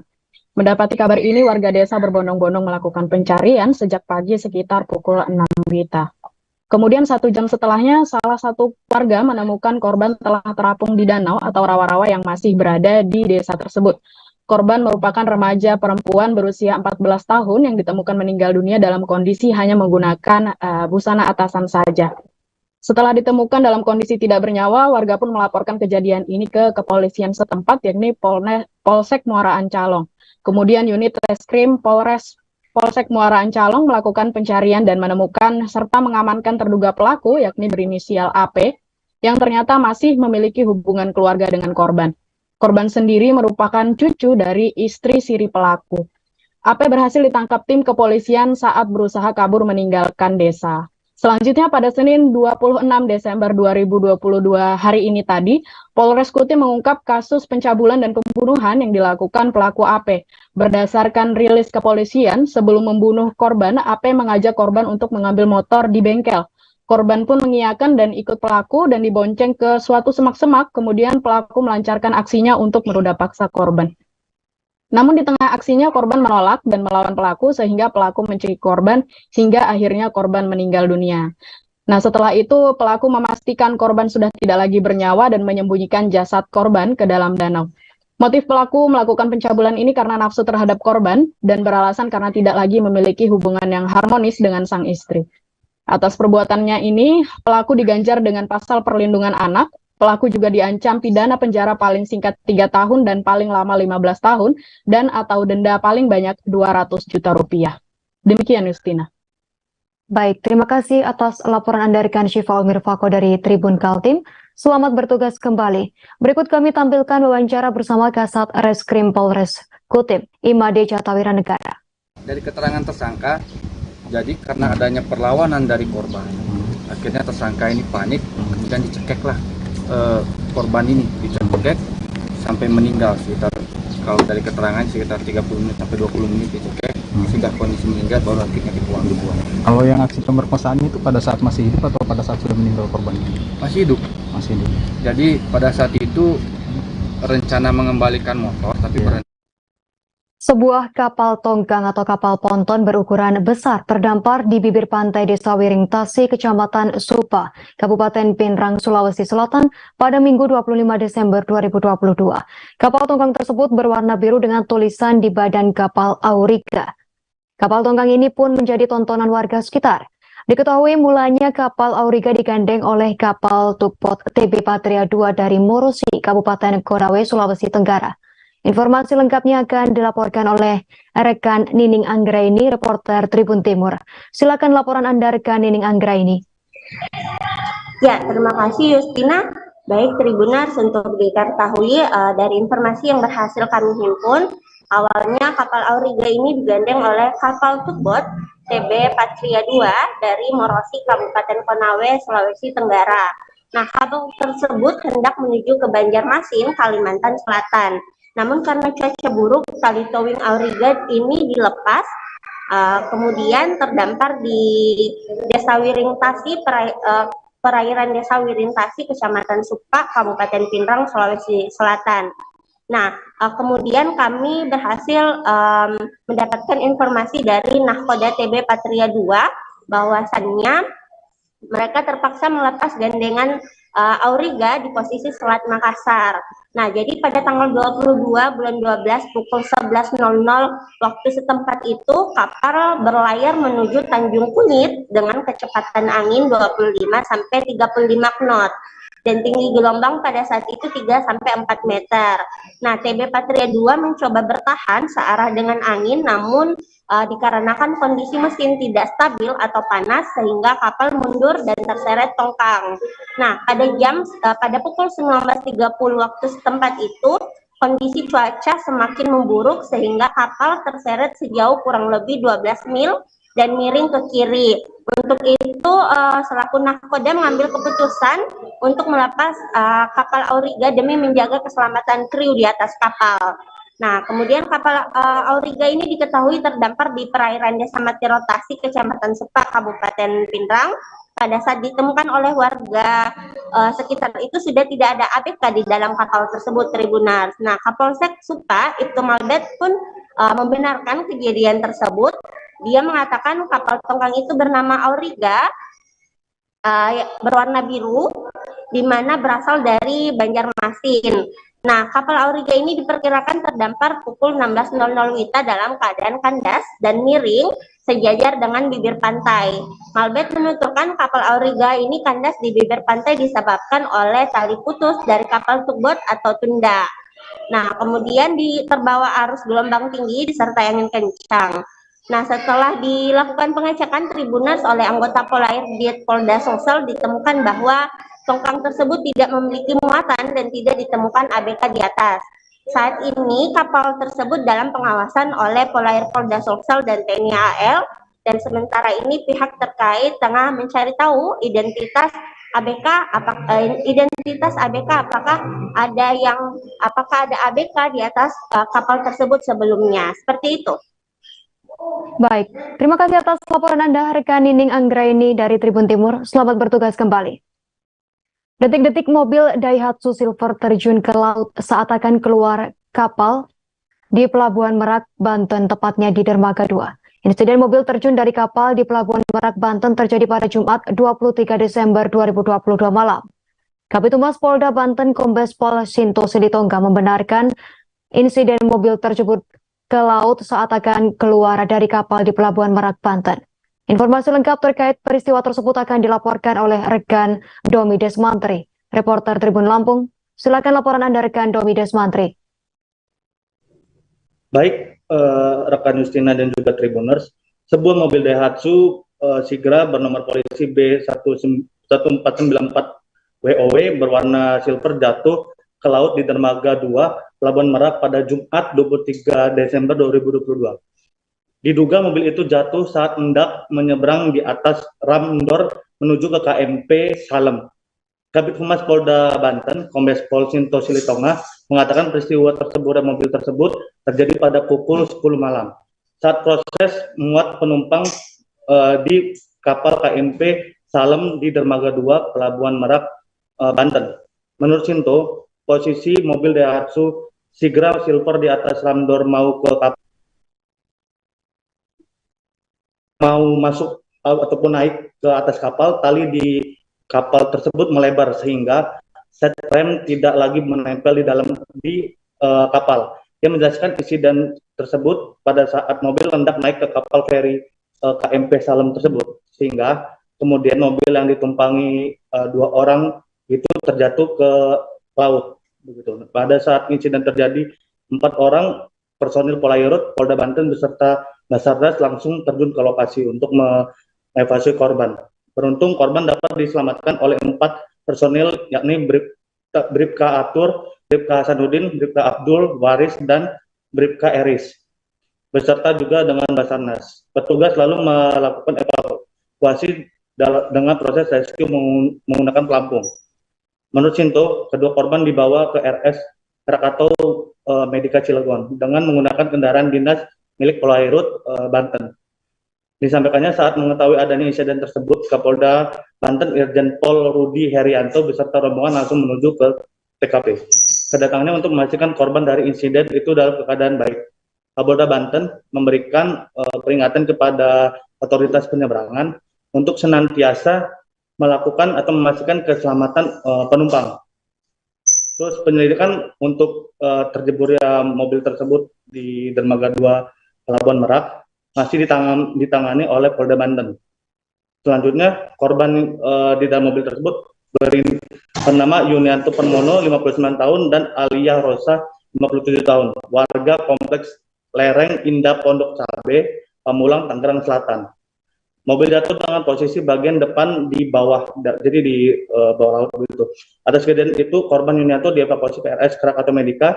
Kemudian Alia Rosa awalnya dievakuasi ke puskesmas lalu dibawa ke rumah sakit Krakatau Medika juga. Begitu rekan. Baik, terima kasih atas laporan Anda, rekan Domi Desmantri dari Tribun Lampung. Selamat bertugas kembali. Sejumlah warga yang terdampak cuaca ekstrim di wilayah pesisir Kota Mataram mendapatkan bantuan. Bantuan berupa sembako berupa beras, mie instan, minyak goreng, kopi, dan biskuit. Bantuan tersebut berupa terpal dan tikar juga disalurkan. Bantuan sudah disalurkan saat kejadian, yakni pada tanggal 24 Desember 2022 lalu.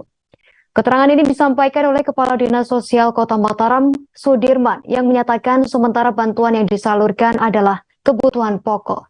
Informasi lengkap akan disampaikan oleh rekan Laila Tuniam dari Tribun Lombok. Silakan laporan Anda, rekan Laila Tuniam. Baik, terima kasih rekan Justina. Selamat sore Tribuner semua dimanapun Anda berada. Saya Laila Tuniam, jurnalis Tribun Lombok, melaporkan dari Kota Mataram. Terkait dengan warga di wilayah pesisir pantai Kota Mataram, saat ini sudah menerima bantuan dari Dinas Sosial Kota Mataram, yaitu berupa kebutuhan pokok yang merupakan kebutuhan paling mendesak dari warga yang terdampak cuaca buruk, yakni warga yang rumahnya rubuh akibat gelombang yang tinggi. Kemudian berdasarkan keterangan dari Kepala Dinas Sosial, bantuan yang disalurkan saat ini yang paling mendesak adalah kebutuhan pokok. Kemudian juga disalurkan berupa terpal dan tikar. Dan warga saat ini juga meminta pemerintah Kota Mataram untuk membuat tanggul sesegera mungkin, dan menjawab ini BPBD juga dalam perencanaan untuk membuat tanggul semi permanen dengan jumlah 4.000 bronjong yang akan dipasang di sejumlah titik permukiman warga yang berpotensi air laut naik ke permukiman tersebut. Terima kasih rekan Justina. Baik, terima kasih atas laporan Anda rekan Laila Tuniam dari Tribun Lombok. Selamat bertugas kembali. Beralih ke berita lain, Tribuners, ratusan jemaat dari 7 kolom di Jemaat Gereja Masehi Injili di Minahasa atau GMIM Anugerah Asabri 2 wilayah Bitung 13 memadati gedung gereja pada Minggu 25 Desember 2022. Tak hanya di bagian dalam gedung gereja yang dipadati jemaat, di samping kanan dan depan juga banyak jemaat. Ibadah Natal 25 Desember 2022 dipimpin oleh Ketua Badan Pekerja Majelis Jemaat BPMJ Anugerah Pendeta Grace Mungkau. Seperti biasanya dalam setiap ibadah Natal, ada puji-pujian yang telah dijadwalkan. Informasi selengkapnya akan dilaporkan oleh rekan Christian Wayonggere dari Tribun Manado. Silakan laporan Anda rekan Christian Wayonggere. Terima kasih rekan Justina. Selamat Natal buat Tribuners yang merayakan Hari Natal tahun 2022.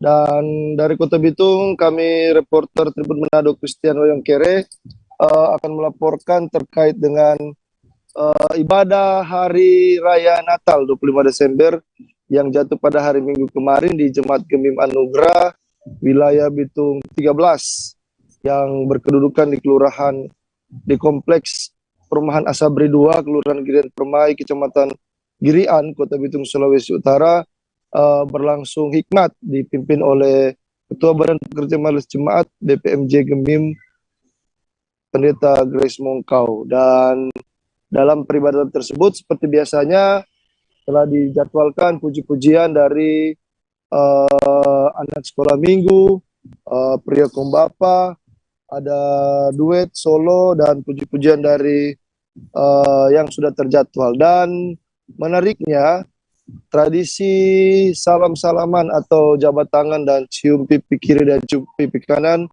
kembali menghiasi akhir dari ibadah Natal 25 Desember kali ini. Seperti biasanya atau tak seperti biasanya, pemandangan ini sempat vakum selama sekitar 2 tahun akibat pandemi global yang mengharuskan kita hanya melakukan salam dengan cara namaste. Namun di tahun ini karena pandemi sudah mulai berangsur-angsur mereda, sehingga pemandangan pemberian ucapan Natal bisa dilakukan oleh masyarakat dengan saling menjabat tangan.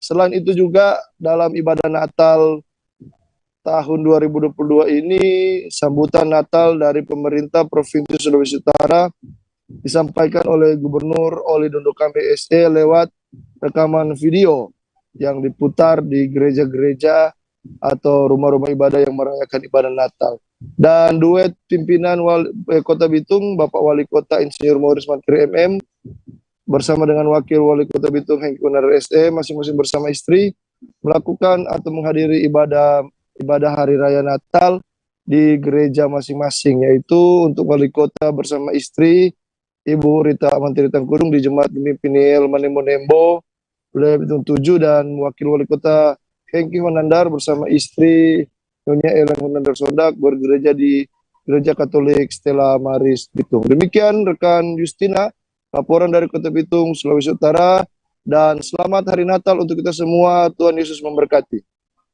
Baik, terima kasih atas laporan Anda rekan Christian Wayonggere dari Tribun Manado. Selamat bertugas kembali. Dalam mengantisipasi lonjakan harga menghadapi perayaan Natal 2022 dan Tahun Baru 2023, pemerintah Kota Sabang melalui Dinas Perindustrian Perdagangan, Koperasi Usaha Kecil dan Menengah kembali menggelar pasar murah di 5 Gampong di Kota Sabang. Informasi selengkapnya akan dilaporkan oleh rekan Aulia Prasetya, reporter Serambi News. Silakan laporan Anda rekan Aulia Prasetya.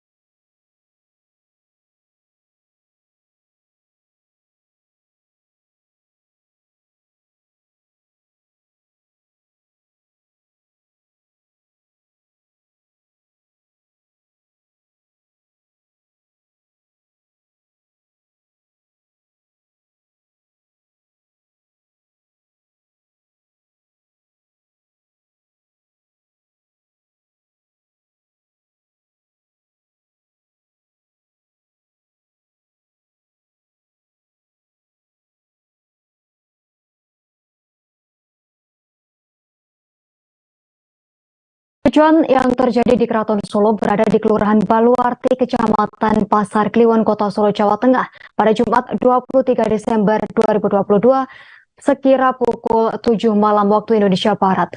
Massa berjumlah sekira 50 orang berusaha masuk ke dalam keraton. Cucu dari Sinuhun Pakubuwono, PB13 Bendara Raden Mas BRM Suryo Mulyo bahkan mengaku ditodong dengan senjata api. Sejumlah orang juga dilaporkan mengalami luka-luka di bagian kepala dan beberapa lainnya dilarikan ke rumah sakit. Kericuhan tersebut diduga melibatkan dua kubu keluarga keraton, yakni kubu Sasono Putro yang mengatasnamakan Raja Keraton Solo SISKS Pakubuwono 13 Hangabei melawan Lembaga Dewan Adat LDA yang diketuai Gusti Kanjeng Ratu Wandasari alias Gustimo. Diketahui LDA beranggotakan kerabat keraton yang berisi para adik dan anak raja.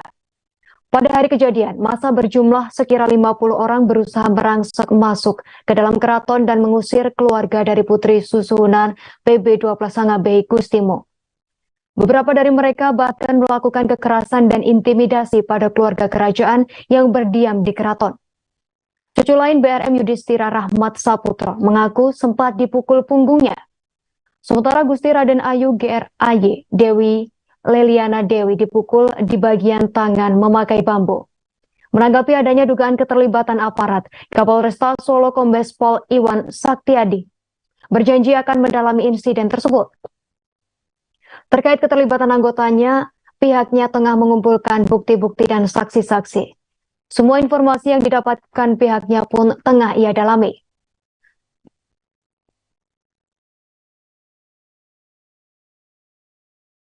Sama Gusti Purbo yang putranya yang kecil itu juga menyampaikan Mas Wali mendorong untuk rekonsiliasi lah, permasalahan ini diselesaikan secara baik-baik saja.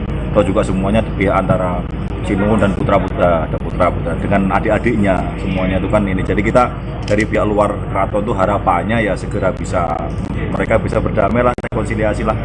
Gitu. Jadi tidak ada lagi friksi di antara mereka. Oleh sebab itulah kenapa kita juga tidak melakukan upaya-upaya lain di keraton, karena kita menyadari bahwa itu adalah area keraton dan memang semuanya adalah keluarga. Malamnya apakah ada upaya pengusiran terhadap iya, yang di sini? Mereka kan sudah diusir karena saya akan lagi di luar gitu. Gusti Timur lagi pulang mandi, saya nemui raja-raja itu yang mau ada acara besok itu. Yang baru saja ini sih. Yang baru saja. Iya. Supaya ini nggak ada di sini. Loh, kok nggak ada di sini? Urusannya apa? Saya suruh keluar gitu. Pun Pak Kapolres kemarin saya udah ngomong waktu di Mandungan itu. Saya ngomong saya tidak mengganggu Sinuhun. Dan saya juga ngomong sama keamanan yang dari Sinuhun itu. Dah, kita pokoknya sama-sama abdinya keraton, menjaga keraton. Itu. Jepit terus pas saya nyoba untuk buka kalian kawat. Ini kan saya putus gitu karena saya dipukulin tangan saya tuh pas nyoba buka kawatnya itu tangan saya dipukulin pakai bambu. Ini kanan kiri atau? Ya saya nahan gini, tangan saya masuk gini kan untuk buka kawatnya itu. Pukulin yang sebelah sini tapi enggak ada. Ini ada sih. Ada rencana membawa ini ke ranah hukum bisnis atau? Ya kita coba, ini saya lagi mau visum. Oh ini mau visum. Ke mana? Mungkin untuk visum. Ada ada diginiin. Katanya jauh Sinuhun. Mana begini? Saya selaku cucu kan harusnya diperlakukan dengan baik, nggak diginiin. Emang kayak gitu aparat. Bawa nama aparat jelek kan kayak gitu.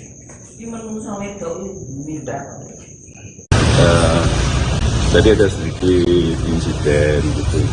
Sebenarnya kan kita ini sudah istilahnya wanti-wanti kepada penjaga di sana. Ayo kita sama-sama jaga.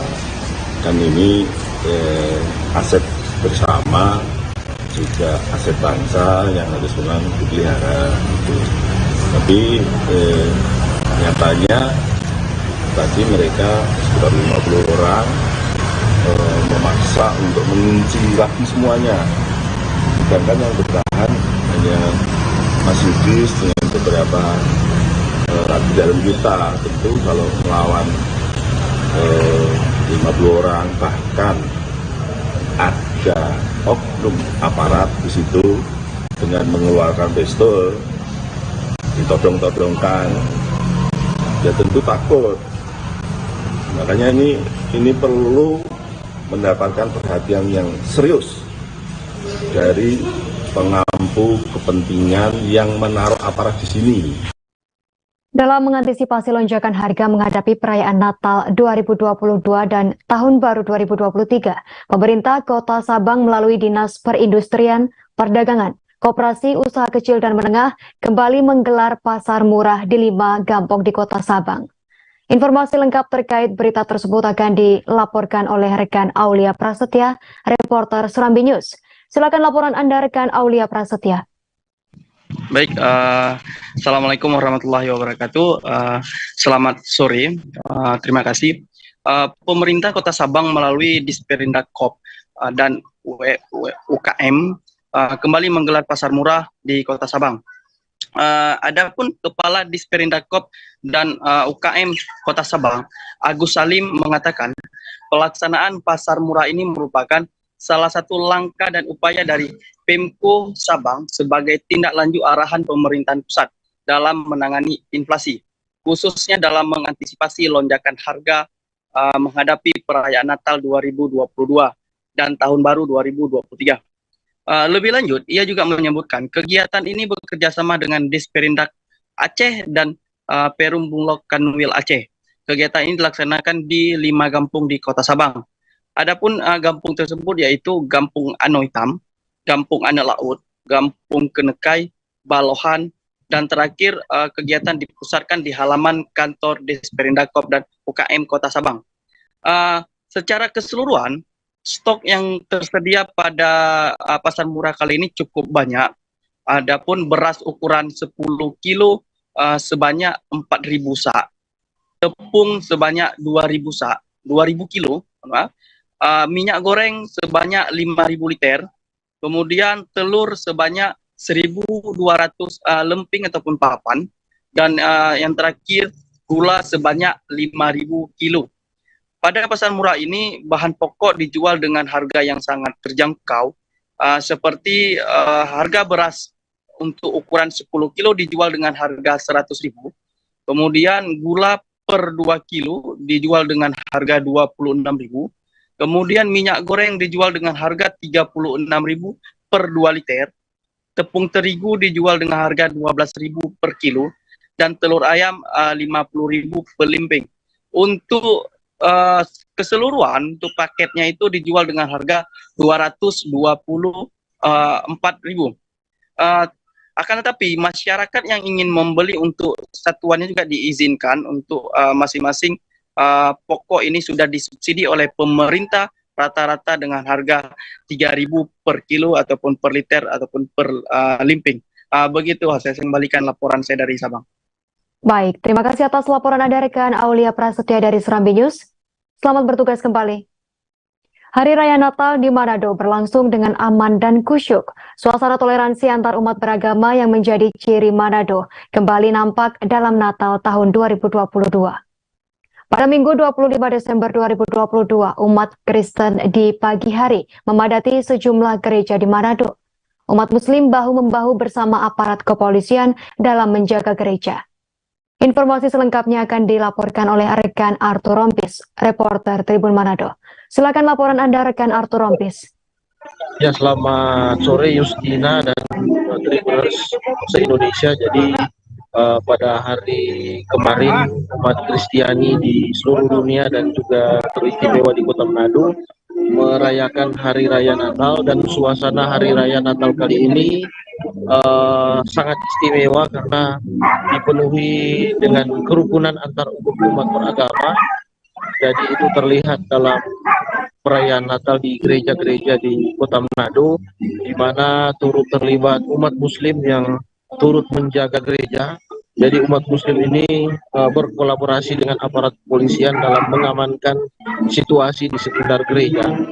Dan ketika umat Kristen keluar dari gereja, terjadi salam-salaman antara umat Kristen yang merayakan Natal dan juga umat Muslim yang berjaga di gereja. Jadi ini tradisi yang sudah berlangsung ratusan tahun dan turut menyamai kerukunan antar umat beragama di Kota Manado, di mana memang Manado ini selalu masuk dalam 3 besar daerah yang terukun di Indonesia.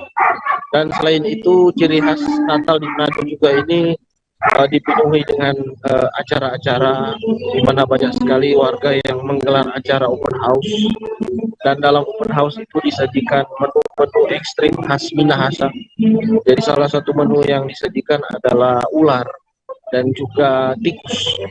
Jadi ini menjadi sajian yang cukup menggoda bagi warga, dan ini memberikan sensasi tersendiri bagi warga Manado, warga Minahasa yang merayakan Natal, dan juga ini bagi para kawanua orang Minahasa perantauan yang baru datang dari luar negeri atau dari luar Sulawesi Utara yang Natalan di Sulawesi Utara di Manado. Mereka merasakan suasana yang indah, penuh toleransi, dan juga plus makanan ekstrim yang menjadi ciri khas Kota Manado. Demikian, Justina. Baik, terima kasih atas laporan Anda, rekan Arthur Rompis dari Tribun Manado. Selamat bertugas kembali. Beralih ke berita lain, Tribuners.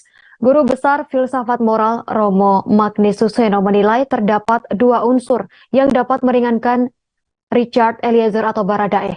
Hal itu terkait tindakannya melaksanakan perintah Verdi Sambo untuk menembak Brigadir Nofrian Syahyoso Huta Barat alias Brigadir C. Keterangan itu disampaikan Romo Magnis saat dihadirkan tim penasihat hukum Baradae. Ia hadir sebagai ahli meringankan dalam sidang kasus pembunuhan berencana terhadap Brigadir C.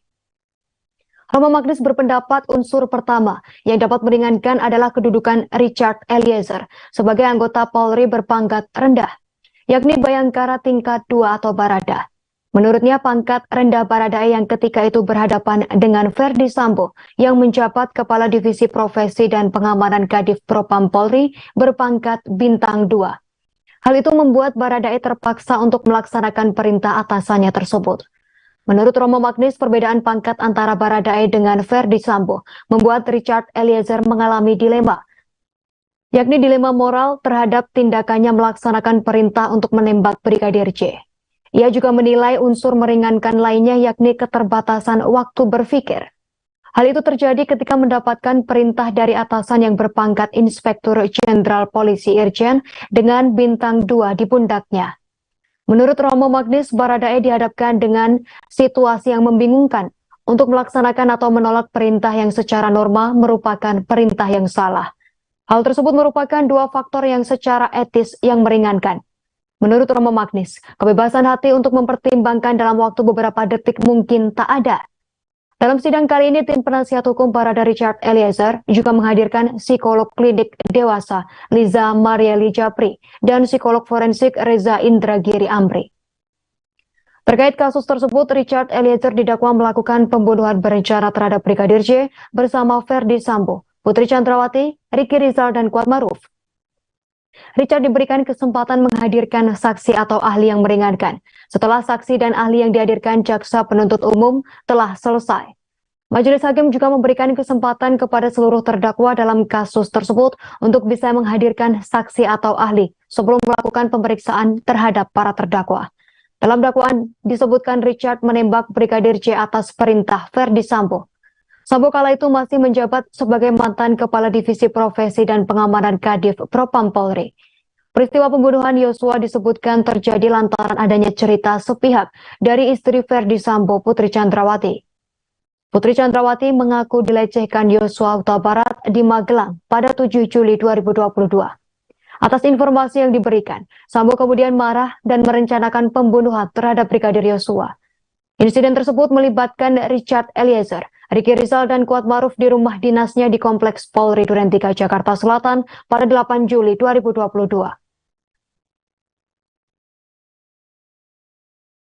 Dosa besar karena Tuhan juga tahu manusia bisa bingung, tidak tahu apa menjawab.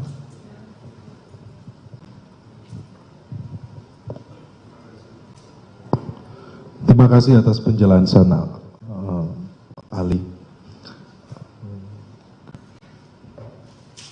Baradae adalah seorang anggota Polri yang terikat oleh kewajiban untuk mengikuti perintah atasan, termasuk saat diperintah untuk menembak orang.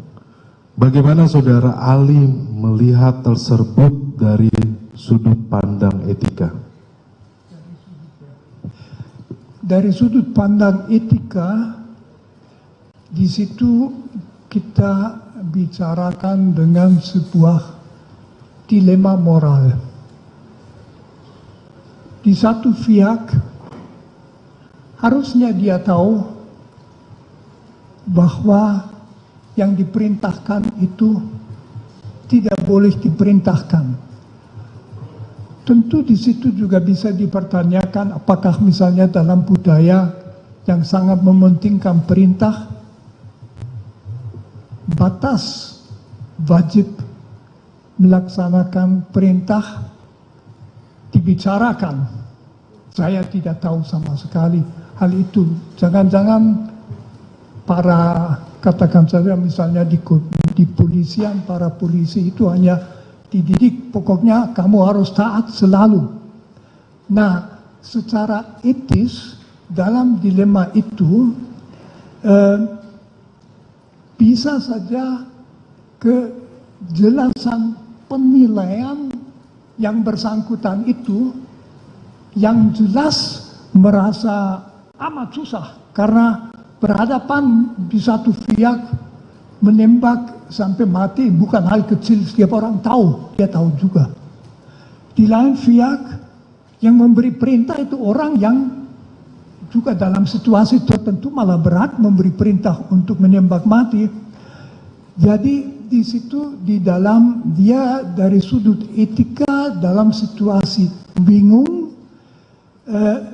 etika akan mengatakan kamu, saya, jangan begitu saja mengutuk atau mempersalahkan dia. Objektif dia salah.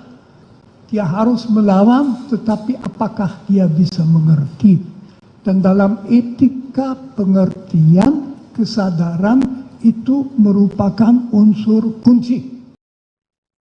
Karakter Barada Richard Eliezer Pudiang Lumiu alias Baradae disebut ahli psikolog klinis sebagai orang yang patuh. Kepatuhan itu diungkapkan sudah ada di dalam diri Richard Eliezer sejak kanak-kanak.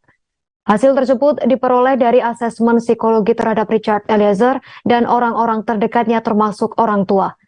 Dari proses asesmen itu, Liza mengungkapkan sebuah cerita mengenai Richard Eliezer saat duduk di bangku sekolah dasar. Saat itu Richard disebut pulang ke rumah sembari menangis usai bertengkar dengan temannya. Begitu ditanya sang ibu, kenapa tak melawan, Richard hanya menjawab tak apa-apa. Dari cerita tersebut dan proses asesmen lainnya, ditarik kesimpulan bahwa Richard Eliezer merupakan sosok yang cenderung menghindari konflik. Tak hanya karakter semasa kecil, Liza juga membeberkan kondisi Richard Eliezer saat pertama kali menjalani asesmen psikologi. Saat itu disebut bahwa Richard Eliezer tampak dalam kondisi cemas. Kecemasan itu tergambar dari perilaku yang ditunjukkan Richard Eliezer, yakni banyak memainkan tangan dan menghindari kontak mata. Namun pada pertemuan-pertemuan lanjutan, kondisi Richard Eliezer secara psikologis diungkapkan Liza lebih baik, terutama setelah adanya pendampingan dari Lembaga Perlindungan Saksi dan Korban atau LPSK. Kondisinya pada pertemuan lanjutan disebut lebih tenang dan santai. Sebagai informasi, pada hari ini, kubu terdakwa Richard Eliezer Pudiang Lumiu atau Baradae memastikan pihaknya menghadirkan 3 orang ahli dalam sidang lanjutan tewasnya Nofrian Syahyoso Huta Barat alias Brigadir J.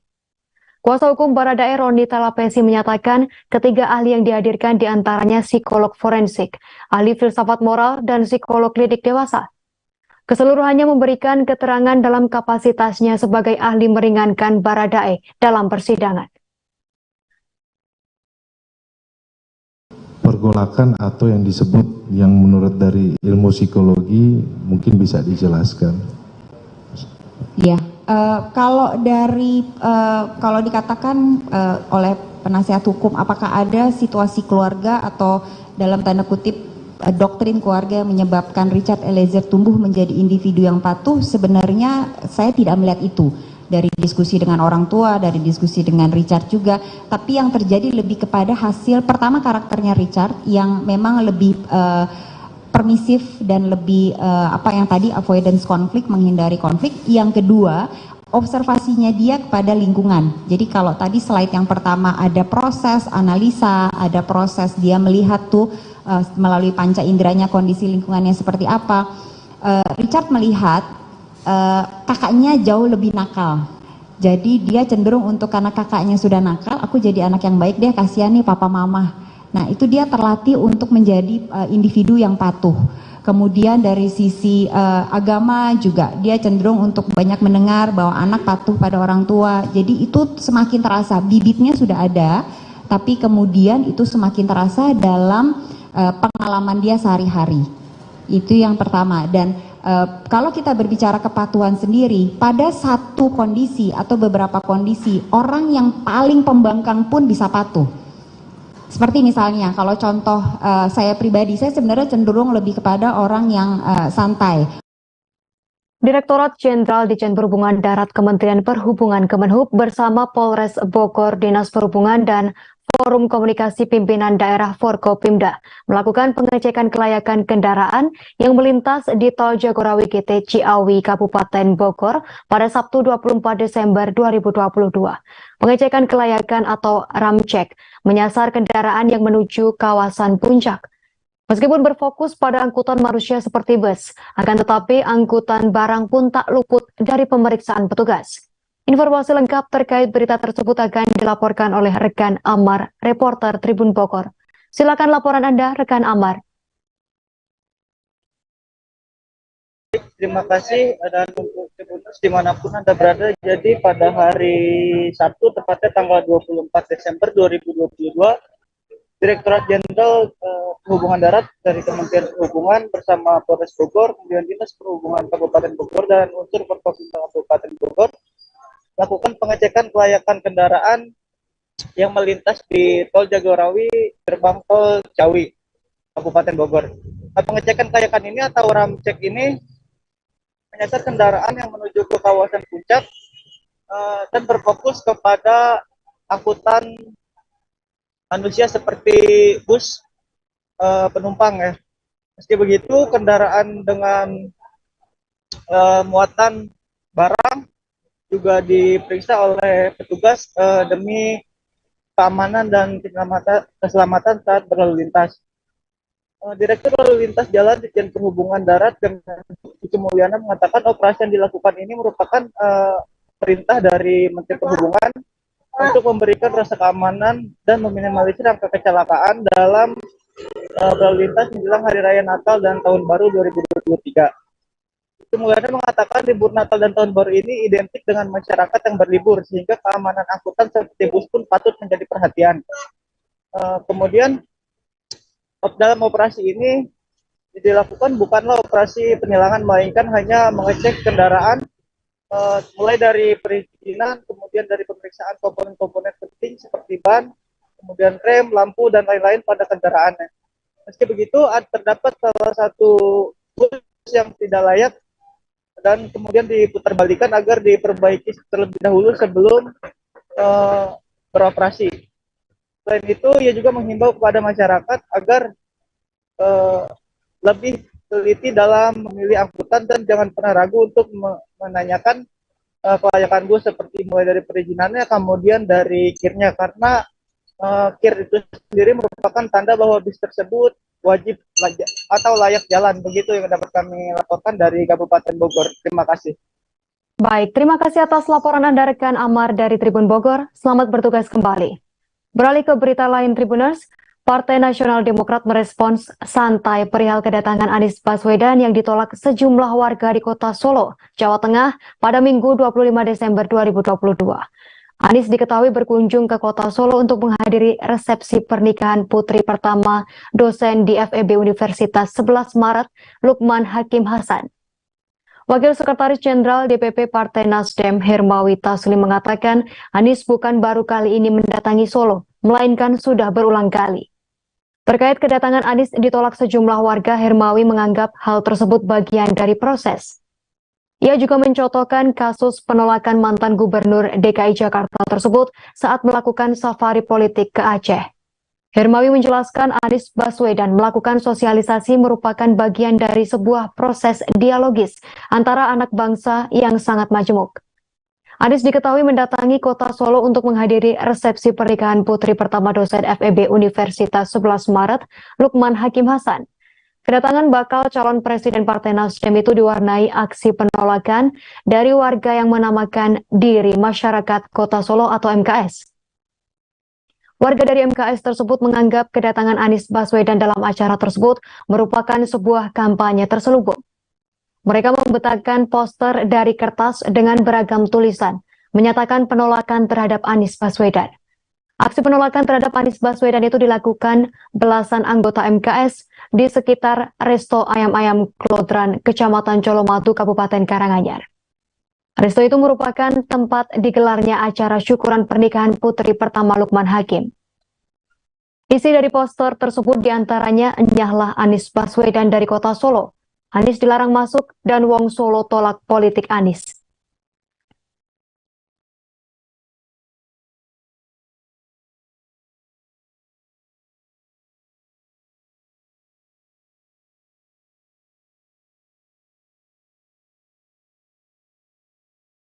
Pengamat politik dari UIN Syarif Hidayatullah Jakarta, Adi Prayitno, menilai Gubernur Jawa Tengah Ganjar Pranowo sebagai barang bagus karena memiliki elektabilitas tinggi. Menurutnya, jika PDIP memutuskan tak mencalonkan Ganjar Pranowo sebagai capres, maka poros politik lain bakal tertarik mengusung Ganjar. Adi menjelaskan semua poros politik tertarik untuk menggait Ganjar Pranowo apabila politisi PDIP tak mencalonkan partainya sendiri. Namun demikian, yang jadi persoalan adalah apakah Ganjar mau maju sebagai capres jika tak diusung PDIP. Dikatakan Adi, hanya Ganjar Pranowo yang bisa memutuskan hal tersebut. Kemudian Adi mengatakan Ganjar bisa saja berduet dengan Ketua Umum Partai Gerindra, Prabowo Subianto di Pilpres 2024 mendatang. Duet Ganjar Prabowo bisa terjadi apabila elit dari PDIP dan Gerindra sama-sama setuju.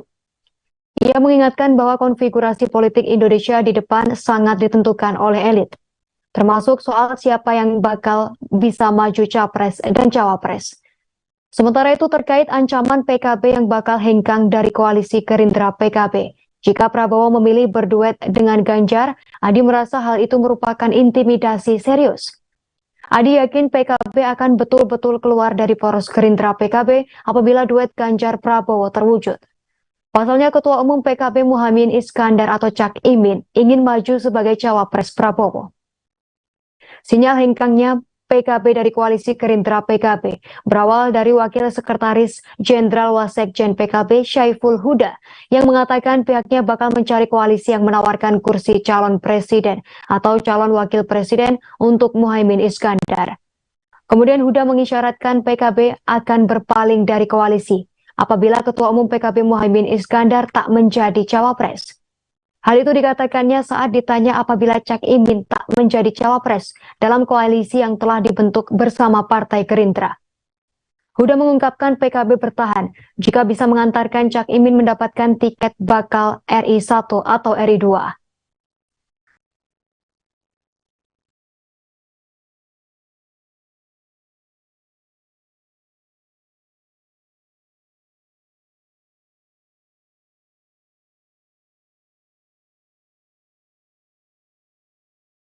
Satuan Lalu Lintas Polda Metro Jaya menghentikan kendaraan Toyota Avanza hitam di Uki Cawak, Jakarta Timur. Diduga kendaraan itu memakai plat palsu untuk menghindari penindakan ganjil genap. Video terkait penghentian seorang pengendara mobil tersebut ramai di media sosial pada hari Senin 26 Desember pagi. Polisi lalu lintas itu menghentikan kendaraan lantaran menggunakan plat mobil palsu. Ketika itu, anggota Satlantas tengah mengatur lalu lintas di sekitar lokasi agar tak terjadi kemacetan. Kemudian polisi curiga dengan kendaraan tersebut dan langsung dihentikan. Setelah diperiksa, ternyata surat-surat kendaraan tersebut adalah plat merah atau mobil operasional pemerintah. Akhirnya polisi meminta pengendara agar mencopot plat palsu tersebut dan ditindak secara online. Aksi penggunaan plat palsu itu tak hanya sekali terjadi setelah polisi menetapkan penindakan ganjil genap. Aksi penggunaan plat palsu tersebut sudah berulang kali terjadi.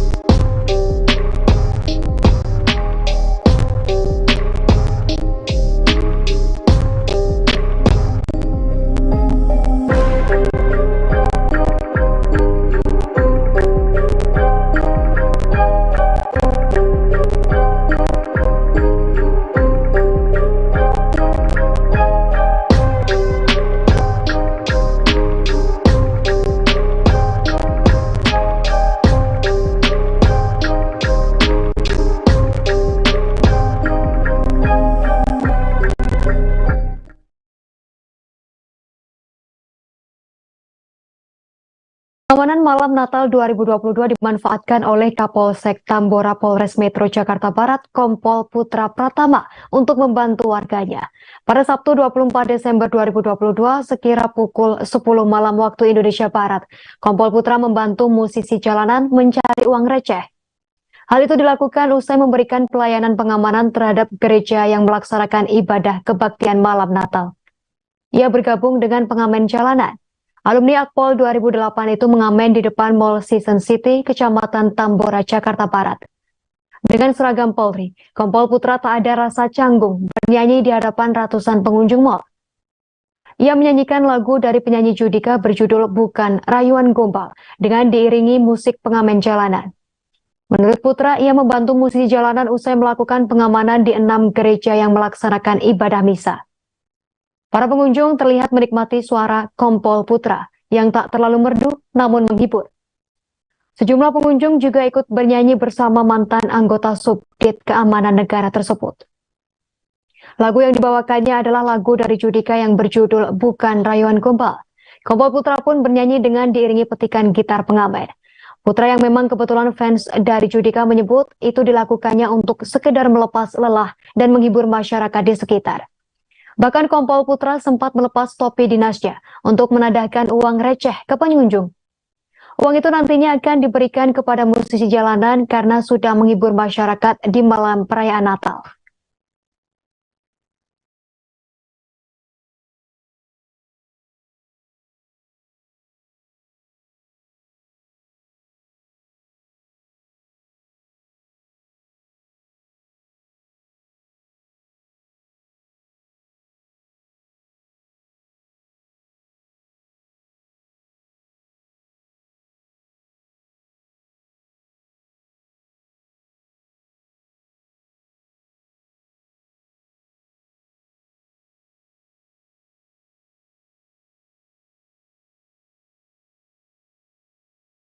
Stasiun Tanah Abang akan dilakukan revitalisasi untuk peningkatan kapasitas pengunjung. Dalam rencana tersebut, Presiden Joko Widodo bersama Menteri Perhubungan Budi Karya Sumadi serta pejabat PJ Gubernur DKI Jakarta Heru Budi Hartono melakukan peninjauan langsung pada Senin 26 Desember 2022. Setelah ke Stasiun Tanah Abang, Jokowi melanjutkan perjalanan naik KRL untuk meresmikan Stasiun Manggarai, Jakarta Selatan. Ketiganya diketahui berangkat menggunakan kereta komuter lain atau KRL dari Stasiun Tanah Abang. Hal tersebut dibenarkan oleh Wali Kota Jakarta Pusat Dani Sukma yang juga hadir dalam peninjauan tersebut. Dani menambahkan revitalisasi Stasiun Tanah Abang bertujuan untuk meningkatkan kapasitas pengunjung.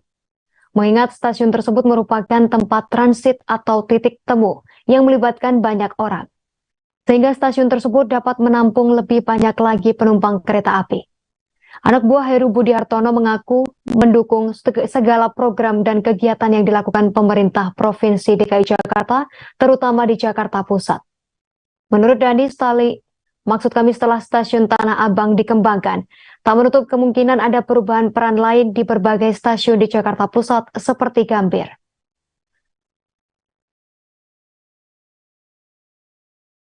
Jadi ini menjadi salah satu nanti Central Station, stasiun sentral yang kita harapkan bisa mengintegrasikan kereta antar kota, kemudian komuter lain, KRL, kemudian juga kereta bandara, Transjakarta, semuanya kita harapkan bisa terintegrasi sehingga memudahkan pergerakan mobilitas orang dari suatu tempat ke tempat yang lain, dari wilayah satu ke wilayah yang lain. Dan ini memang baru tahap 1, tahap 2 kita harapkan nanti selesai di 2024-2025, kira-kira itu, karena memang pembangunan stasiun Manggarai ini tidak bisa cepat karena juga stasiunnya masih operasional. Kalau dimatikan kemudian langsung dibangun, itu bisa lebih cepat. Ini hanya punya waktu sehari berapa jam? 4 jam. Hanya 4 jam waktu kerja kita. Window time-nya hanya 4 jam dan di malam hari, tengah malam. Itu problem pembangunan di stasiun Manggarai. Dengan terintegrasinya semuanya nanti kita harapkan kecepatan, headway, mobilitas masyarakat bisa lebih cepat. Stasiun kereta api akan dilakukan pengembangan depannya, akan ditinjau kesiapannya sambil Bapak Presiden akan melakukan resmi stasiun kereta api Manggarai. Hari ini meninjau aja ya, hanya melihat kesiapan rencana pembangunannya seperti apa, kondisi lapangan seperti apa, sambil menggunakan kereta komuter akan langsung menuju ke Manggarai. Nanti konsepnya bakal seperti ya, pasti ada pengembangan yang impactnya itu peningkatan kapasitas pengunjung dari kereta api. Hanya ketika itu lebih besar, maka stasiunnya pun daya tampungnya harus diperluas. Oke Pak, tadi sebagai yang ditunjuk nih Pak, stasiun Tanah Abang ini bakal diperluas, nantinya dukungan dari Pemkot sendiri gimana? Kita sebagai pemangku yang ada di daerah oleh Pak Gubernur tentunya melakukan support terhadap apa yang dilakukan oleh seluruh jajaran terkait dalam pengembangan stasiun kereta api, terutama dari jajaran pemerintah pusat. Kita sebagai organ pemerintah daerah yang mensupport apa yang menjadi aktivitas program strategis yang ada di pemerintah pusat. Pemerintah Indonesia berencana menghentikan pemberlakuan pembatasan kegiatan masyarakat atau PPKM.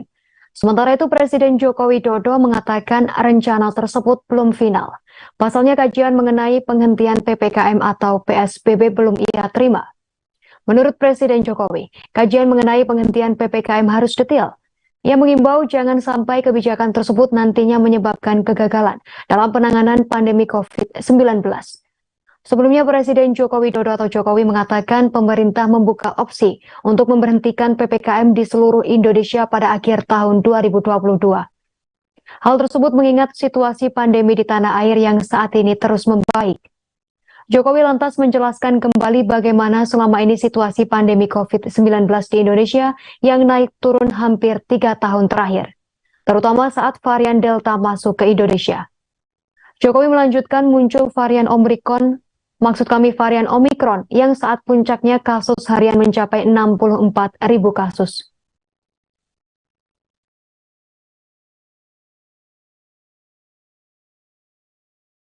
Belum. Untuk PSBB, PPKM belum sampai di meja saya. Nanti kalau sudah selesai, karena ini menyangkut sero survei, menyangkut kajian-kajian yang harus saya minta harus detail, jangan sampai keliru memutuskan, sehingga sebaiknya kita sabar menunggu. Beredar di media sosial video penodongan pisau oleh pengendara mobil terhadap pengendara lainnya. R berusia 33 tahun, korban yang ditodong pisau oleh pengemudi Pajero di Kelapa Gading, Jakarta Utara, mengatakan pelaku ingin menyerobot jalan. R pun mengungkapkan kronologi kejadian yang dialaminya pada Minggu 25 Desember 2022 malam. Ia berujar pelaku berusaha menyalip mobil R di ruas jalan di depan Mall of Indonesia atau Mall. Namun R yang berada di jalur 2 tak memberikan jalan untuk mobil Pajero dengan plat nomor B1690 KIH yang tengah melintas. Setelah upaya menyalip mobil R tak berhasil, pelaku lantas berada di belakangnya.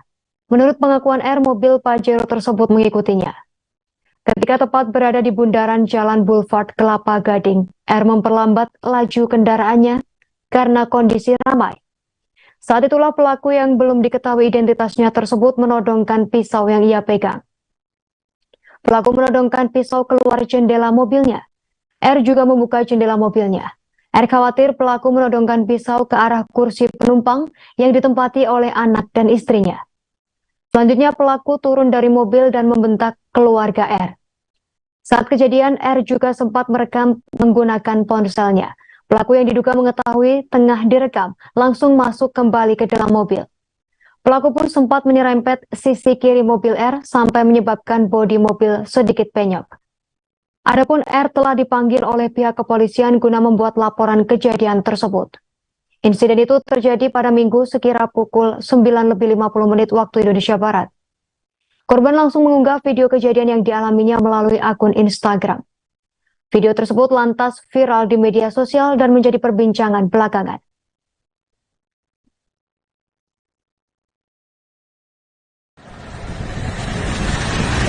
Brutal ya, brutal.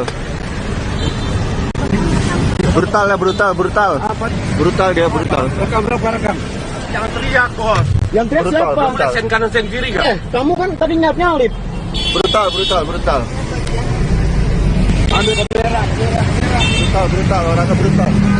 Brutal dia. Gak salah dia tapi brutal dia. Brutal. Masuk viral. Tribuners, informasi tadi sekaligus menutup perjumpaan kita dalam live update sore hari ini. Setelah ini masih ada program live update seleb yang akan dipandu rekan kami Danti Wahyu. Dan akhirnya saya Yustina Kartika beserta kru yang bertugas pamit undur diri. Terima kasih atas kebersamaan Anda dan sampai jumpa.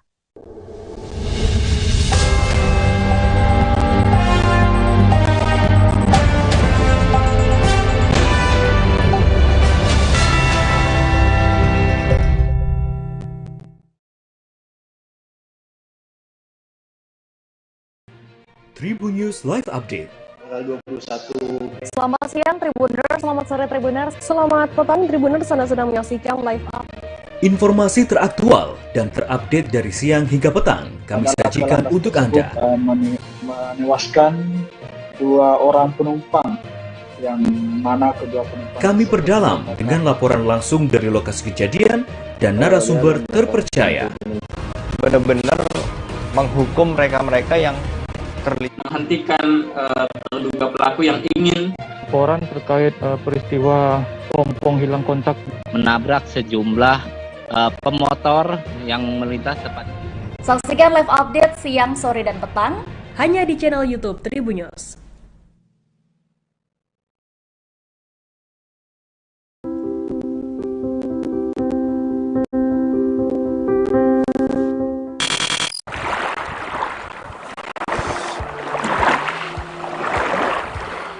Pantai Bakaro yang terletak di distrik Manokwari Timur, Kabupaten Manokwari, Provinsi Papua Barat, memiliki potensi wisata bahari khususnya selancar ombak atau surfing.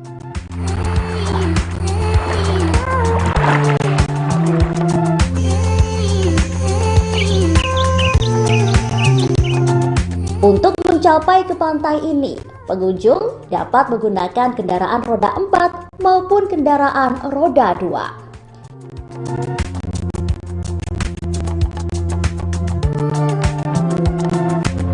Deburan ombak halus disertai dengan angin sepoi-sepoi juga melengkapi pantai ini seakan menyambut kedatangan Anda.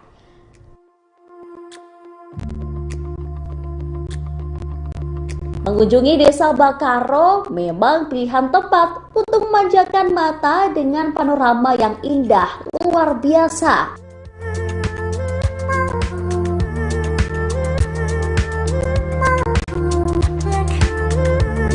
Pantai Bakaro merupakan pantai yang sangat ramai dikunjungi oleh pengunjung mancanegara karena pulau ini terletak sangat eksotis dengan pemandangannya.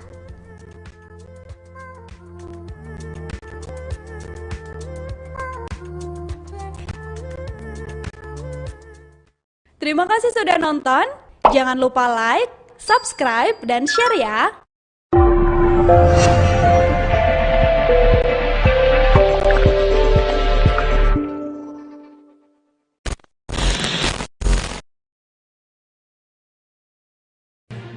Tribun News Live Update.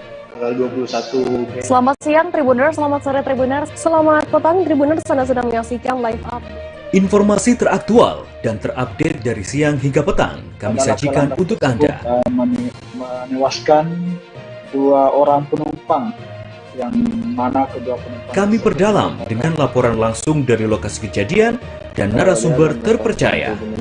benar-benar menghukum mereka-mereka yang terlibat menghentikan terduga pelaku yang ingin laporan terkait peristiwa pompong hilang kontak Menabrak sejumlah pemotor yang melintas tepat. Saksikan live update siang, sore, dan petang hanya di channel YouTube Tribun News.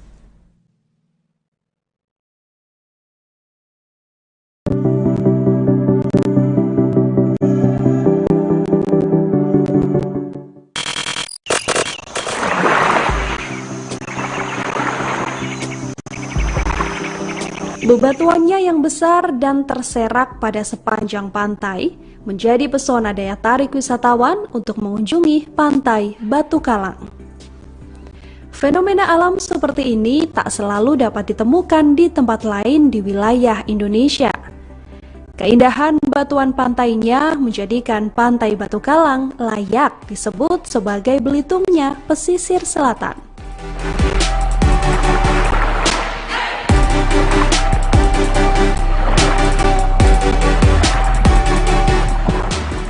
Pantai Batu Kalang terletak di Kenagarian, Ampang Pulai, Kecamatan Koto 11, Tarusan, Kabupaten Pesisir Selatan.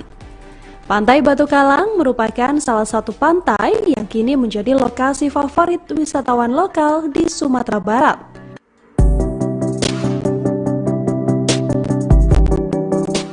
Daerah ini memiliki keindahan alam nan elok dan mempesona. Pasir putih dan ombak yang kecil, cocok untuk penikmat panorama pantai.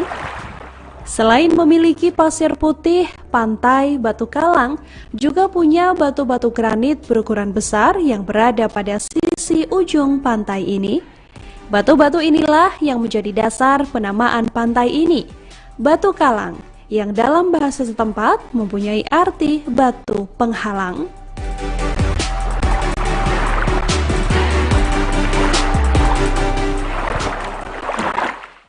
Terima kasih sudah nonton. Jangan lupa like, subscribe, dan share ya.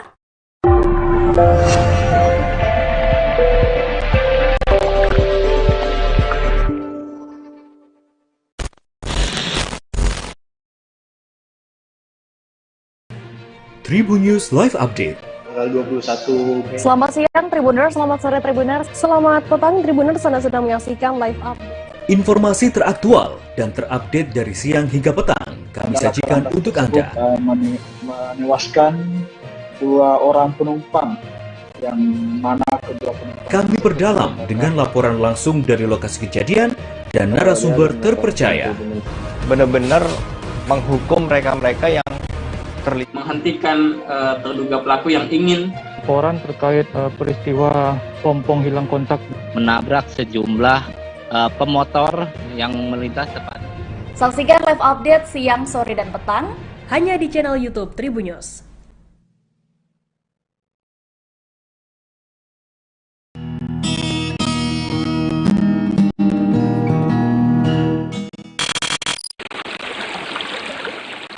Menikmati indahnya Pantai Carocok Painan.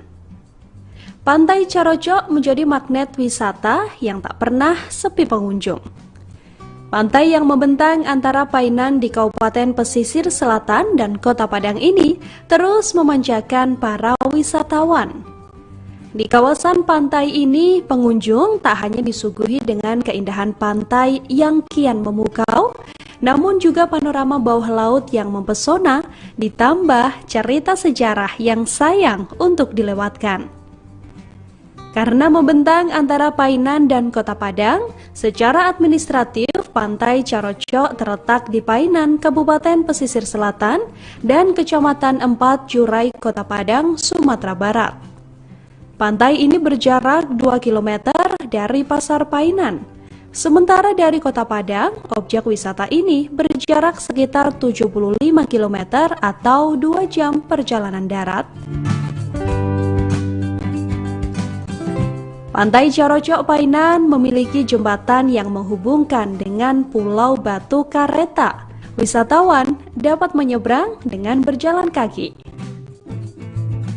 Tak jauh dari Pulau Batu Kareta, wisatawan juga dapat menyeberang ke Pulau Cingkuak menggunakan perahu. Biaya yang dibutuhkan adalah Rp20.000 per orang untuk pergi dan juga pulang.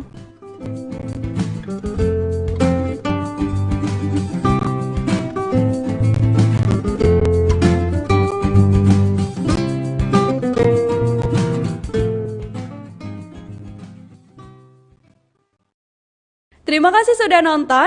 Jangan lupa like, subscribe, dan share ya.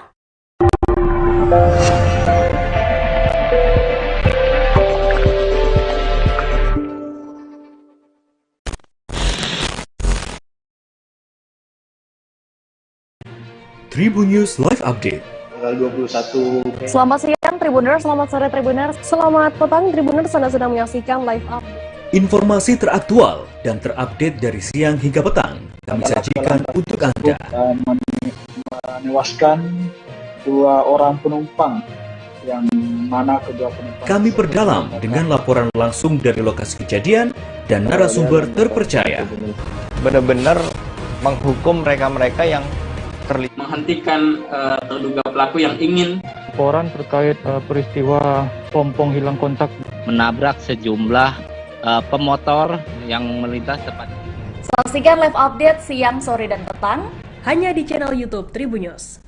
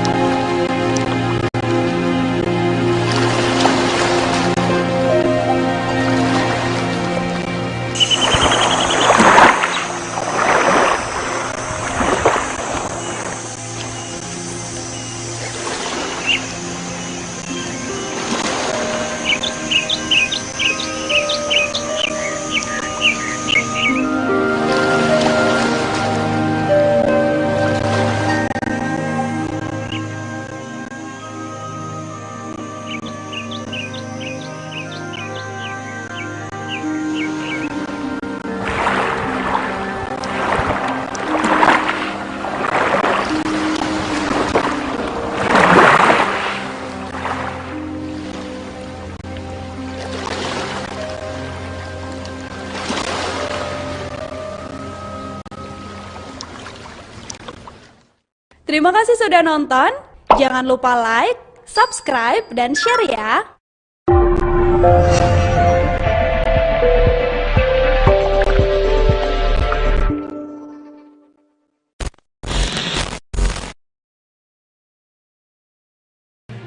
Tribun News Live Update.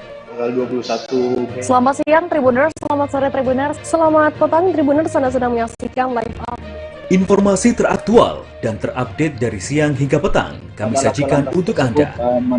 Menewaskan 2 orang penumpang, yang mana kedua penumpang kami perdalam dengan laporan langsung dari lokasi kejadian dan narasumber terpercaya. benar-benar menghukum mereka-mereka yang terlibat, menghentikan terduga pelaku yang ingin Laporan terkait peristiwa pompong hilang kontak Menabrak sejumlah pemotor yang melintas tepat. Saksikan live update siang, sore, dan petang hanya di channel YouTube Tribun News.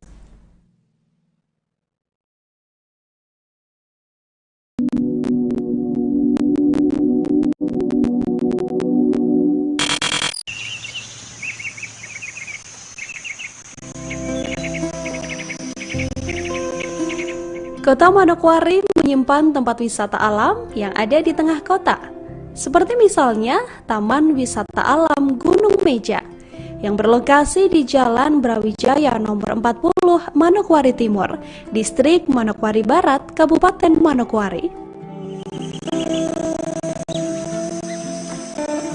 Taman Wisata Alam Gunung Meja memiliki luas 500 hektar dan berfungsi sebagai paru-paru kota Manokwari sejak zaman penjajahan Belanda dan Jepang. Taman wisata ini juga merupakan hutan lindung serta hutan penelitian. Kawasan wisata ini juga merupakan rumah bagi flora dan fauna yang cukup beragam. Kawasan taman wisata ini sangat cocok untuk aktivitas hiking hingga rekreasi.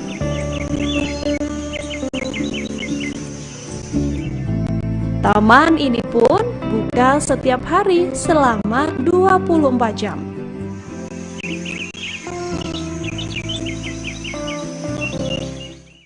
Terima kasih sudah nonton. Jangan lupa like, subscribe, dan share ya.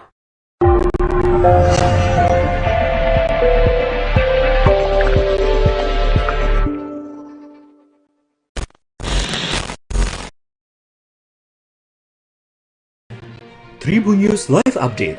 Tanggal 21. Selamat siang Tribuners, selamat sore Tribuners, selamat petang Tribuners, Anda sedang menyaksikan live update. Informasi teraktual dan terupdate dari siang hingga petang kami sajikan untuk Anda.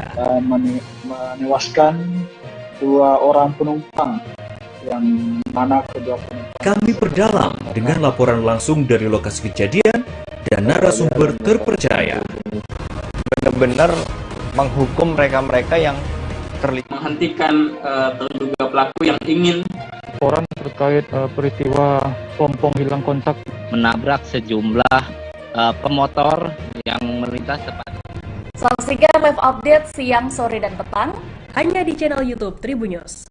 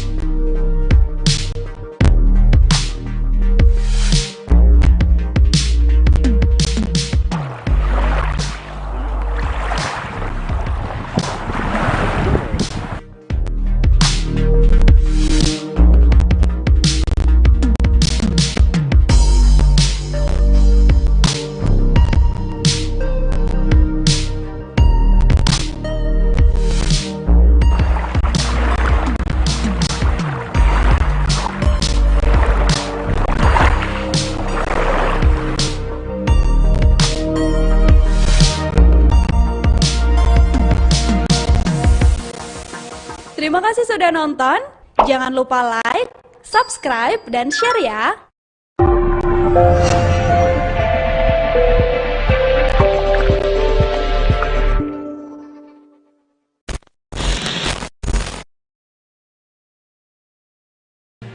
Tribun News Live Update. Tanggal 21. Selamat siang Tribuners, selamat sore Tribuners, selamat petang Tribuners, Anda sedang menyaksikan live update. Informasi teraktual dan terupdate dari siang hingga petang kami sajikan untuk Anda.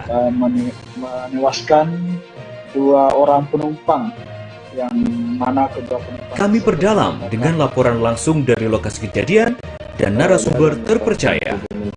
benar-benar menghukum mereka-mereka yang terlibat, menghentikan terduga pelaku yang ingin laporan terkait peristiwa pompong hilang kontak menabrak sejumlah pemotor yang melintas tepat. Saksikan live update siang, sore, dan petang hanya di channel YouTube Tribun News.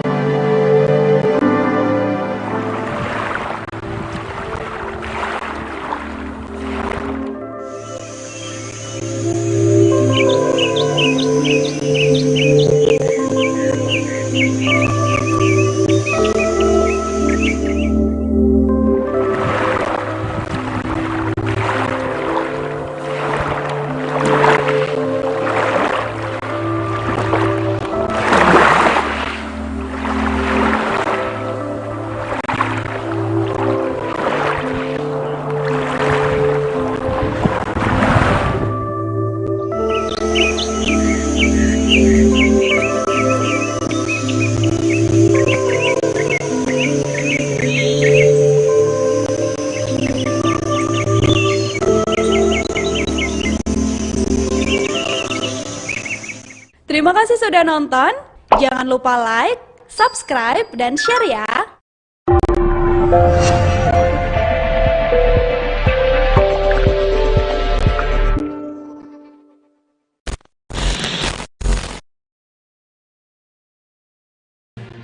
Tribun News Live Update. Tanggal 21. Selamat.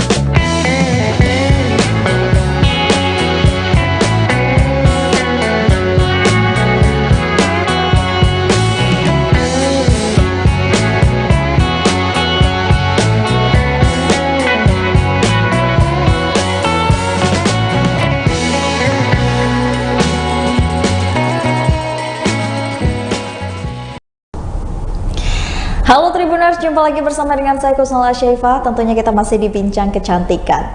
Nah, tentunya kalau sudah hadir yang cantik-cantik di sini, kita akan membahas seputar dengan kecantikannya di Tribuners. Dan kali ini saya ditemani oleh narasumber saya. Di sini sudah hadir Dr. Sherly. Halo, selamat siang dokter. Selamat siang. Apa kabar nih dok? Baik, alhamdulillah. Oke, aku juga mengucapkan makasih banyak banget untuk Dr. Sherly karena sudah menyempatkan waktunya ya dok di sela-sela kesibukan, tapi tetap datang ke studio Tribun Lampung nih Tribuners ya. Dan tentunya untuk apa? Untuk mengedukasi kita semua perihal dengan masalah-masalah kecantikan dan tentunya masalah kulit ya dok ya. Benar banget. Nah, Dr. Sherly ini prakteknya di mana sih dok kalau boleh tahu? Oke, kalau saya prakteknya di Metro, di kalau namanya sih Aziza Estetik Clinic. Oke, jadi ada di Aziza Estetik Clinic ya dok. Benar ya. banget.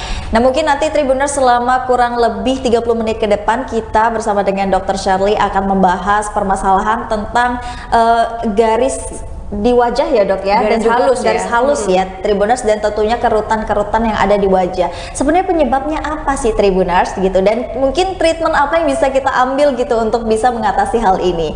Nah sebelum kita masuk ke arah sana, kita pengen dengar dulu penjelasan dari Dr. Sherly terkait dengan kulit wajah yang baik itu seperti apa tuh dok, yang sehat itu seperti apa sih dok, mungkin boleh ceritakan dan jelaskan dengan Tribuners di rumah. Ya, terima kasih. Jadi kalau misalnya kita membicarakan kulit yang baik nih, kulit yang sehat berarti ya. Jadi kalau kulit yang sehat itu kita bisa raba di kulit kita, menggunakan tangan juga bisa. Jadi kalau kita raba kulitnya terasa lembab, kemudian kulitnya terasa halus, tidak terasa kasar, itu namanya kulitnya sehat. Oke. Gitu. Satu lagi sih, sebenarnya kalau misalnya kita nggak harus kita raba, kita lihat secara langsung, itu kulitnya lebih bercahaya. Oh gitu. Benar. Wow, berarti kulit yang sehat itu bisa kita lihat secara fisiknya ya dok ya. Benar banget. Bisa kita lihat secara fisik dan bisa kita lihat secara mata kita gitu ya Tribuners ya. Ternyata ada ciri-cirinya nih Tribuners gitu. Kulit yang bercahaya tadi, Benar. lalu kulitnya halus dan kulitnya ini lembab ya dok. Benar Jadi banget. nggak terlalu kering dan juga tidak terlalu basah atau oily tadi ya dok. Benar. Ya. Oke. Nah kalau dari dalamnya nih dok, tadi kan mungkin dari eksternal kita bisa lihat ya dok. Kalau dari dalamnya tuh seperti apa tuh dok? Oke, kalau misalnya dari dalamnya, jadi kalau kulit itu sebenarnya nggak tipis ya. Jadi kulit itu sebenarnya tebal gitu. Kalau misalnya kita lihat secara mikroskopisnya gitu. Jadi kalau misalnya dari dalam, kulit yang sehat itu kalau serat kolagennya dan serabut elastinnya itu masih banyak produksinya. Kalau misalnya serat kolagen dan serabut elastin itu banyak di dalam kulit, itu otomatis kulit akan terasa lembab, bercahaya, kemudian juga akan terasa kenyal, jadi tetap awet muda, nggak muncul keriput, noda hitam, kemudian juga untuk kayak misalnya kita bilangnya melasma nih, biasanya ibu-ibu biasanya suka gitu. Itu nggak akan muncul kalau misalnya seandainya serat kolagen dan serabut elastinnya masih banyak dalam kulit. Oke, jadi artinya serat kolagen dan serabut apa tadi dok? Elastin itu memang harus terpenuhi ya dok, ya harus tercukupi untuk menjaga kulit kita dari dalam itu agar tetap sehat tadi. Oke, nah cara menjaganya dok itu seperti apa sih? Apakah bisa dengan kita meminum sesuatu yang mendukung atau menjadi penunjang, atau kita menjaga merawatnya melalui skincare nih dok? Oke, jadi yang Mbak Cinul bilang tadi itu semuanya mencakup sih sebenarnya. Oke. Jadi yang pertama itu yang pasti kita nggak boleh merokok. Itu yang pasti, karena merokok itu akan menyebabkan asapnya sih sebenarnya itu akan menyebabkan stres oksidatif. Jadi nanti kulit kita tuh jadi semakin lebih buruk kondisinya. Itu yang pertama, merokok. Terus yang kedua, minum alkohol itu juga nggak boleh. Terus yang ketiga itu biasanya sering kita temuin paparan sinar matahari. Nah ini gitu, ya mungkin semua orang terkena. Benar banget, dan itu kayaknya dari bayi itu memang udah kena ya sinar matahari gitu. Jadi paparan UVA, UVB yang masuk ke kulit itu akan menyebabkan kulit tuh kurang airnya menguap. Kemudian UVA, UVB yang masuk ke dalam kulit itu menyebabkan kolagen dan serabut elastin jadi rusak. Nah kalau misalnya kulit nggak ada perlindungan, misalnya kita pakai sunscreen, lama-kelamaan bayangin aja, airnya menguap terus, kolagennya rusak, jadi gimana kulit kita tuh mau lembab? Gimana caranya kulit kita tuh bisa awet muda kalau di dalamnya aja udah rusak? Benar-benar. Gitu. Jadi memang harus menjaga kulitnya tuh dari dalam dulu ya dok? Benar. Salah satunya itu menghindari mungkin sinaran paparan matahari langsung tadi ya dok ya? Benar banget. Terus ada juga sih biasanya dari makanan. Oh makanan juga pengaruh ya dok? Benar. Jadi orang-orang yang hobinya itu misalnya mengkonsumsi karbohidrat yang olahan, terus lebih banyak konsumsi gula. Itu gula juga, padahal kita kebutuhan sehari-hari kita harus lebih sering ke buah dan sayuran. Kalau misalnya memang mau kulit kita itu tetap awet muda. Oke, seperti itu. Nah, Tribuners, ini adalah tips-tips yang mungkin bisa kita ikuti di rumah ya dok ya. Salah satunya tadi hindari merokok dan juga mungkin alkohol dan sinaran matahari langsung itu benar-benar bisa menyebabkan kulit kita rusak gitu ya. Bukan cuma dari luar tapi juga dari dalamnya. Nah, untuk menjaganya tadi itu Dr. Shirley sudah kasih kita announce untuk Tribuners bisa ikuti dengan lebih banyak makan buah, makan sayur tadi ya. Nah, kalau untuk penggunaan skincare nih dok yang mungkin bisa diawali, mungkin kita dari rumah nih dok, itu bisa diawali dari apa dulu nih dok? Oke, jadi itu biasanya gini, biasanya perempuan, orang-orang gitu ya, baru memang sih umur 20-an tuh kulit kita masih bagus gitu. Padahal dari umur 20-an itulah kita harus menjaga kulit kita. Karena dari umur 25 sebenarnya itu kulit itu udah mulai menurun elastisitasnya seperti itu. Cuma prosesnya lebih lambat. Jadi orang-orang dengan usia 25 ke atas itu masih cenderung kayak, buat apa sih saya pakai skincare? Udahlah nggak usah. Atau misalnya kan banyak nih sekarang booming skincare A, B, C, D, E itu udah banyak banget. Jadi dengan boomingnya skincare orang-orang pada gini, saya mau pakai yang A, nggak cocok nih saya pakai yang B, nggak cocok nih saya pakai yang C. Jadi tukar-tukar gitu, karena mentang-mentang mungkin saya masih umur 25 nih, masih oke nih kulit saya gitu. Padahal di umur 25 ke atas tuh proses penuaan tuh udah mulai. Padahal prosesnya itu walaupun masih lambat ya, tapi udah mulai. Nah, harusnya dari umur 25 itu kita udah harus menjaga. Karena nanti di usia 35 ke atas itu proses penuaan lebih cepat. Makanya orang-orang dengan usia 35 ke atas tuh lebih cepat, lebih tua kelihatannya. Muncul keriput, muncul garis halus, muncul flek gitu. Oh, seperti itu. Jadi ternyata pemilihan skincare ini juga berpengaruh sekali ya dok ya? Benar banget. Untuk umur-umur yang remaja lagi di usia 20, 17 sampai dengan 20 itu benar-benar dimana kita harus menjaga kondisi kulit itu tadi. Benar banget. Gitu. Jangan mencoba-coba. Kalau saya bilang jangan mencoba-coba. Jadi pakailah skincare sesuai dengan kebutuhan kulit. Gitu. Yang pertama sabun cuci muka itu pasti, ya kan? Yang kedua kita bisa pakai serum, kemudian pelembab itu pasti, kemudian yang terakhir jangan pernah lupa sunscreen atau sunblock. Atau sunblock tadi gitu. ya, Dok.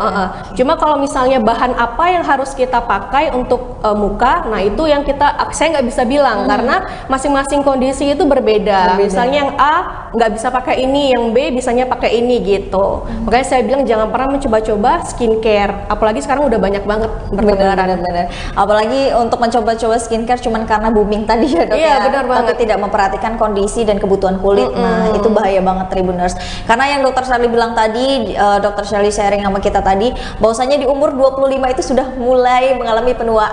Iya, gitu benar ya, banget. Walaupun secara lambat, tapi artinya itu kan sudah kita perlu warning nih dari sekarang, gitu kan. Nah, seperti yang dokter bilang tadi kan, bahwasanya akan muncul awal-awal garis-garis di wajah, garis halus, lalu kerutan. Nah, itu sebenarnya awal munculnya itu disebabkan oleh apa sih, Dok? Oke, jadi awal munculnya itu yang pasti yang pertama tadi karena matahari, itu yang pertama. Jadi paparan matahari yang kita terus dari SD itu, mungkin dari TK kita udah kena matahari ya, dan pasti kita kan nggak ada perlindungan dong, ya kan? Orang tua kita juga takut ngasih kita perlindungan, padahal itu udah boleh harusnya gitu. Jadi karena paparan terus menerus, jadi yang kulitnya dehidrasi, akhirnya muncullah garis halus, itu yang pertama. Nah, yang kedua adalah diet yang tidak konsisten.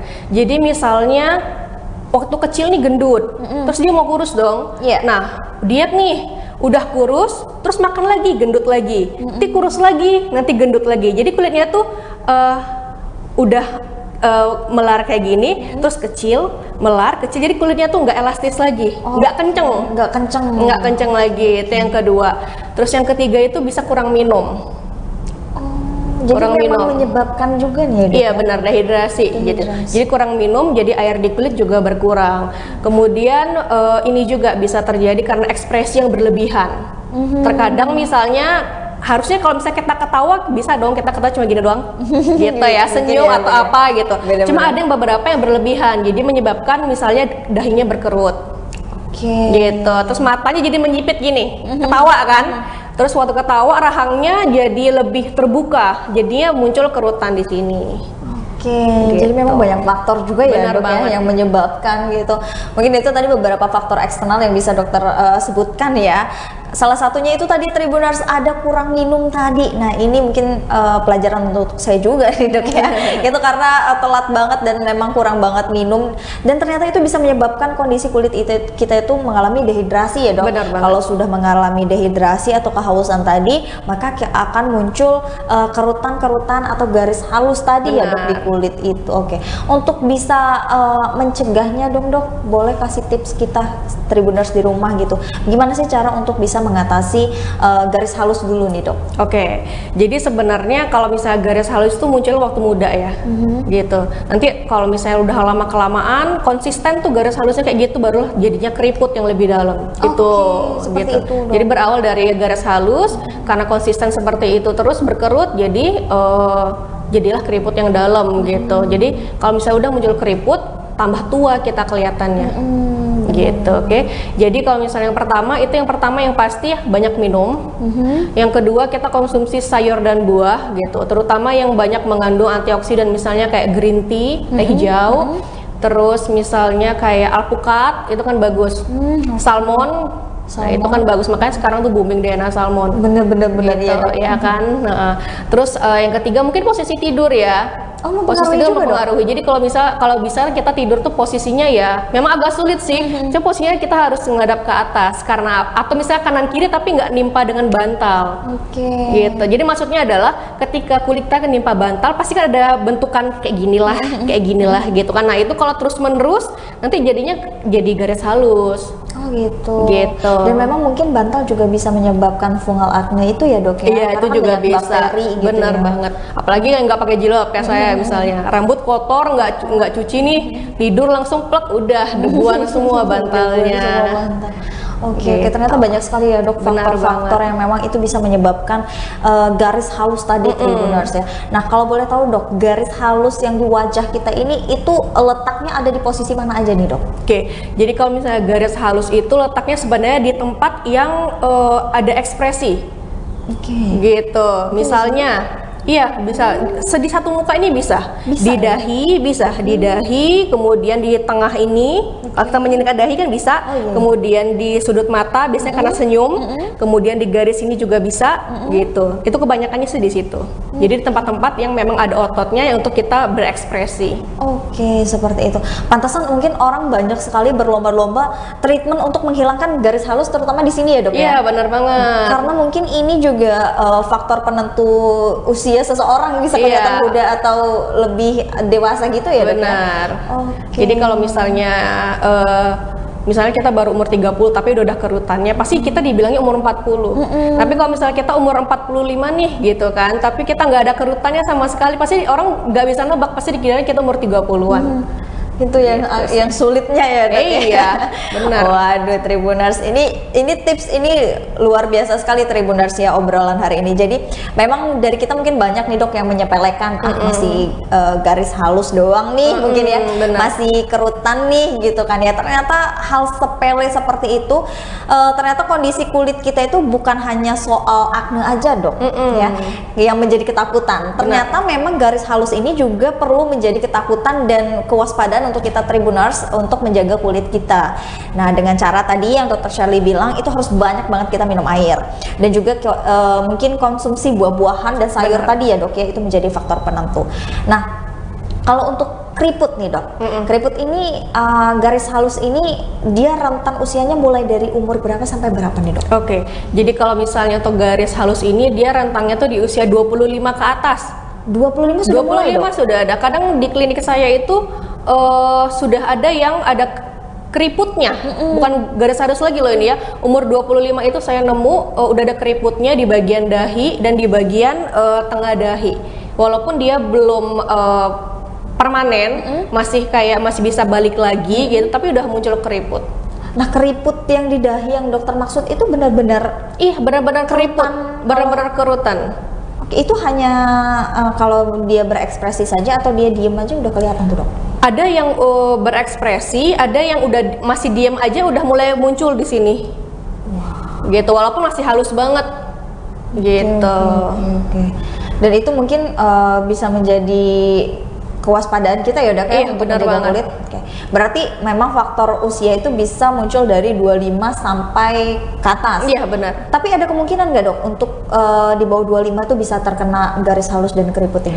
Bisa jadi gitu, walaupun saya belum pernah ketemu kasusnya ya, mungkin saya nggak tahu, mungkin yang di rumah udah pernah ketemu gitu kasusnya, saya nggak tahu, karena biasanya paparan yang matahari yang terlalu berlebihan sih gitu. Kemudian lebih cuek terhadap skincare gitu.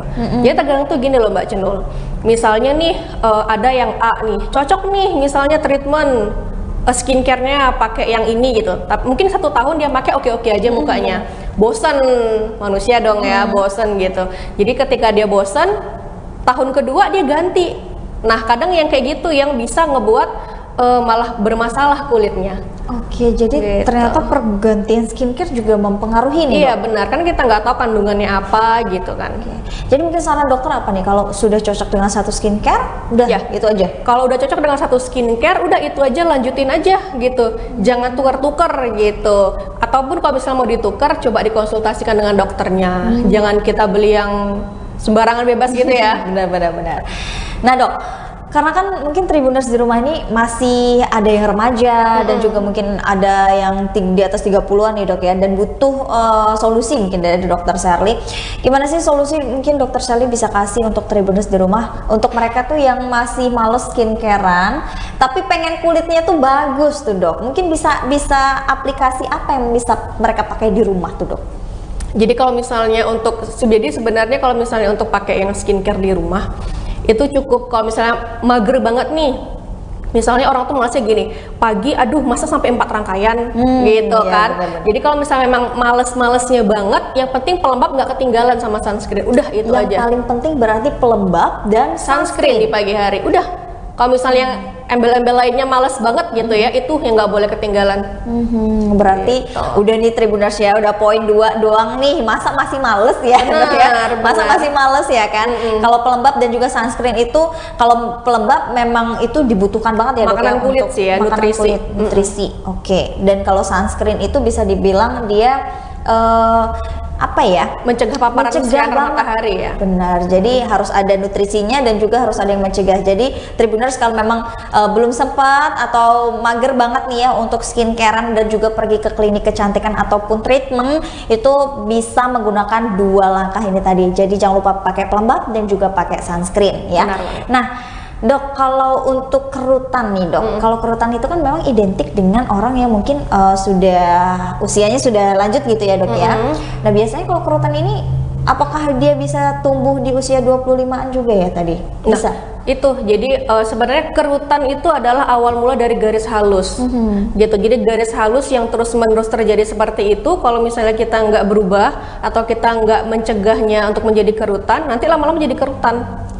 Gitu. Jadi awalnya garis halus, terus karena begitu terus lama-lama jadi kerutan. Kerutannya mungkin awalnya tuh masih sedikit, lama-lama tapi kalau digituin terus jadi kerutan dalam. Jadi memang ada stepnya ya Dok ya? Itu berawal dari garis halus. Itu rentan waktu dia dari menjadi garis halus untuk menjadi kerutan tuh berapa lama tuh Dok? Nah itu tergantung dari kitanya sih. Cuma dari umur 35 ke atas tuh udah cepat banget proses kerutannya kalau kita nggak ngejaga.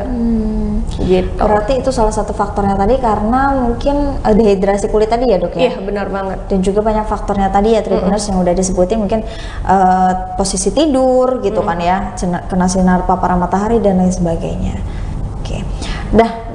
Menurut Dr. Sally, garis halus dan kerutan ini berbahaya nggak sih untuk kulit wajah? Ya bahaya banget, itu udah pasti. Yang pertama kita jadi lebih tua gitu. Siapa sih yang mau lebih tua? Pasti orang-orang pengen kayak orang-orang Korea dong. Bener kan. Udah umur 50 tapi masih kayak umur 20-an. Itu pasti orang-orang incar gitu. Jadi kalau misalnya memang keriput dan garis halus kalau bisa kita hindari ya kita hindari aja. Kalau bisa dihindari aja. Iya. Nah, untuk treatmentnya nih mungkin Dok ya, atau rangkaian yang mungkin Dr. Sally bisa berikan tips dengan Tribuners di rumah untuk bisa menghilangkan garis halus dan kerutan ini, perlu ada treatment apa nih Dok? Jadi kalau misalnya treatment, itu yang pertama treatment yang bisa menyebabkan kulit tetap lembab gitu. Jadi kalau misalnya untuk membuat kulit lembab, itu biasanya kita pakai DNA salmon sih. DNA salmon? Itu yang lagi booming sekarang. Jadi DNA salmon ketika masuk ke kulit kita, itu akan memicu kolagen di bawah kulit kita untuk berproduksi terus menerus gitu. Jadi ketika kolagennya itu berproduksi terus menerus, maka kulit kita akan terlihat muda. Kerutan nggak ada, noda hitam nggak ada, dan kulit lebih bercahaya. Jadi memang disarankan untuk bisa DNA salmon ini tadi ya Dok ya, karena memang dia efeknya yang Dr. Sally bilang tadi ya, bisa mencerahkan dan juga bisa membuat kulit lebih kencang tadi ya Dok ya. Benar banget. Jadi kan kalau garis halus dan kerutan itu identik dengan kulitnya yang kendur mungkin Dok ya. Jadi memang harus dikencangkan lagi kulitnya. Jadi sebenarnya gini, kalau misalnya untuk kulit yang kendur oke juga, tapi kalau misalnya kulit kita memang udah kenceng, tapi ya karena itu ekspresi yang berlebihan. Nah itu jadi kulit kita udah kenceng nih, nggak kendur loh gitu. Tapi karena ada sesuatu yang berulang terjadi terus menerus gitu. Contohnya misalnya kita senyum terus menerus gitu. Nah itu menyebabkan jadi nggak ada muncul garis halus, lama-lama jadi keriput gitu sih. Jadi nggak harus kulit yang kendur. Jadi memang itu nggak harus kulit yang kendur Dok? Nggak harus. Karena ekspresi berlebihan tadi juga ya bisa mempengaruhi? Bisa banget. Waduh. Nah ini mungkin bisa jadi juga ya untuk catatan Tribuners di rumah yang ketawanya atau ekspresinya suka berlebihan nih, mungkin bisa dikurangi karena itu tadi bisa menyebabkan kulit-kulit di wajah gitu ya, bisa menyebabkan garis halus tadi dan juga sampai ke kerutan. Nah untuk treatment DNA salmon ini adakah di klinik Azizah tadi Dok? Oh ada. Ada ya? Memang sudah ada. Saya rasa di klinik-klinik lain juga di kota Bandar Lampung, di klinik mungkin di kota lainnya juga mungkin sudah ada sih. Nah kalau treatment ini nih Dok, treatment DNA salmon ini, itu mungkin dokter bisa ilustrasikan prosesnya bagaimana gitu Dok? Apakah mungkin memasukkan salmonnya atau bagaimana tuh Dok? Kan ada di benak teman-teman semua kan mungkin salmon tuh kan ikan gitu, bagaimana ya cara prosesnya gitu Dok? Boleh. Jadi sebenarnya untuk melembabkan wajah tuh nggak cuma DNA salmon sih, ada masih banyak treatment lainnya yang bisa untuk melembabkan wajah gitu. Tapi yang lagi booming sekarang itu kan masyarakat taunya DNA salmon gitu kan gitu. Jadi sebenarnya DNA salmon ini itu bukan ikan salmon kemudian dijadikan treatment, bukan. Bukan. Jadi DNA salmon itu adalah salmon kemudian sudah melalui proses gitu oleh ahlinya. Nah, kemudian DNA dari salmon ini yang bisa masuk ke kulit manusia itulah yang diambil. Jadi memang sudah melalui beberapa tahapan, benar banget, sudah diuji, dan memang itu diambil DNA-nya yang memang sesuai dengan kulit kita. Iya, jadi bukan ikannya kemudian dijadikan bukan ya Tribuners gitu. Nah, untuk treatment ini dok, itu masa recovery-nya atau penyembuhannya itu berapa lama sih dok biasanya? Oke, kalau misalnya untuk termin ini sebenarnya aja ketika kita masukkan ke kulit 1 hari aja udah oke. Oh, sudah oke. Udah oke. Ada proses pembekakan atau dan lain sebagainya? Nggak ada sih. Tidak ada? Nggak ada, langsung bagus. Jadi langsung bagus gitu. Nah, kalau untuk hasil untuk bisa kelihatannya itu berapa lama tuh dok bisa kelihatan? Oke, jadi itu tergantung dari kitanya sendiri gitu. Ada yang dalam waktu 2 minggu udah kelihatan gitu. Ada 1 minggu udah kelihatan. Oke, jadi memang itu kembali lagi ke kulit. Iya, benar. Dari klien ya dok ya? Iya, benar banget. Oke, jadi ada yang cepat, ada yang 1 minggu, ada yang juga 2 minggu. Kalau untuk proses pengulangannya nih dok, kira-kira treatment ini harus diulangi sebanyak berapa kali? Oke, jadi kalau untuk DNA salmon sebenarnya tergantung dari perusahaannya ya. Ngebentuk DNA salmon itu terdiri dari apa aja gitu. Jadi, tapi kalau misalnya untuk DNA salmon minimal 1 bulan sekali. 1 bulan sekali itu dianjurkan ya dok ya? Oke, tapi kalau memang masalah kulitnya sudah teratasi nih dok, boleh untuk mungkin 3 bulan, 2 bulan sekali gitu boleh? Atau harus rutin 1 bulan sekali? Sebenarnya kalau misalnya untuk itu it's okay sih, kalau misalnya mau 2 bulan sekali atau 3 bulan sekali gitu. Tapi yang penting tetap treatment gitu, jangan sampai kita nggak treatment. Biasanya kadang gini, karena wah udah bagus sih kulitnya nih, udah deh ganti deh atau apa deh gitu. Terkadang ada yang kayak gitu. Jadi jangan sampai karena kulitnya udah bagus terus kita jadi kayak berleha-leha santai, enggak, salah. Justru ketika kulit kita bagus kita harus mempertahankan. Benar banget. Gitu. Jadi memang dianjurkan banget untuk bisa DNA salmon ini ya dok ya. Atau misalnya treatment yang lain yang untuk bisa melembabkan juga boleh gitu. Jadi nggak harus DNA salmon. Jadi nggak harus DNA salmon. Nggak Salah harus. satu mungkin contoh yang bisa meringankan garis halus atau menghilangkan garis halus dan kerutannya apa dok? Selain DNA salmon? Banyak sih, misalnya ada beberapa brand yang mengeluarkan misalnya hyaluronic acid, itu juga bisa. Oke, itu juga bisa karena kenapa sih dok treatment ini yang dipilih? Memang Yang kandungannya ada apa? DNA salmon? Bukan. Yang terakhir tadi. Oh, hyaluronic acid. Iya, Karena memang fungsi hyaluronic acid itu untuk melembabkan. Jadi semakin sering dipakai itu akan semakin lembab. Sama kayak lipstick, itu juga ada beberapa brand itu yang mengeluarkan lipstick dengan ada kandungannya hyaluronic acid. Jadi semakin dipakai dia semakin lembab bibirnya, nggak akan kering. Gitu. Nah, mungkin ada saran dari Dr. Sherly untuk Tribuners di rumah untuk cara bisa mengatasi dan juga mencegah garis halus dan juga kerutan di wajah ini dok. Boleh kasih Tribuners di rumah. Jadi kalau misalnya untuk di rumah ini, kalau misalnya memang nggak bisa treatment, silahkan kita pakai skincare. Kalau misalnya mager pakai skincare, itu kita pakai pelembab dan sunscreen itu cukup. Tapi kalau misalnya orangnya memang tidak mageran, itu kita bisa mulai dari sabun cuci muka, kemudian kita pemakaian serum, kemudian pelembab dan sunscreen.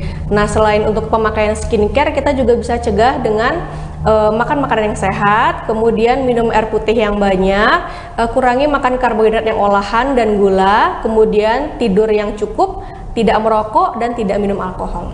Oke, itu tadi beberapa tips ya Tribuners ya dari Dr. Sherly yang mungkin bisa kita terapkan di rumah dan kita bisa memulai hidup sehat serta mendapatkan kulit sehat yang kita dambakan mulai dari makanan dan juga aktivitas yang sehat tadi.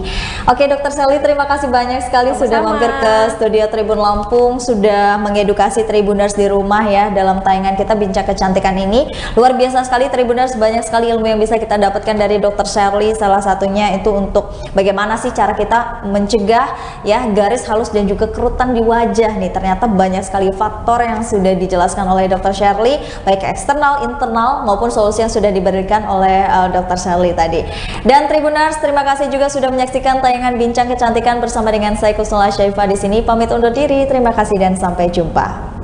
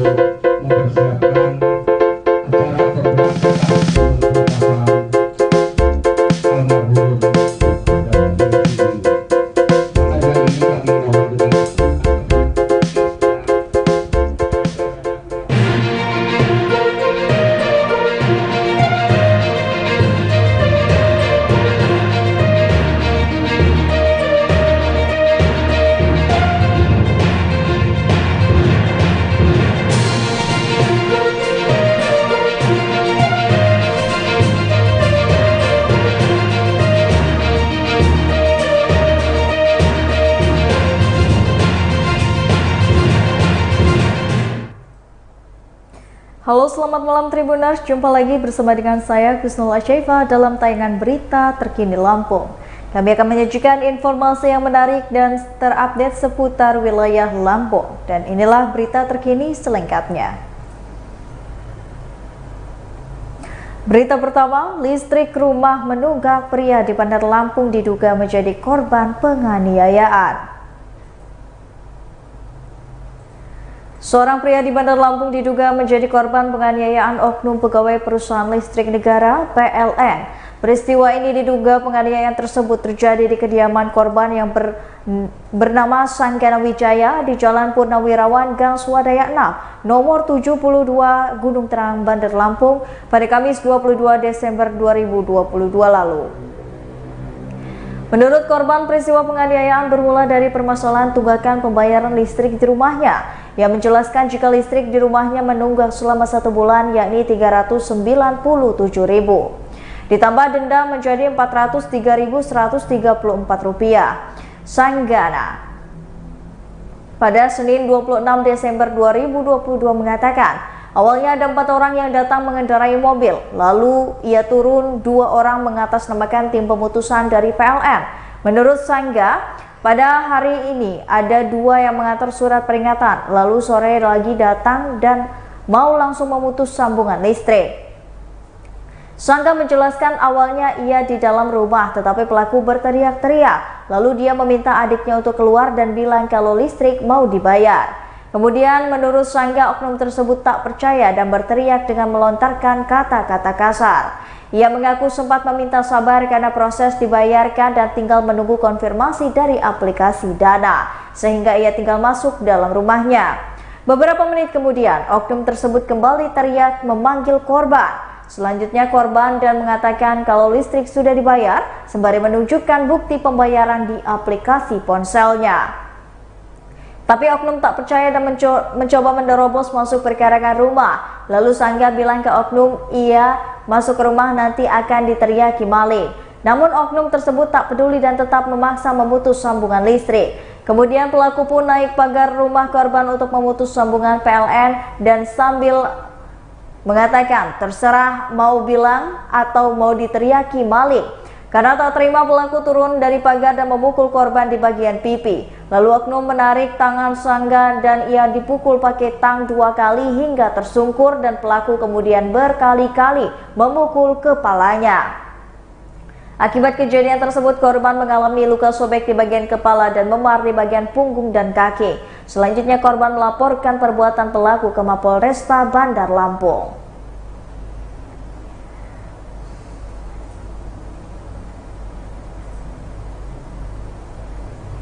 Berita selanjutnya, 2 bocah laki-laki di Lampung Utara menjadi korban asusila tukang pangkas rambut.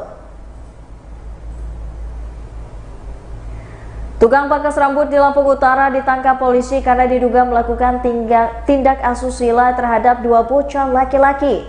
Adapun pelaku berinisial ZA 52 tahun ditangkap di tempat usahanya di Kecamatan Abung Selatan, Lampung Utara. Kasat Reskrim Lampung Utara AKP Eko Rendi Oktama mengatakan penangkapan ZA berdasarkan laporan orang tua korban yang melaporkan perbuatannya yang tak senonoh pada anaknya itu ke polisi. Dari laporan itu, AKP Eko pada Minggu 25 Desember 2022 pihaknya melakukan penyelidikan dan berhasil mengamankan pelaku. Kronologi peristiwa diketahui saat 2 bocah berinisial RA 13 tahun dan HA 13 tahun yang awalnya mendatangi tempat pangkas rambut milik pelaku ZA.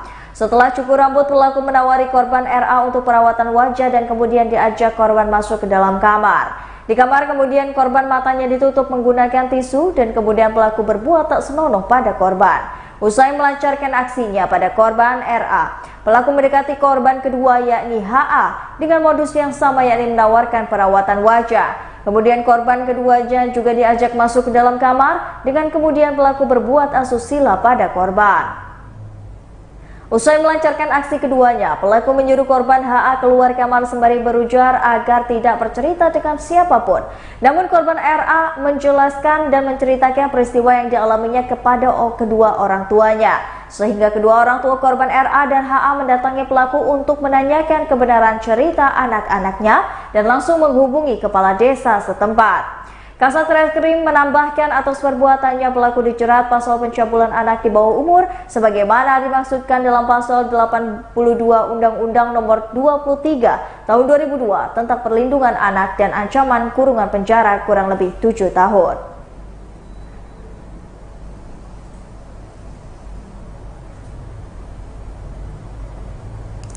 Terkena serangan jantung saat di kapal, Kaban Kasbangpol Lampung Timur tutup usia.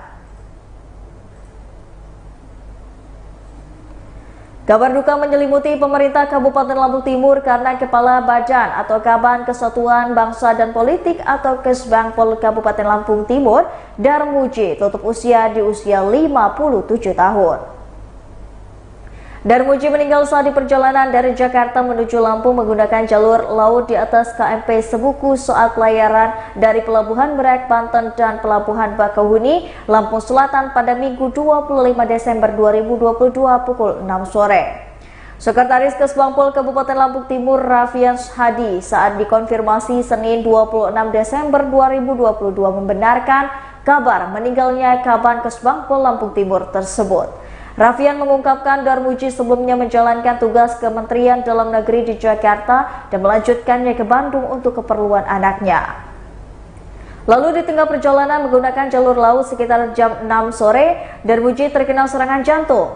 Menurut Rafian, Darmuji saat kejadian membawa kendaraan dan supir.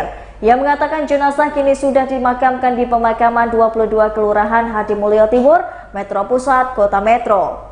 Di mata Rafian, Darmuji merupakan sosok pekerja keras dan disiplin serta supel dalam bergaul. Selain itu, Darmuji juga merupakan seorang dosen dan sering menjadi instruktur dalam pelatihan Achievement Motivation Training.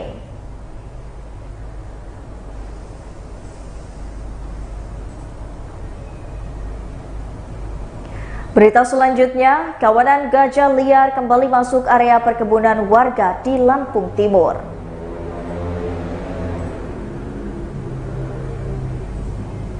Kawanan gajah liar kembali masuk area perkebunan warga di Kabupaten Lampung Timur.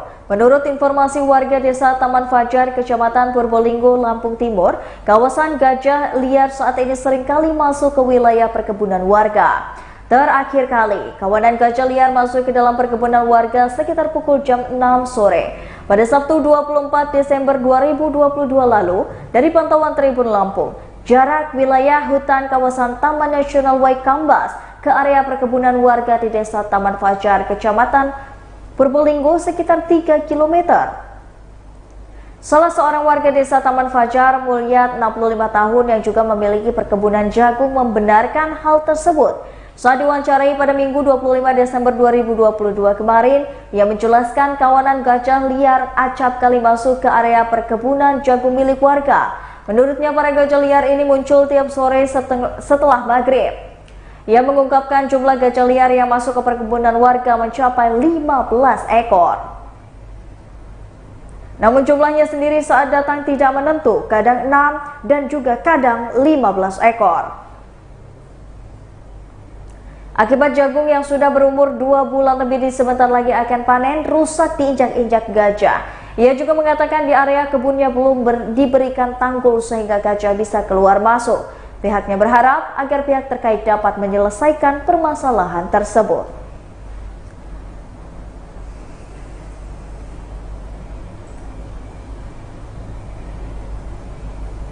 Selama Nataru, penumpang berjalan kaki di Pelabuhan Bakauheni naik 313,9%. Jumlah penumpang pejalan kaki saat Natal 2022 dan Tahun Baru 2023 naik 313,9% dibandingkan tahun lalu. Hal tersebut didasarkan data dari PT ASDP Indonesia Ferry Cabang Bakauheni pada 25 Desember 2022 pukul 8 sampai dengan 26 Desember 2022. General Manager PT ASDP Indonesia Ferry Persero Cabang Bakauheni Soeharto mengatakan, kapal yang beroperasi pada angkutan 2022 dan 2021 sama, yakni 32 kapal. Sedangkan jumlah trip dari angkutan Nataru 2022 turun sekitar 4,5%, yakni 105 trip. Jika dibandingkan angkutan Nataru 2021, yakni 110 trip. Soeharto mengatakan penumpang berjalan kaki dan angkutan Nataru 2020 naik menjadi 313,9%, yakni 2.479 orang, jika dibandingkan angkutan Nataru 2021, yakni 599 orang. Penumpang dalam kendaraan pada angkutan Nataru 2022 juga naik sekitar 75,5%, yakni 34,21% orang, jika dibandingkan angkutan Nataru 2021. Lalu jumlah kendaraan roda 2 naik 285,5%, yakni 983 unit jika dibandingkan angkutan Nataru 2021, yakni 255 unit. Dan juga Soeharto mengatakan, untuk jumlah kendaraan kecil dan sedan pada angkutan 2022 naik 95,2%, yakni 3.725 unit dibandingkan tahun lalu, yakni 1.908 unit. Sementara kendaraan pickup di 2022 turun sekitar 27,9%, yakni 444 unit, jika dibandingkan tahun 2021, yakni 616 unit, dan kemudian jumlah kendaraan bus pada angkutan Nataru 2022 sekitar 53,3%, yakni 368 unit, jika dibandingkan angkutan Nataru 2021, yakni 240 unit.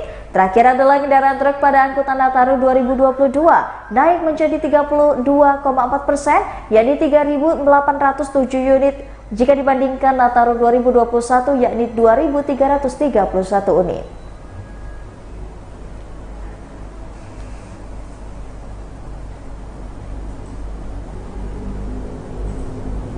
Berita selanjutnya, beli satu gratis satu tiket cek toko sebelah 2 di CGV Transmart Lampung. CGV Transmart Lampung kembali menghadirkan promo beli satu gratis satu untuk pecinta film. Cinema Manager CGV Transmart Lampung LD Pratama menyatakan, kali ini promo beli satu gratis satu diberikan untuk pembelian tiket film cek toko sebelah. Menurut Edi, pada Senin 26 Desember 2022 lalu, promo beli satu gratis satu film cek toko sebelah 2 ini bisa didapatkan di setiap hari Sabtu dan juga Minggu hingga 31 Desember 2022. Cara untuk mendapatkan promo beli satu gratis satu tiket film cek toko sebelah 2 ini melakukan pembelian tiket menggunakan KB Bukopin Visa Credit Card. Namun jika melakukan pembelian tiket cek toko sebelah 2 menggunakan fitur Lifestyle BCA, itu bisa mendapatkan promo diskon 50%. Cara mendapatkan diskon 50% ini adalah buka aplikasi BCA Mobile, lalu buka fitur Lifestyle dan klik tiket bioskop. Berikutnya pilih Lampung, pilih cek toko sebelah 2, dan pilih CGV Transmart Lampung. Selanjutnya pilih jam tayang dan pilih kursi yang diinginkan, lalu klik tulisan punya kode promo dan kode promo BCA CTC CGV. Setelah mengetik kode promo akan muncul voucher diskon 50%. Klik gunakan ada di pojok kanan bawah voucher tersebut dan diskon 50% akan didapatkan. Diskon 50% ini akan berlaku hingga tanggal 4 Januari 2023. Di cek toko sebelah adalah film yang menceritakan Erwin yang diperankan Ernest Prakasa yang melamar Natali yang diperankan Laura Basuki. Namun keinginan itu terhalang restu ibu Natali yang bernama Agnes yang diperankan oleh Maya Hasan. Sementara itu, Yohan yang diperankan Dion Biyoko dan Ayu yang diperankan Adia Wirasti diteror Koh Alfu yang diperankan oleh Kyu Kinwa untuk segera memberi mereka cucu.